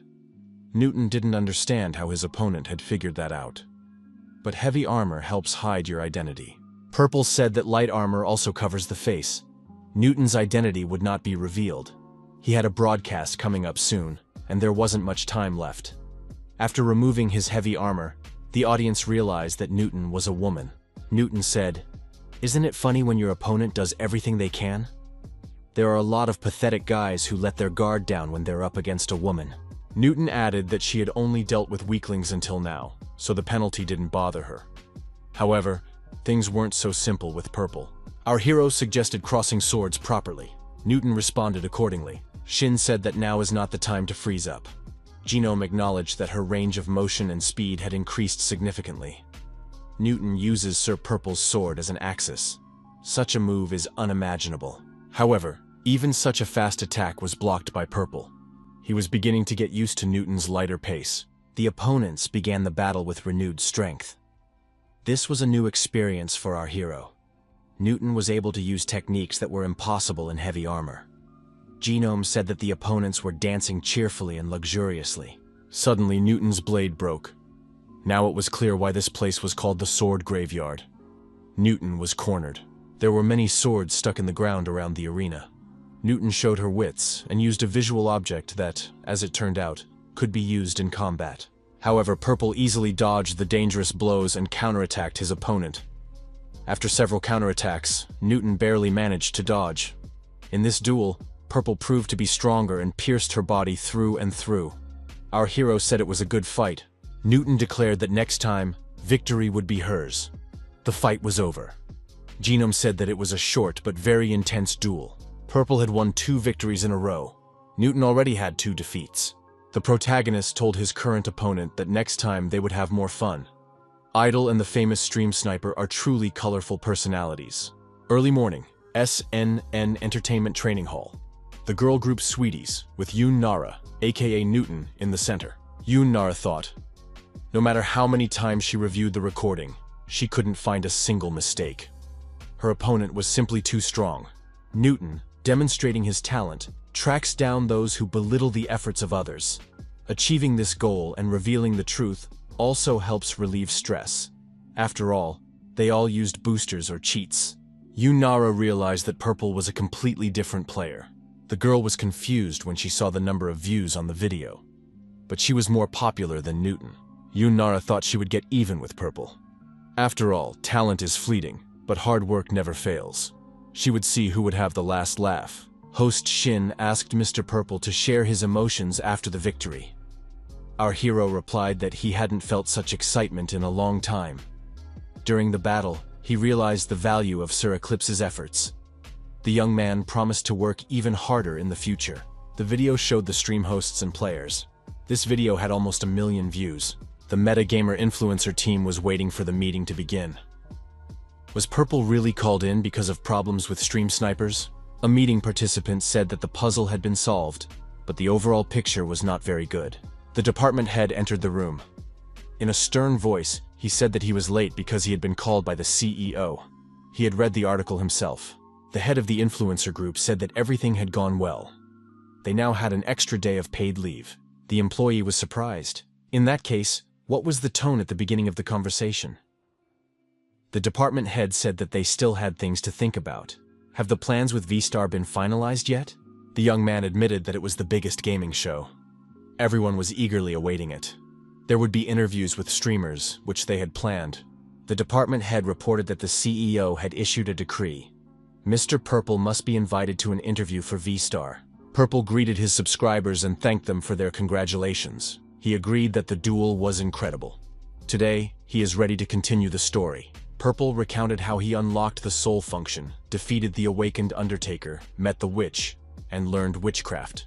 He then defeated the vengeful golem, recruited the witch as a companion, and formed an alliance with the knights. Then the young man said he was going to go to church. Viewers noted that it all sounded very simple in words, but in reality, it was quite different. Foreigners began to appear in the chat. Purple expressed hope that these people were already studying Korean, because he was not very good at English. The streamer said that he was now going to look for the sacred jade, the royal castle, the capital. The outskirts of the city are in ruins.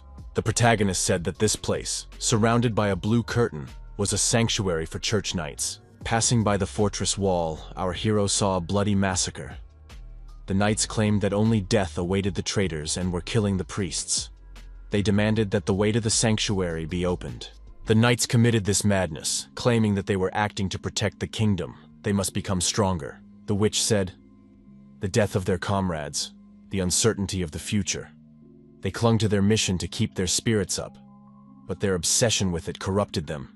Purple confronted these knights. He couldn't let them take the souls like that. The knights wondered why the sword was floating in the air. The spectators assumed it was a glitch. Purple declared that it was witchcraft, though there was a limit to how much power could be put into it. Our hero used a sword control technique. The young man realized that he needed to improve his abilities. The mad knights were destroyed. The townspeople and surviving priests applauded the protagonist. The spectators noted that it was true martial art. This man must be allowed into the city. The hero arrived. The town elder bowed to our hero and thanked him for saving the townspeople. He said that the saint also wanted to express her gratitude and would take the young man to her in the cathedral. There he would be able to rest his battle-weary body and mind. Our hero was escorted to the cathedral, a majestic building on the outskirts of the city. However, the witch was forbidden from entering.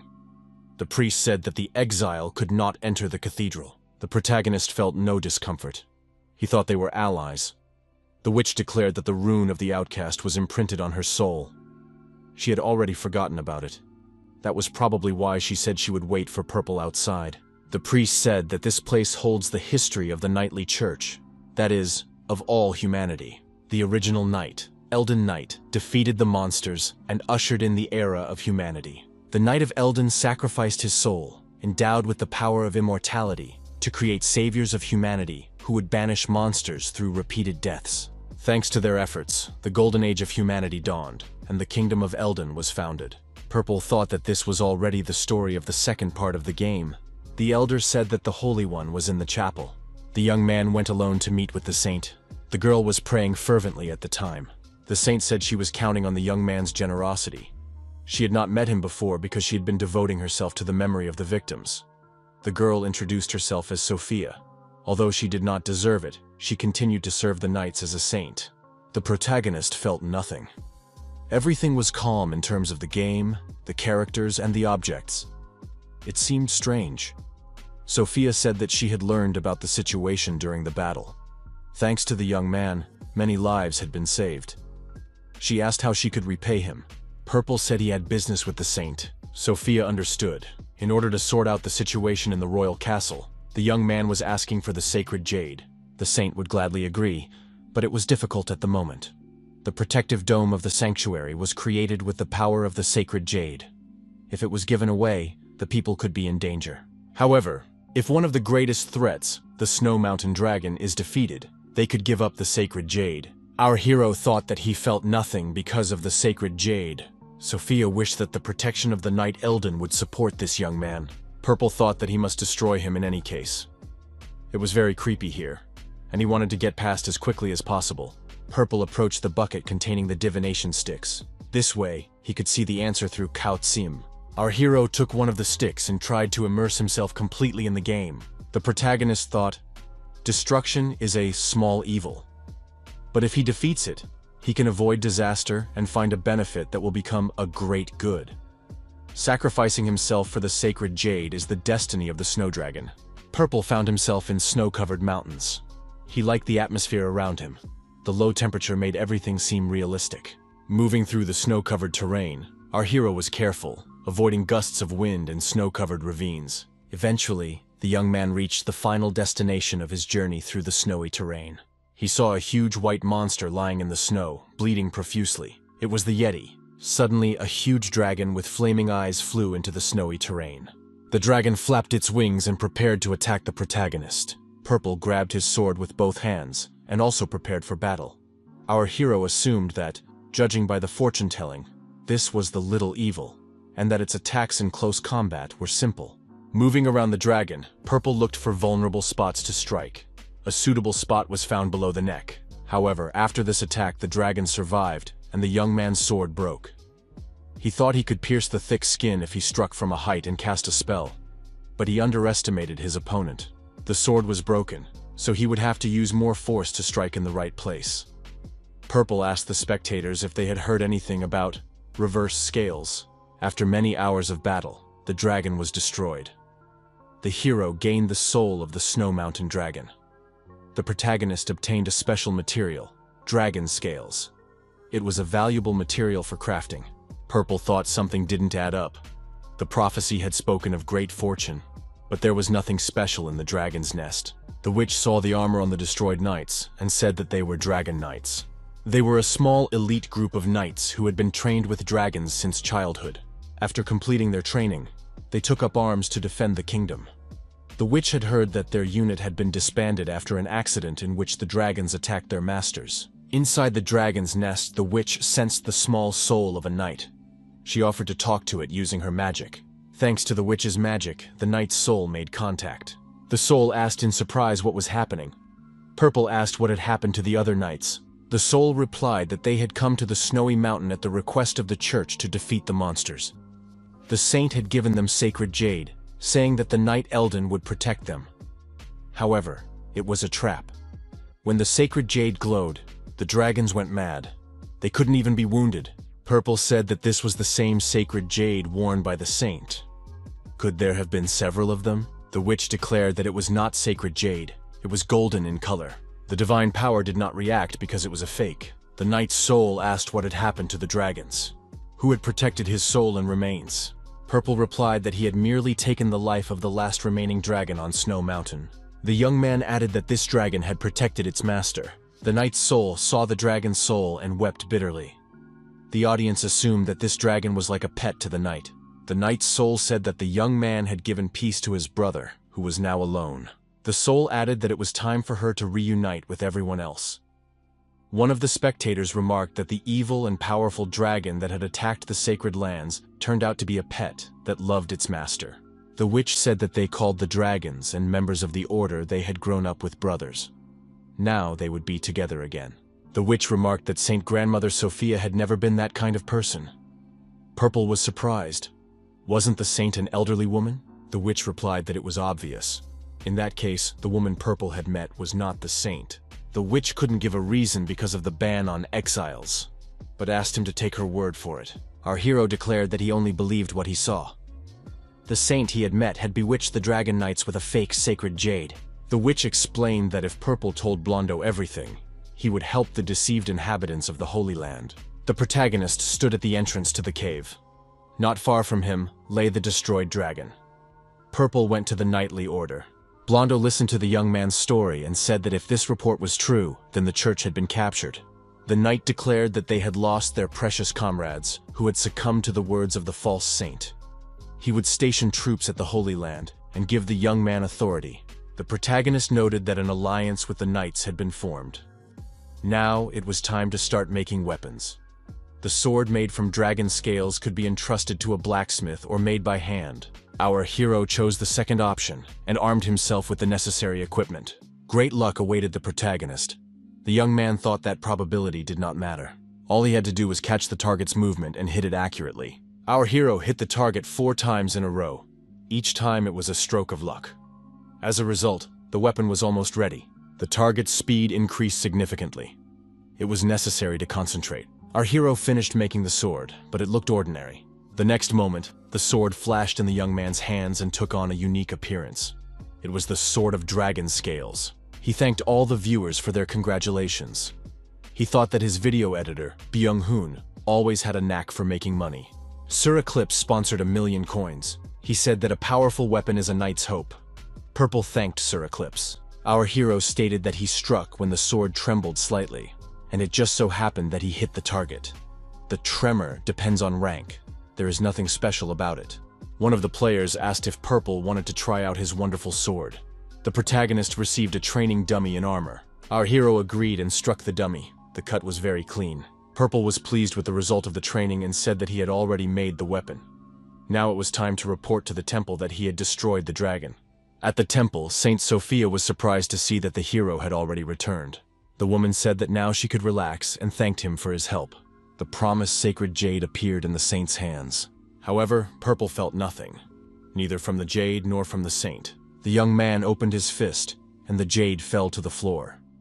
As it fell, it shattered into tiny pieces. Purple still felt nothing. The saint was surprised. What was the hero doing? The young man said that he was still curious. Why was the protective dome still intact? Another jade appeared in the young man's hands. He asked, "Did the saint really have 2 sacred jades?" The girl turned pale and fell to the floor. The saint's face changed, and she turned into a zombie. Purple left the temple and saw the locals beating each other. The priest shouted for the survivors to flee. The injured were no longer their family. The priest recited a prayer, but the attacks did not stop.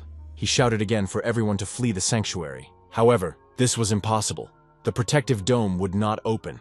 Knight Blondo arrived at the temple with his army and told everyone to retreat. He said that they should strike the shield at the same time when he gave the signal. The mission must be completed and the people must be protected. Many people with bloodshot eyes rushed toward our hero, saying, "Let the Split One lend us his strength." A timer appeared. The young man realized that this was a timed task. He had to clear a path and protect the people standing in front of the shield. Purple saw no problems with the task and set about completing it. He decided to call it a perfect save. The road was cleared. The residents shouted that they had survived and began to thank their savior. Blondo thanked the hero and said that the young man was a true master. The knightly order would not have had enough strength to break the shield. Purple noticed that even the fallen knights had managed to make cracks. The witch suggested that the shield had been deliberately weakened, since they had created monsters using the bodies of the inhabitants of the Holy Land. If they checked the crematorium in the basement of the cathedral, they might find a way to remove the shield. Cathedral, crematorium. Purple thought that this was the secret passage, so the monsters had appeared from here. In the middle of the large hall, on the altar, there was something that looked like a huge egg. The woman standing nearby said that they hadn't seen Her Royal Highness in a long time. The witch looked back and saw Sophia standing in front of her. The old woman took the witch in her arms. Purple was surprised. Was the witch really a princess? Apparently she said that the ban on revealing her identity had been lifted, and now she could tell everyone who she really was. The girl said she wanted to introduce herself again. She was the daughter and heir of Aiden, the ruler of destinies, Alyssa. Sophia said she was concerned about the news of the princess's exile. Could it be that the ruler did not want to pass on the crown? Had he taken the crown and left them? Alicia replied that she did not know, so she had to return her body as soon as possible to go to the palace. The mark could be hidden by a new soul. The old woman asked the princess if she had found her body. Alicia confirmed this. Alyssa said she wanted to ask about the fake sacred jade. Sophia replied, "The ancient knight, the eternal soul, the holy knight Eldon. Those who were consumed by greed became undead." The old woman laughed and said that the revelation about the knight Eldon had appeared again. Sophia raised her hands and said that greed comes from the flesh. The Holy Land is a vessel that holds the pitiful soul and the key to salvation. The old woman declared that it was necessary to gather the dead, kill their greed, and give them new bodies. The egg behaved unnaturally and aggressively. Purple shouted for Alicia to hide immediately. Various voices could be heard calling out their names. They became one on the Holy Land, the noble people he had tried to protect. A voice said, "Salvation will come." The egg began to summon the undead from all sides. Skeletons approached and attacked Purple. Our hero decided to follow the divine spirit and, using his abilities, counterattacked the undead. The undead were destroyed, leaving only wet spots behind. However, our hero suspected that this creature could transform and even regenerate endlessly. The spectators agreed that this thing was indestructible. What should be done now? Purple said that in that case, he had to get serious too. Our hero activated an ancient spell. The protagonist demonstrated the power of the sword he held in his hands. The egg opened and revealed its internal structure. The young man wondered at what temperature it would fry. The shell shrank, and now the contents were clearly visible. The weak spot was in the center of the egg. He moved close enough to strike with his sword. The audience noticed that the yolk of this egg was very large. Our hero knew that he had to hit the target precisely, and he would only have one chance. After the blow, Purple assumed he had hit the weak spot. The egg began to leak from the inside. This incredible being said that it would save them all. a glowing knight appeared. Our hero determined that the knight had a sacred jade in his chest. The opponents crossed swords, and a physical confrontation began. The knight proved invincible and easily absorbed Purple's magic. Purple saw no weaknesses except for the sacred jade, so he decided to target it. To fend off the knight's attack, he had to concentrate. The protagonist dodged, and the knight flew forward. The young man decided to use teleportation and began to instantly change his location. He was out of reach for his opponent. At one point, Purple was attacked and dropped his sword. Now our hero stood unarmed before his opponent. The protagonist turned around and rushed after his sword. The knight tried to stop him. However, the young man, having reached the sword, did not touch it and slipped past. His opponent was puzzled. The spectators were also confused. Our hero had a plan. Purple stopped and turned sharply to face his opponent. Our hero assumed a fighting stance, as if preparing for a fistfight. Purple decided to use magic, but his opponent realized this too late. Under the influence of the spell, our hero's sword flew into the air and pierced the knight's back, who, of course, had no idea what was happening. Purple said he had acted according to plan and everything had worked out. Our hero explained that the sacred jade had tried to absorb the dragon's ascent, so he couldn't miss using it. The knight said that was foolish. After all, he was the savior who would correct the universe. Purple and Alicia heard the sound of footsteps receding. Was the fake knight running away? However, our hero realized that the third phase was beginning. Now the knight was trying to return the souls that had escaped from the sacred jade. The people of the Holy Lands were in danger. A huge, multi-faced monster appeared before our hero. The monster said that it would save everyone. Purple decided to call Blondo the knight for help. He declared that the sacred jade had been destroyed and should have weakened. It was time for the knight to attack. The soul in the monster's palms was destroyed. He said that this couldn't be. How dare this man destroy the savior of the universe? The remains of the soul turned into golden dust, and our hero scattered it in the wind. People couldn't believe it. Was the monster really destroyed? The shield was indeed destroyed, which meant that everyone was saved. The knight held out the medal and reminded him of his promise to our hero. Blondo said that the young man had saved everyone, so he should accept his sincere gratitude. In this battle, our hero finally understood. It's not about completing missions, but about the knights behind them. Blondo said that the young man did not have to return the sacred jade and the medal. Now their beliefs were not tied to factions or missions. Purple approached the huge gates leading to the castle. The young man thought he just needed to insert the keys into the lock. But the sacred jade was broken, so he wasn't sure it would work. Our hero noticed that the sacred jade had been restored. Purple realized that since the sacred jade contained an immortal soul, it could regenerate thanks to its influence. Alyssa stood there, unsure of what to do. Was it because of who Sophia really was? Maybe it was all her father's fault, since she didn't get along with him. The gates were open and our hero entered. Purple waved to the audience and said they had a great time, and that time had flown by.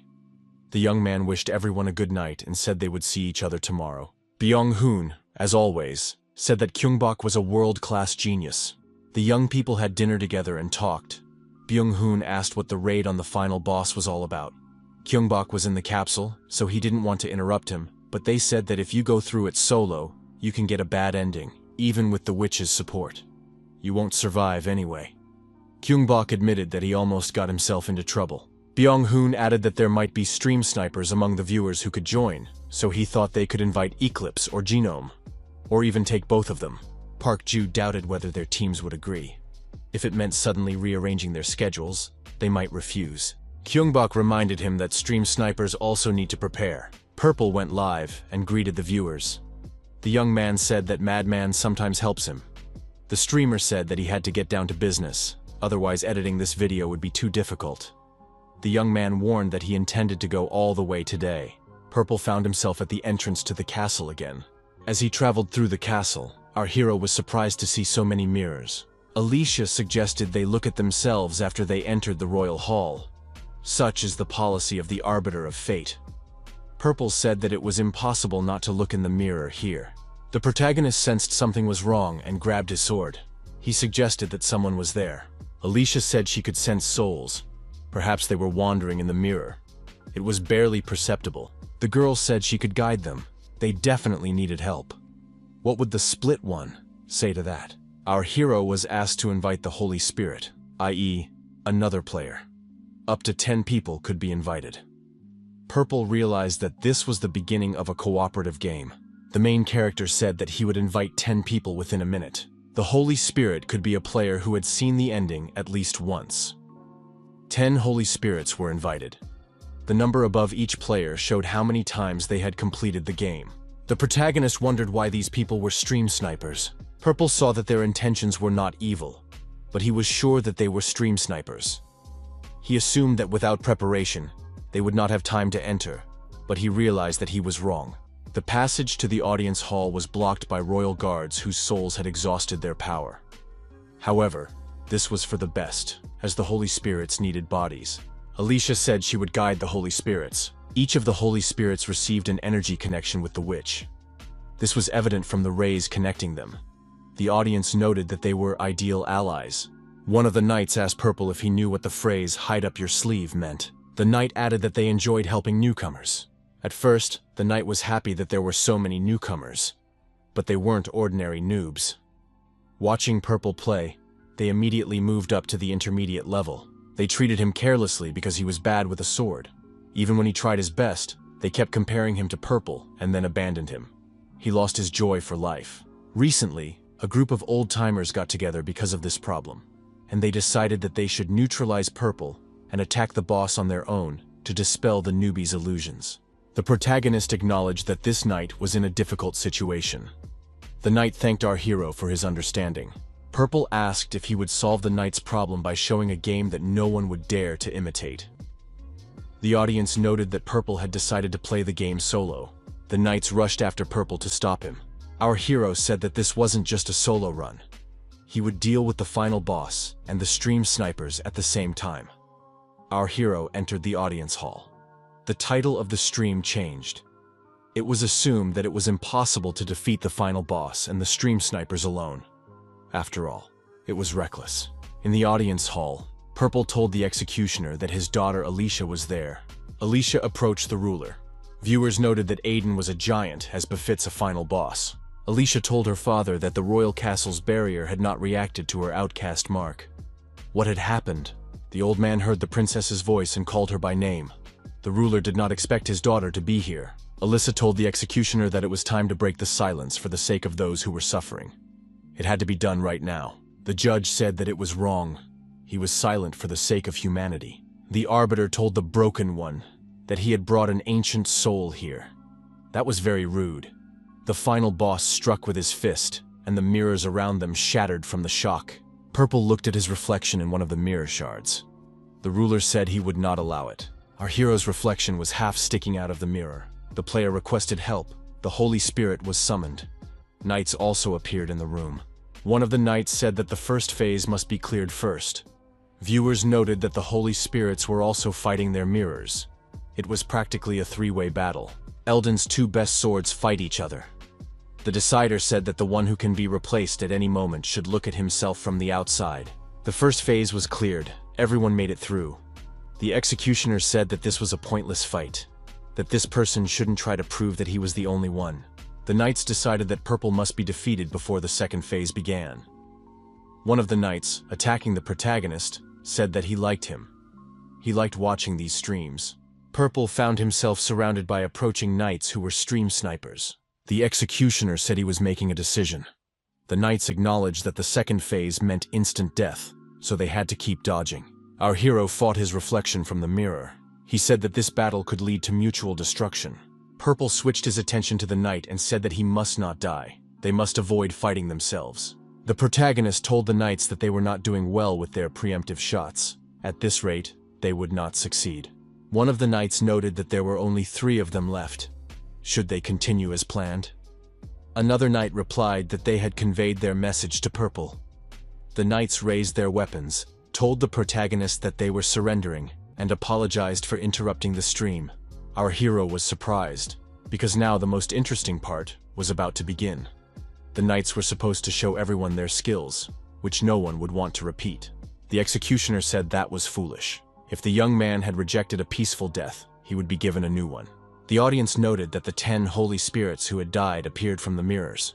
The executioner said that even the last piece of his soul would be shattered into pieces. Purple did not understand what was happening. The young man began to fear. Could he really lose?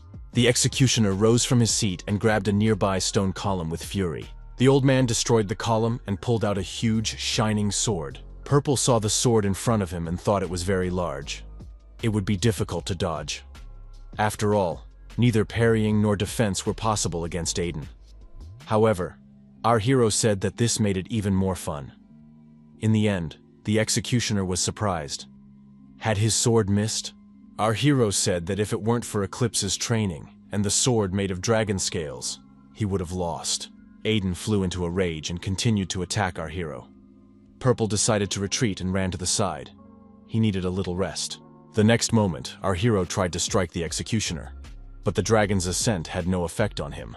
Purple decided that it was all because of the princess's witchcraft. In that case, the executioner should be worried about his assistants. The executioner was attacked by his opponent from all sides and couldn't react to our hero's lightning-fast strikes. Purple decided that things were about to get much more interesting. He realized that Aiden could only be defeated with constant blows. The stream could drag on. There is always a weak spot, especially in games. There are no weak spots that a player cannot reach.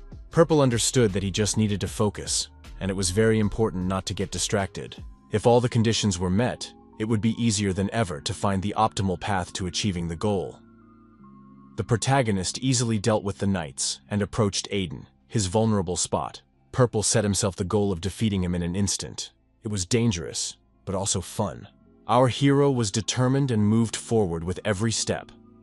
He made a crazy evasive maneuver and found himself on the executioner's throne. The audience was surprised. What kind of place was this to stop? Aiden was furious. He declared that no human had the right to sit on that throne. Purple said that what seems difficult at first is not difficult at all. The protagonist found himself on the executioner's body and moved his hand toward his opponent's head.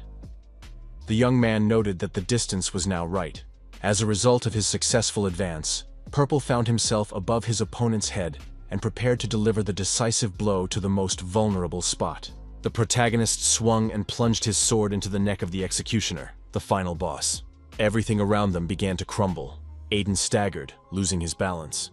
Aiden's body turned to stone and cracked. Someone in the audience suggested that he was a golem. That meant someone had been controlling him all this time. It turned out that Alicia was his adopted daughter. The audience assumed that the third phase was beginning. The executioner shouted for the man to disappear. A bright light burst from the final boss's body and shot upward. The executioner shouted loudly. Aiden pulled the sword out of the wound. He simply broke it.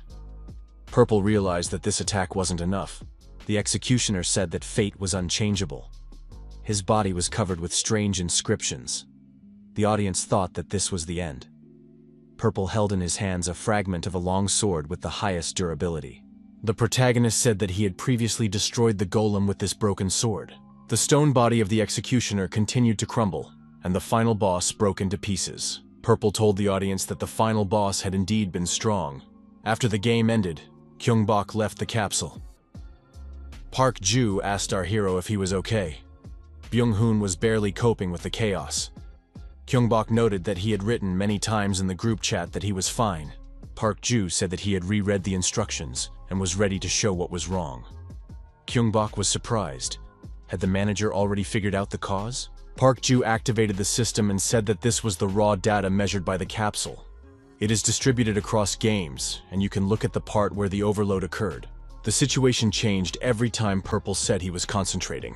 Our hero realized that using divine power caused a computational overload. And there had been many such situations. Gyeong-bok realized that the problem was that he was using divine power for too long. The protagonist shared his version with the manager, adding that he sees the problem precisely in this. Park Ju replied that he was not sure.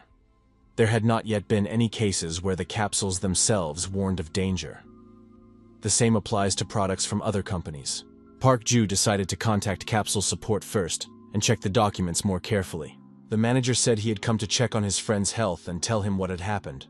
Now it was time for him to leave. A break was announced, so Gyeong-bok could rest. Park Ju ironically remarked that if Gyeong-bok behaved as irresponsibly as Byung-hoon, repressive measures would have to be taken against him.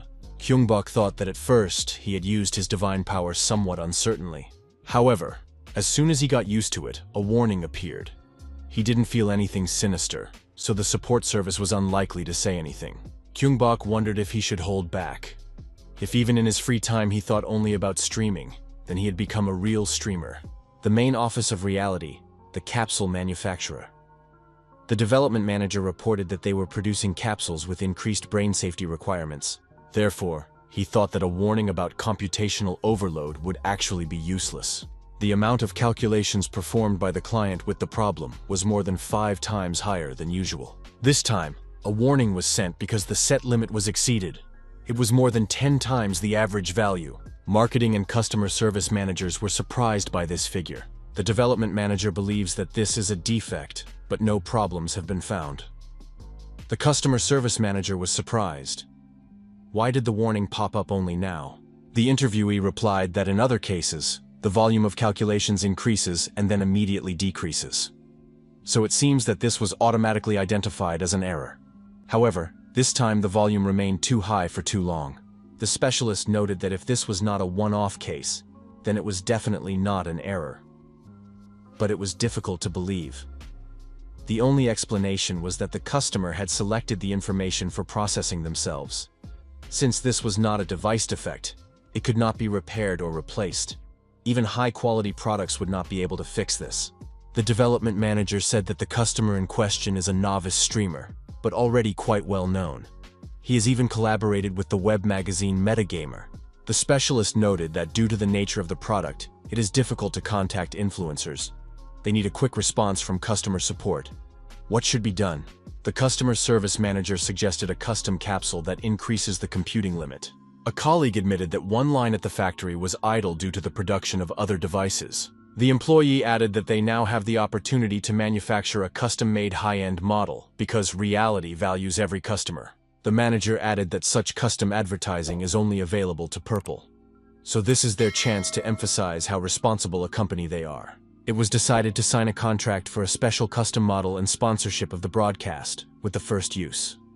It all turned into an unexpected advertising project from the support service. At a meeting with representatives of Perfect Play, the manager of the development company reminded them that the young people had received an offer, but he wanted to clarify it once more. The offer was made with recognition, so the contract price was 15 million. The high-quality custom model would be provided free of charge. Gyeong-bok immediately thought that he was currently using a capsule worth 8 million, and 600,000 subscribers brought in about 13 million.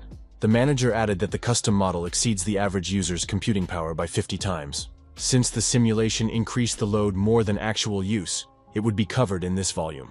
If any problems arose, they would immediately update and replace the capsule. Gyeong-bok paid attention to the manager's word load. In the virtual world, our hero did not experience any recoil from using divine energy. Since the return always falls on the head, could it be that the capsule is receiving it? Gyeong-bok thought, if the limit is increased, he will be able to freely use divine power. Then it will be possible to expand the limits of perception or gather more specific information.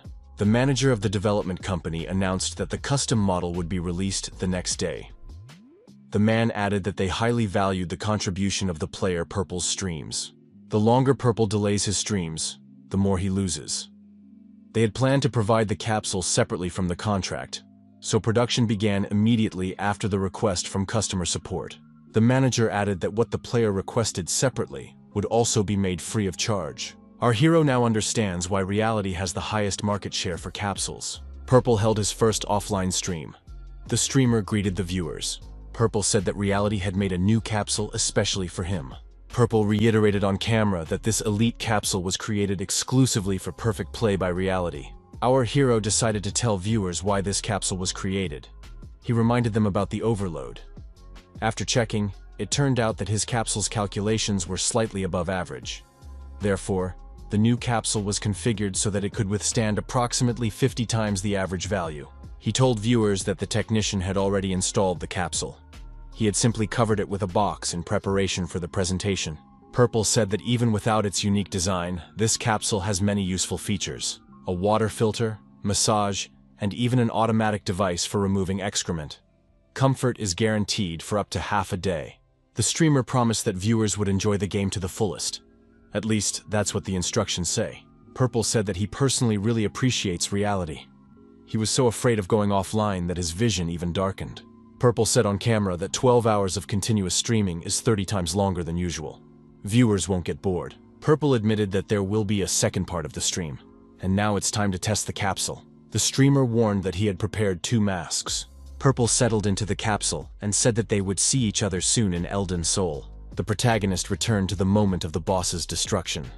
Before him lay the destroyed stone executioner. Alicia approached the old man's head.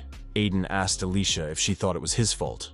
The hero obtained the soul of Aiden the executioner. Alicia expressed her joy that the broken one was safe. The girl said she would be able to find the location of Elden's soul once she became the executioner. During the metamorphosis, the image of the executioner transferred into Alicia. The girl thanked our hero for helping her create a new body. She also thanked him for protecting the golem to which her soul is bound. Alia told Purple to go to where Elden's soul was. Purple found himself enveloped in additional energy emanating from the princess. The young people found themselves in an unknown place, a cemetery in front of a stone slab. This was the very place where our hero had fallen through a hole in the rock. At that time, it was believed that all the souls had to be gathered. The soul of Aiden the executioner and the soul of the unknown responded. Our hero found himself in a different place. Bright light poured down from the sky. A knight appeared before the young man. The audience assumed that it was Elden. The knight approached the protagonist and said, "I am you." The knight added that the power of his soul, the soul of Elden, had been passed on to those who became saviors. The knight continued, "Those who had fragments of the savior's souls became the broken." The fact that the young man had come here meant that Elden had failed. It was time to relive everything. The system reported that there was no data for Elden Kingdom. Basic data was being used. The knight said that the savior must protect this kingdom and the land of the people. An endless war. The city is destroyed and lies in ruins. Not a soul in sight. Life is full of repeated deaths. Comrades he loses one after another. The end of the human era was approaching. He had to do something. The knight tried to change the situation somehow. People don't need victory. They want to survive. The audience understood. There was a reason why the walls were so high. The knight looked tiny in front of these walls and gates. The knight thought that his task as the last savior was to protect his comrades. The wounded young man raised his head and saw the savior before him. The knight said that the young man would guard the cemetery. As he left, the knight declared that he had his own mission. Following his destiny, the knight thrust his sword into the ground in front of him. A bright light spread in all directions.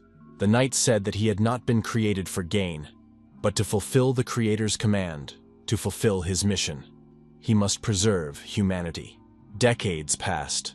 Some were still alive, some had perished. The knight thought, if you cut out everything that death had ruined from the soul and put it back into the body, could this creature still be called human? Even if its soul was torn to pieces beyond repair. The knight thought he had a solution. He needed a pure person capable of fulfilling the mission entrusted to him by the Creator. A small crying child appeared in the knight's arms. Now he had someone dear to him whom he must protect at all costs. This was his daughter. However, in this place, where every day there are more and more unstable souls, he could no longer guarantee her safety. The audience understood why the executioner had banished her. Wasn't that a bit too extreme? In the end, the executioner decided to remain silent. The executioner believed he was doing everything for the sake of humanity. He covered his ears and remained silent. The executioner did not hear the people's pleas. The audience noted that the knights and priests left, taking the remaining people with them.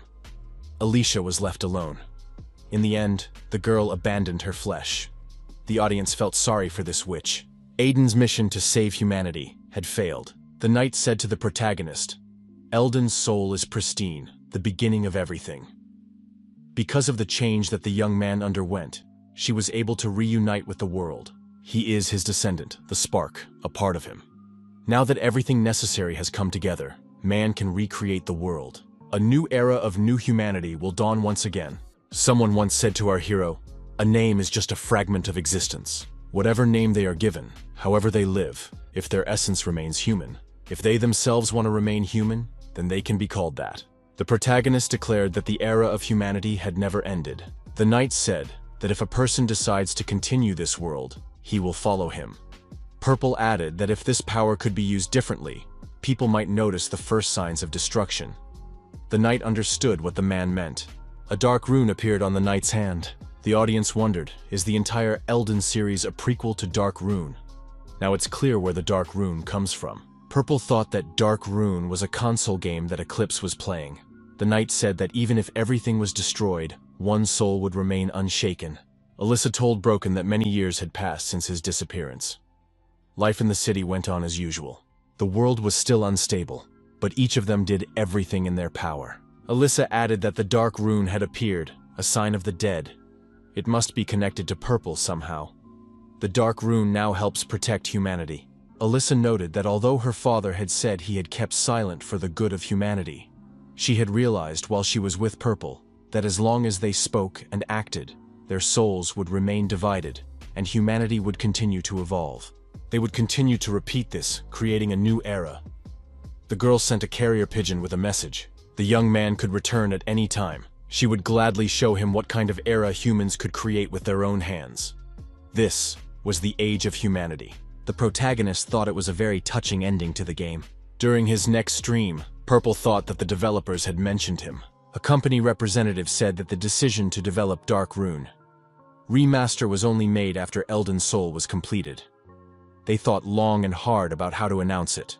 They decided that if players figured out on their own that Elden Soul was a prequel to Dark Rune, they would announce it officially. To do this, they left a hint in Elden Soul in each ending. The host added, "Finally, a streamer from Korea, Perfect Play, did it. Perfect Play took the most difficult route and was the first to figure it out. They had to record this video." The host thanked him for the opportunity to announce the remaster. They had something special prepared for Perfect Play. The stream host noted that, just as Eclipse had the Eclipse Knight in Elden Kingdom, in Elden Soul there will be an NPC inspired by Perfect Play.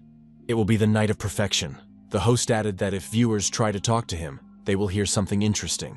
Purple listened to this speech with interest and was pleased with these innovations.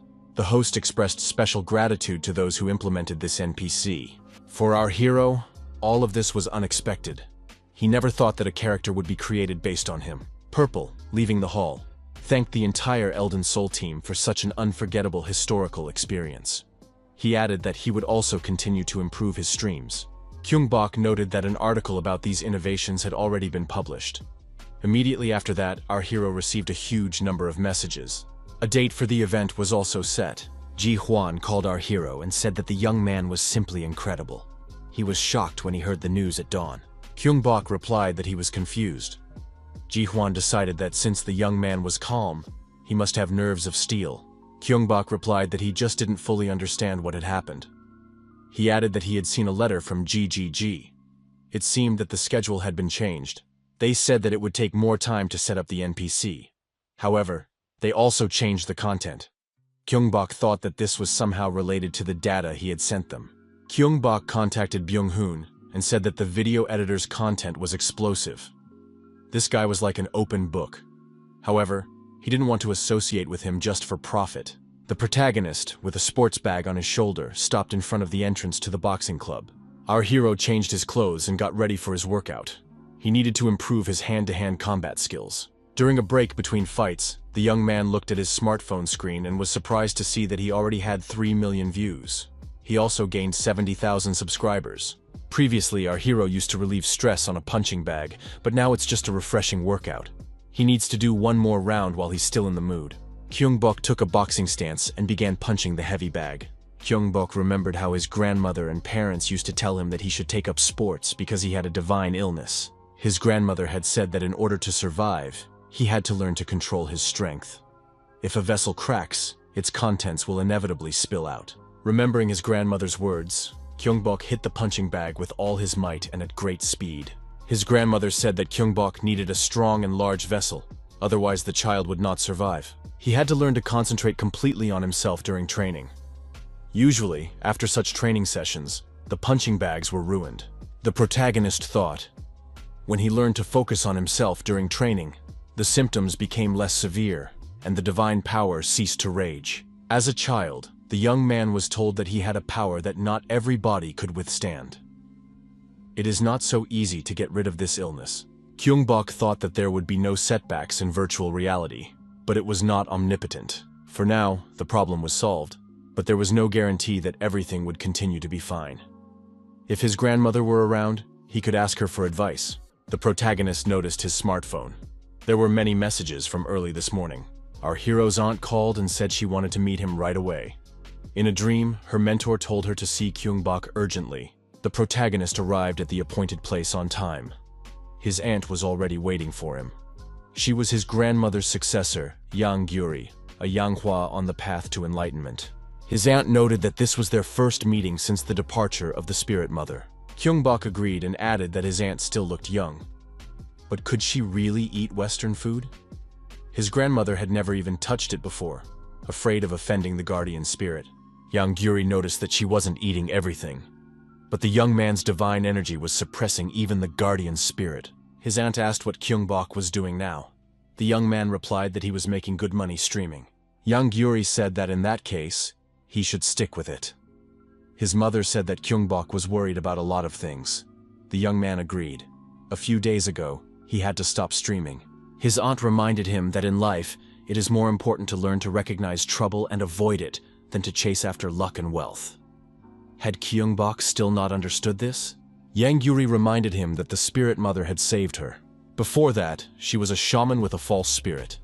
An evil entity attached itself to her, pretending to be her protector and feeding on her desires. Yang Gyuri continued.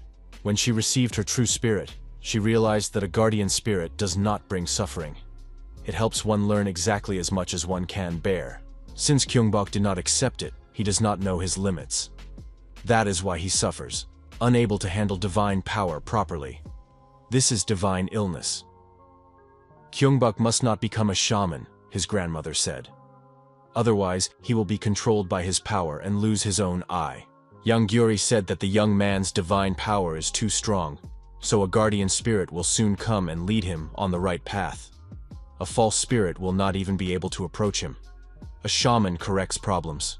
Gyeong-bok asked, "The right path is good, isn't it?" His aunt replied, "The false spirit is enslavement. The guardian spirit is acceptance." Whether the young man follows his desire or the right path, in both cases, if he loses his free will, it is the same thing. Yang Gyuri said, if Gyeong-bok is interested in free will, if that is really what he wants, she will help him. His life is not yet over, so he can return, but not to his ordinary life, for that is the right path. According to divine decree, one must follow the will of heaven. Gyeong-bok thought, what if he had simply followed his parents and crossed the border between life and death? Wouldn't that mean complete fusion? His aunt said that fate does not always bring good things. One should not look for the right answer in it. Following only what heaven approves is not always good. Yang Gyuri remarked that the most important thing was for Gyeong-bok to be happy. My aunt said that the young man had grown up a lot. In the old days, she would have started questioning him, but now she can see that he truly loves what he does. You can see it in his eyes. It is important to strengthen your vessel, but it is even more important to know how much strength it can hold. Then, Gyeong-bok will be able to use his abilities even better. She believed that the young man would succeed. If he loved his work so much, he shouldn't give it up. Her aunt reminded her that it was important to know one's limits. It was scary not to know where the line was. But if you knew your limits, there was nothing to fear. Yang Gyuri added that he would have to discover his limits on his own. However, she could give him a hint. His aunt said that his grandmother could see not only into the future, but also into people's souls. Gyeong-bok asked if it was something like foresight or mind reading. Gyeong-bok said that his aunt had calmed him down a lot and thanked her for that. Yang Gyuri noted that even though they were not related by blood, his grandmother had taken her in during a difficult time and replaced her mother.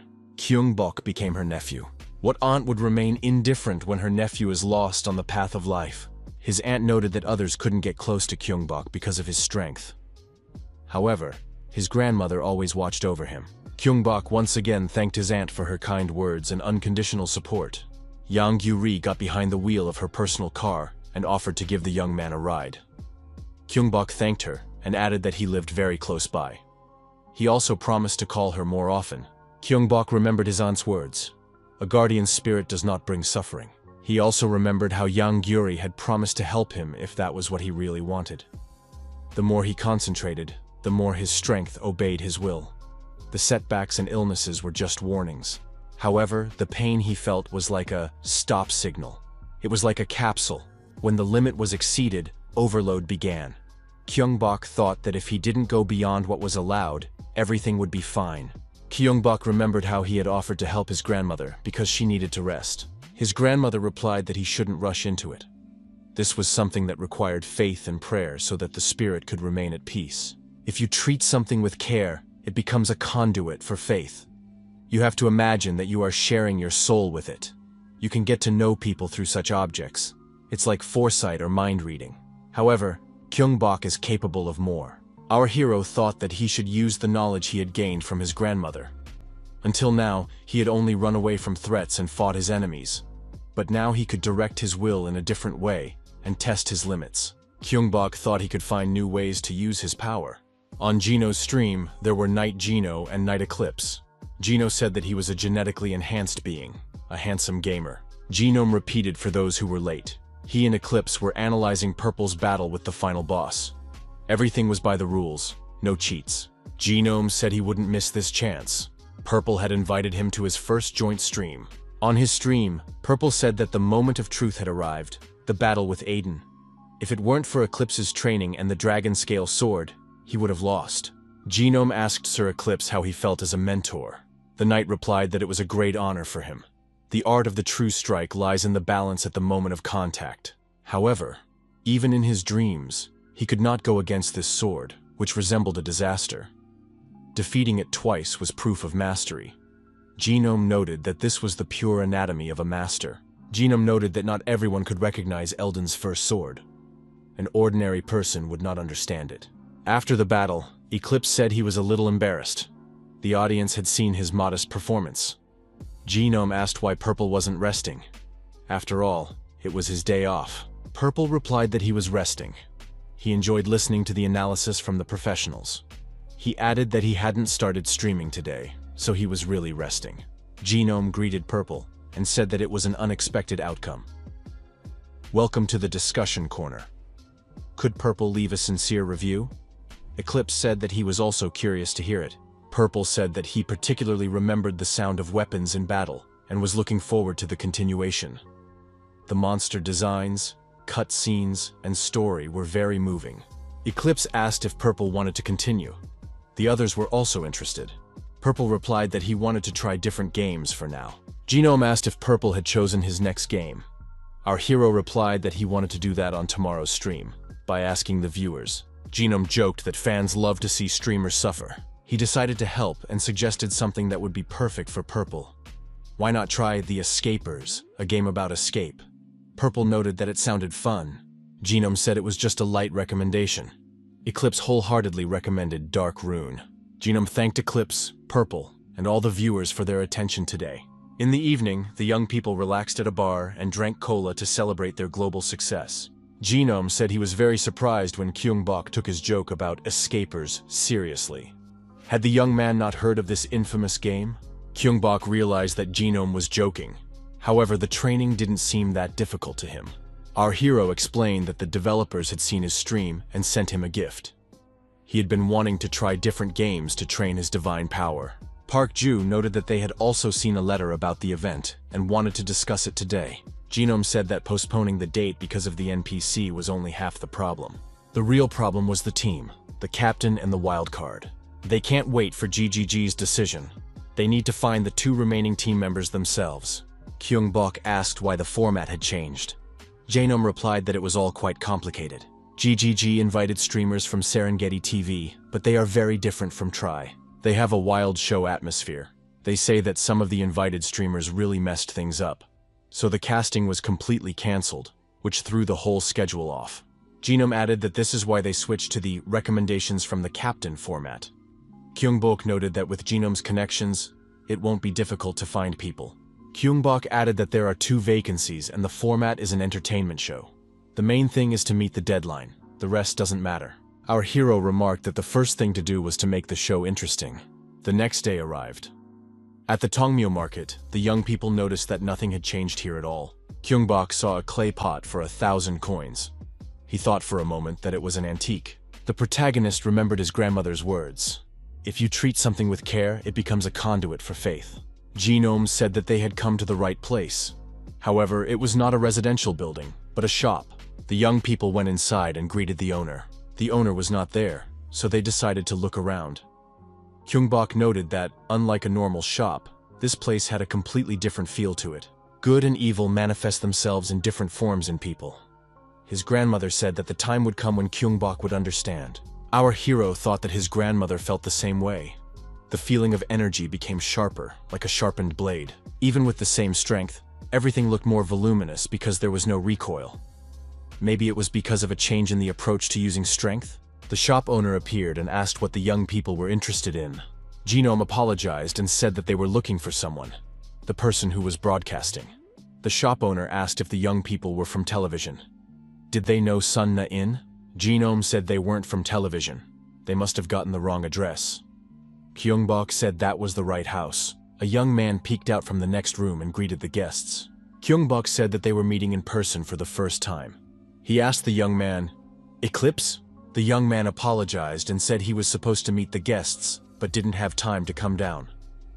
They must have been looking for a long time. Gyeong-bok replied that it was no problem since they hadn't warned him they were coming. Genome said that he had always been curious about where Eclipse's armor came from. It turned out that he lived in Tongmyo. Genome immediately apologized. He thought they had become close during the streams, so he had taken the liberty. Gyeong-bok remarked that Eclipse had the figure and gait of a knight. Eclipse said that he lived with his grandfather, who owned a shop. His parents lived in another city. The young man added that he was 27 years old, but looked older. The young people noted that Eclipse was younger than them. Eclipse said that he had started YouTube and fencing at the age of 15. 12 years of training may have accelerated his aging. Gyeong-bok, who was also into training, thought that the world was unfair. He suggested getting straight to the point. Genome said he understood. Eclipse had a concept of deep immersion in one game, and the decision would not be easy. However, they offered good conditions and hoped that the young man would participate. Eclipse said that money didn't matter to him. Besides, he himself had been thinking about broadening his horizons. Eclipse said that after his defeat in the duel with Purple, he had thought long and hard. He had always wanted to be the best in one field, but then he suddenly realized that he had become a frog in a well. The owner of the house said that he had excellent partners for the new challenge. So, in any case, he wants to participate. However, he has one condition. Eclipse noticed that he was a man with a fighting spirit, so he wanted to fight Gyeong-bok offline. Our hero agreed and said that Eclipse understands what fun is. Eclipse suggested doing it right away. Gyeong-bok thought it was a great chance to test his abilities. If the divine power had grown stronger, then he had also changed, and maybe he would understand new possibilities and limits. The young men shook hands and headed to the arena. The rivals entered the mental training club. Eclipse said that there were official European fencing schools nearby, but this was where ordinary enthusiasts gathered. The participants were not aware of the streams, so there was no need to worry. The young people in the hall greeted Eclipse and called him a master. The guests were surprised to learn that Eclipse had students. That was to be expected from the mentor of the best swordsman. Eclipse said he was just helping them. A sign reading Arsenal hung outside one of the rooms. The guests were amazed by what they saw. There were weapons and knight's armor. Eclipse said that only connoisseurs gathered here. He sets aside a little of his income from streaming for everything. They send the armor to be professionally cleaned, so there's no need to worry. Genome was surprised. Do they really fight in armor in this club? Isn't it just for streaming? Eclipse replied that to show real skills, you have to be fully prepared. Safety is a given. The students noted that the master was wearing heavy armor. But who was next to him? Maybe one of the association's strongest fighters? The students asked the master if they were new members of the club. Eclipse replied that they were his acquaintances. He wanted to show them around and practice a little. The students were delighted and said that this was a good opportunity to broaden their horizons. The master himself would participate in the sparring. Eclipse's students asked Gyeong-bok about his experience. Our hero replied that he had about 5 days of training. Eclipse suggested they warm up first. Gyeong-bok picked up a sword and said that the balance was different from the game. Eclipse explained that it was a replica with a blunt blade. Gyeong-bok decided that he would get used to it during the fight and said he was ready. Eclipse noted that any technique could be used with a sword. The students hoped that everything would be fine. After all, if he was a beginner, he probably didn't even know how to hold a sword. The young men noted that their master had struck first. Did he really consider his opponent more experienced? Gyeong-bok successfully parried Eclipse's attack. Our hero thought that the difference from the game was not only in the balance of the sword. In reality, access to divine power is limited, so perception is dulled. Fatigue from the heavy equipment also plays a role. However, the body gradually remembers, and even with limited abilities, it is still possible to use divine power. By mastering what was limited, and with enough of it, the young man gradually understood how to use it effectively. The disciples noted that their master was the first to increase the distance. Was it really only 5 days since the novice had first held a sword in his hands? Eclipse thought that the blitz had not worked. He had tried to play on the difference between virtuality and reality, but Purple's adaptation was simply phenomenal. The more aggressive the style, the more fatigue from heavy armor takes its toll. However, there was no time to think about that. Before Purple could fully adapt, he had to attack again. Gyeong-bok grabbed the sword by the blade and struck his opponent with the hilt. Eclipse lost his balance and fell. Our hero grabbed the sword correctly and pressed it against the chest of his armored opponent lying on the ground. Eclipse looked at his sword lying nearby and admitted defeat. The disciples were surprised. After all, a novice had defeated a master with the murder stroke technique. It was incredible. Eclipse asked our hero if he had learned this technique on his own. Gyeong-bok was surprised. Was that even a technique? His opponent had said that anything could be used. Eclipse thought that Purple had simply chosen the most effective move. He was a true genius. Gyeong-bok said he understood that feeling. When it came to something like that, you couldn't even get angry. Eclipse asked if there were any night costumes in GGG. Genome confirmed this and promised to give him one as a gift. Gyeong-bok welcomed Eclipse to the new team. He said it was an honor for him. Genome noted that he was good at reading people. Our hero thought that Eclipse would be suitable for entertainment shows. The protagonist introduced Eclipse's participation in the stream and thought it would be really spectacular.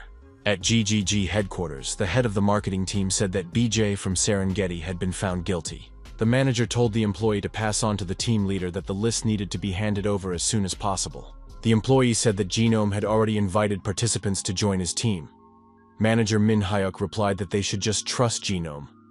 After all, he had been in this business for a long time. The employee informed the manager that Eclipse had come to see them. Min Hyuk remembered. Wasn't that the guy who only played from games? Not an imposter or someone with the same last name? The employee said that Purple had also been invited on recommendation. The department head was flooded with fond memories. Could it really be that man again? Min Hyuk grabbed his head. He had to pull himself together. The department head thought, what matters now is that a streamer who has been playing in the same style for 15 years has chosen a new game. Gunner Ground. This is a real sensation. Min Hyuk said he needed participants and a schedule. Reveal them one by one, not all at once. The employee was surprised. The casting wasn't even finished yet. Min Hyuk said that if they revealed them one by one, they would be more careful in selecting the players. The department head said that this way they would speed up the schedule and maintain hype in the community before the event. He would report everything to his superiors himself. Min Hyuk went to his boss's office with his report and thought that he had to ride the wave. He couldn't miss this chance. Purple greeted the viewers and expressed his delight that they enjoyed his surprise appearance on someone else's stream. The young man added that he was feeling great. He announced that today he would be playing the game recommended by Genome, Escapers. The streamer thanked the developers for giving him the game as part of a seasonal pass. After studying all the information, the young man said that it would take a lot of time to complete the game. The viewers agreed. It's not just the scale. The details are simply terrifying. The game is set in a space colony. Purple thought the space setting was cool. The game mode is competitive. The protagonist said that he had completed the tutorial, so he would be able to handle it. According to the plot, the player is an explorer of a space colony looking for a new home for humanity. However, an unexpected collision with an asteroid destroys the ship, and the capsule in which the hero was frozen is emergency defrosted. After the explosion, only one rescue capsule remains. It must be found as soon as possible. The hero must know that he is not the only one who woke up. The protagonist looked around and noticed that the floor was in complete disarray. Viewers noticed that there were 10 players participating. Purple noticed a panel with a keyboard at the entrance. This means that a key card must be found. One of the viewers suggested a mission. Complete the game with the sensory distortion debuff. Purple asked what sensory distortion meant and thanked them for another interesting quest. He understood that the goal of this stream was to use divine power to the maximum. If this was a competition, he needed to find useful loot quickly. Purple saw a book on the floor, and it looked suspicious to him. Our hero opened the book and realized that he was holding a safe in the shape of a book. The book contained a logic puzzle that needed to be solved. For our hero, it was not difficult. Purple threw the book back, realizing that he needed to choose the right wire in the ventilation system. The hero climbed into the ventilation shaft and said he had chosen the correct answer. He had a pair of pliers in his hands. Using a process of elimination, the protagonist figured out that he needed to cut the yellow wire. Purple felt his head spin. The sensory distortion effect lasted for 1 minute. All his senses and balance were disrupted. Ringing in his ears, blurred vision, dizziness. It was as if the hero had been anesthetized and then dropped into an earthquake zone. Purple said he could still walk. The hero suggested that he had adapted quickly because he was used to it. Purple thought he had accidentally revealed something personal. The young man attracted the attention of the audience by pointing to the door. In front of him was a door with a combination lock. The lock was a 6-digit panel. The protagonist noted that a minute had passed, but he still couldn't see clearly. It seemed like physical weakness or a side effect of the divine illness. Our hero was deciding which password to choose. If it was too difficult, his interest would quickly fade. At that moment, his mind became clearer than ever. The young man felt more alive than ever before. Purple sensed the developer's residual thought. They wanted it to be interesting. This was the new form of divine power our hero had been searching for. The protagonist decided he had found the answer and entered the necessary symbols. The audience was amazed. How did he figure it out? The second key was obtained. Purple understood that everyone was interested in how he had done it. The young man said that he had replaced the letters with their numerical equivalents in the alphabet. He thought that this was completely opposite to how he usually used divine power. Now he had to get used to it. He had to make the most of it. The audience noted that Purple was quick on his feet. Our hero picked up the necessary vessel with the required contents. In the process of solving the tasks, the hero already had 10 cards. They came faster than he thought. The protagonist approached the capsule zone. He needed to occupy it in time. Only 1 card could be counted. Another player entered the room. Our hero greeted him. The player ignored Purple and headed for the capsule. The protagonist thought that this guy was panicking. Purple said that they needed to find which of the 10 cards was the right one. Our hero silently watched his opponent's actions. Someone in the audience noted that the collective mind had kicked in. The sensory distortion effect was activated for 1 minute. All senses and balance were disrupted. Purple thought that he wouldn't even need divine power for this. His opponent was surprised. Had this guy really figured it out so quickly? Purple found himself in the capsule and wished his unlucky colleague good luck. Purple told the audience that it had been a rather interesting game. Puzzles require a different way of thinking. The young man said he had completed the mission and was waiting for his reward from the agent. The protagonist suggested changing the assignment. The mission was accomplished, and the viewer made a sponsorship contribution. He said goodbye to the audience and said that was all for today. It had been quite fun. Genome told the viewers that there would be a team of 4 people. Purple would be present. What the game was, the viewers would have to figure out for themselves. Genome did not answer the questions and said that there was a very delicious cake in front of him. Byung-hoon, sitting in front of the computer, said that Genome's marketing ploy was working perfectly. Looking around, the video editor decided to tidy up and remove the accumulated trash. Byung-hoon remembered that he had a gift from Escape. The young man picked up the Idol album. It was a promotional model. The album contained a coupon for a fan meeting. He thought about doing something nice, since Ju-ho was a fan of theirs. The young man asked Gyeong-bok to let him know about it. 3 tickets should be enough. Our hero replied that divine power doesn't work that way. Gyeong-bok remembered that Park Ju had once received a bad concert ticket from them. He didn't want that to happen again. Byung-hoon said it would be better to do a good deed in advance. Then he wouldn't be tempted to do something bad. Maybe. Gyeong-bok took 1 ticket and said that if it didn't work out, it wasn't his fault. Divine power helped, and the protagonist thanked him for it. Gyeong-bok considered it a victory. Ju-ho thanked him from the bottom of his heart, as he had previously submitted 40 applications, and none of them had worked out. Park Ju said that Gyeong-bok should go with him, as the tickets were in his name. Park Ju pointed out that the tickets couldn't be transferred. The accompanying person had to be with the ticket holder. Park Ju said that he used to be an admin on Fanka. They would prepare well. Gyeong-bok replied that he was too lazy. Park Ju said that this meeting happened to fall on a day when there was no live stream. Byung-hoon pointed out that Park Ju had done a good job designing the fan club page. Our hero agreed. Park Ju handed him a mask and a cap and said that Gyeong-bok should not show his face. Our hero agreed, as there would be many cameras. Ji-hwan contacted our hero and said that all the streamers had refused him. They were afraid of being a burden.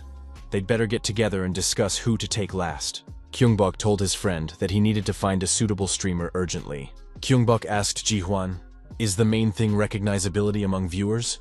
Do they need an influencer?" Gyeong-bok said he would try to find someone himself and call back later. The young men drew numbers. Park Ju said he was last. Gyeong-bok said he was somewhere in the middle and could switch. Gyeong-bok thought it would be better to be last. It wouldn't be so awkward. The girls wished the fans sweet money and said goodbye. They were the sweeties. Our hero felt a mixture of excitement, sympathy, nervousness, and joy. Everything was filled with energy and life. The girls shared their happiness with the fans. Gyeong-bok understood what it meant to be an idol. Finally, the attendant told the last person to come to the table. The young man had to get his ID out in advance. Gyeong-bok decided to cover the note with his ID, as they might even check inside. The man in the mask and cap greeted the girls. They thanked him and invited him to sit down. The girl picked up a toy bear figure skater and said it was cute. The young man noticed that Nara was a professional figure skater. He had a hard time getting this limited edition toy. Nara smiled and thanked him. The girl said that the young man seemed to be at a fan meeting for the first time. "What's his name?" she asked. The young man replied that his name was Gyeong-bok, but asked that he sign his autograph for Park Ju. Nara thanked him for coming to the meeting. In the notebook was a card with a picture of Nara and the words Newton. It was fun.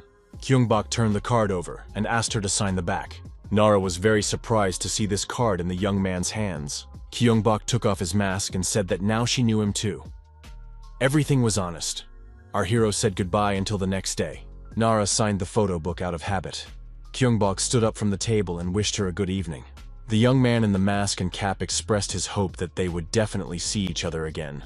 Nara smiled after the departing young man and thanked him for his support. After the meeting, Park Ju thanked his friend and added that he was indebted to him. Gyeong-bok suggested that Park Ju had also felt the powerful energy. His friend confirmed this. Gyeong-bok thought that Newton had shown herself from an unexpected side. Our hero assumed that due to the dissonance between her virtual and real personalities, the girl might turn out to be fake. However, as it turned out, she did not emit any negative energy. It turns out that both sides of this girl are real. Nara, left alone, was furious. How did this guy really find out who she was? After the duel in Dun Elden Soul, he didn't do anything, and she thought it was just a fling. How did he find out? And how did he get to the fan meeting? Nara thought that this guy was nothing like their cute bricks. The girl tried to calm down. If he wanted to, he would have started with threats. They both know each other in real life. In that sense, they are truly equals. Nara remembered that Gyeong-bok had asked her to send him a message through the capsule. Nara walked over to her capsule. If this guy managed to get into the fan meeting, she would listen to him. Gyeong-bok read the message. The girl replied faster than he expected. Nara suggested they go to the waiting room. Gyeong-bok thought that his old acquaintance Newton had appeared. Nara was dressed as Newton in the virtual space. Purple appeared and said that she had replied very quickly. The girl said she'd been busy in the morning. Nara asked what kind of proposal it was. After listening to the young man, Nara said, "So he wants to invite her to join the team?" Gyeong-bok was surprised in his mind. Was that really impossible? Nara said that Newton was a famous stream sniper. Would GGG or other team members accept her? Purple replied that GGG would be delighted to have some news to report. He could convince the others. However, he was most interested in her opinion. Did Nara really not want to? The girl admitted that it would be fun. But wasn't the audience's reaction more important to him? If she joined, the team's image could be ruined. Purple said that Nara must realize she did the wrong thing. The girl replied that she knew, but her goals were worth it. Pure evil, everywhere and nowhere. The girl understood that she wouldn't last long on stage with her colleagues. After a performance, a friend told her that she couldn't go on like this. Nara reminded her not to read the bad comments. There is no cure for baseless hatred, only more stress. The haters insulted and hurt the girls. They told them to know their place and not ruin the game. Nara said that anyone who insults others for their efforts is trash. The girl added that there are things that cannot be changed no matter how hard you try. Hiding behind anonymity, the scoundrel hides his face. riddled with boastfulness and lies. Nara said that she achieved everything through blood and tears. She just wanted to show that those who only talk and look down on others are nothing. The girl added that there are also donors who depend on skill. Her goal is to put everyone on an equal footing for evaluation. Gyeong-bok thought that this was a typical story for someone who had been through show business. Gyeong-bok was surprised. Did she really include him and Nara in that group? The girl replied that it was like that at first. Genome, in particular, was very conceited. Gyeong-bok said that was just the guy's concept. Nara admitted she was wrong. Even though Gyeong-bok had a sharp tongue, he wasn't the type to humiliate others. Nara noted that after their meeting, her goal had changed. Nara said that she recognized Gyeong-bok's strength. However, by defeating him in a fair fight, she would personally prove that skill acquired through hard work, rather than talent, never fails and is valued in any endeavor. The girl added that through her efforts, she could even surpass Gyeong-bok's talent and prove that the fight was not in vain. Gyeong-bok said that with that goal in mind, they should definitely play together. It would be an excellent opportunity to observe her in action. Nara asked what would happen if the apples started causing trouble again. She was referring to those who called themselves her fans.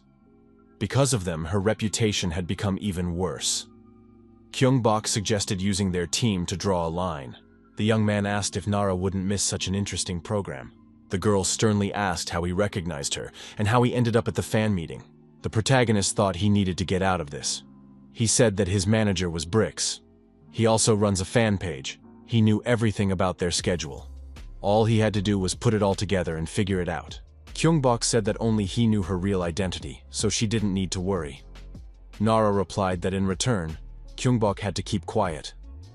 She also wanted the right to call and give feedback. Gyeong-bok said that went without saying. However, calling each other sounded fun. The young people shook hands and said they had an agreement. Nara warned that this was only for one time. Gyeong-bok made a proposal to the girl about the call. Nara replied that she didn't care. But was he serious? The young man added that it was in case they won. Nara replied that the more she got to know him, the more surprised she was. Did he really only think about streaming? Genome thanked our hero and welcomed the new player to the team. Genome said that before he received the message, he was in a terrible panic. Eclipse said that Purple's taste was impeccable. Genome added that Purple wouldn't take just anyone. Our hero added that Newton would be joining soon. Genome was surprised. Is this really the Newton he's thinking of? Purple mentioned this when he asked if an influencer would be suitable. Eclipse said that a true knight doesn't throw words to the wind. Purple's choice can be trusted. Genome thought that the infamous stream sniper Newton had softened after her defeat and started learning, which improved her image. She stopped stream sniping. Genome thought that he was in for a crazy rating. Everyone had to see this performance. It was unmissable. 100 people were participating in the event. Such a lineup was bound to attract attention. Even GGG will be thrilled. The situation is unprecedented, and players from other games will also be interested. Newton's skills are unmatched.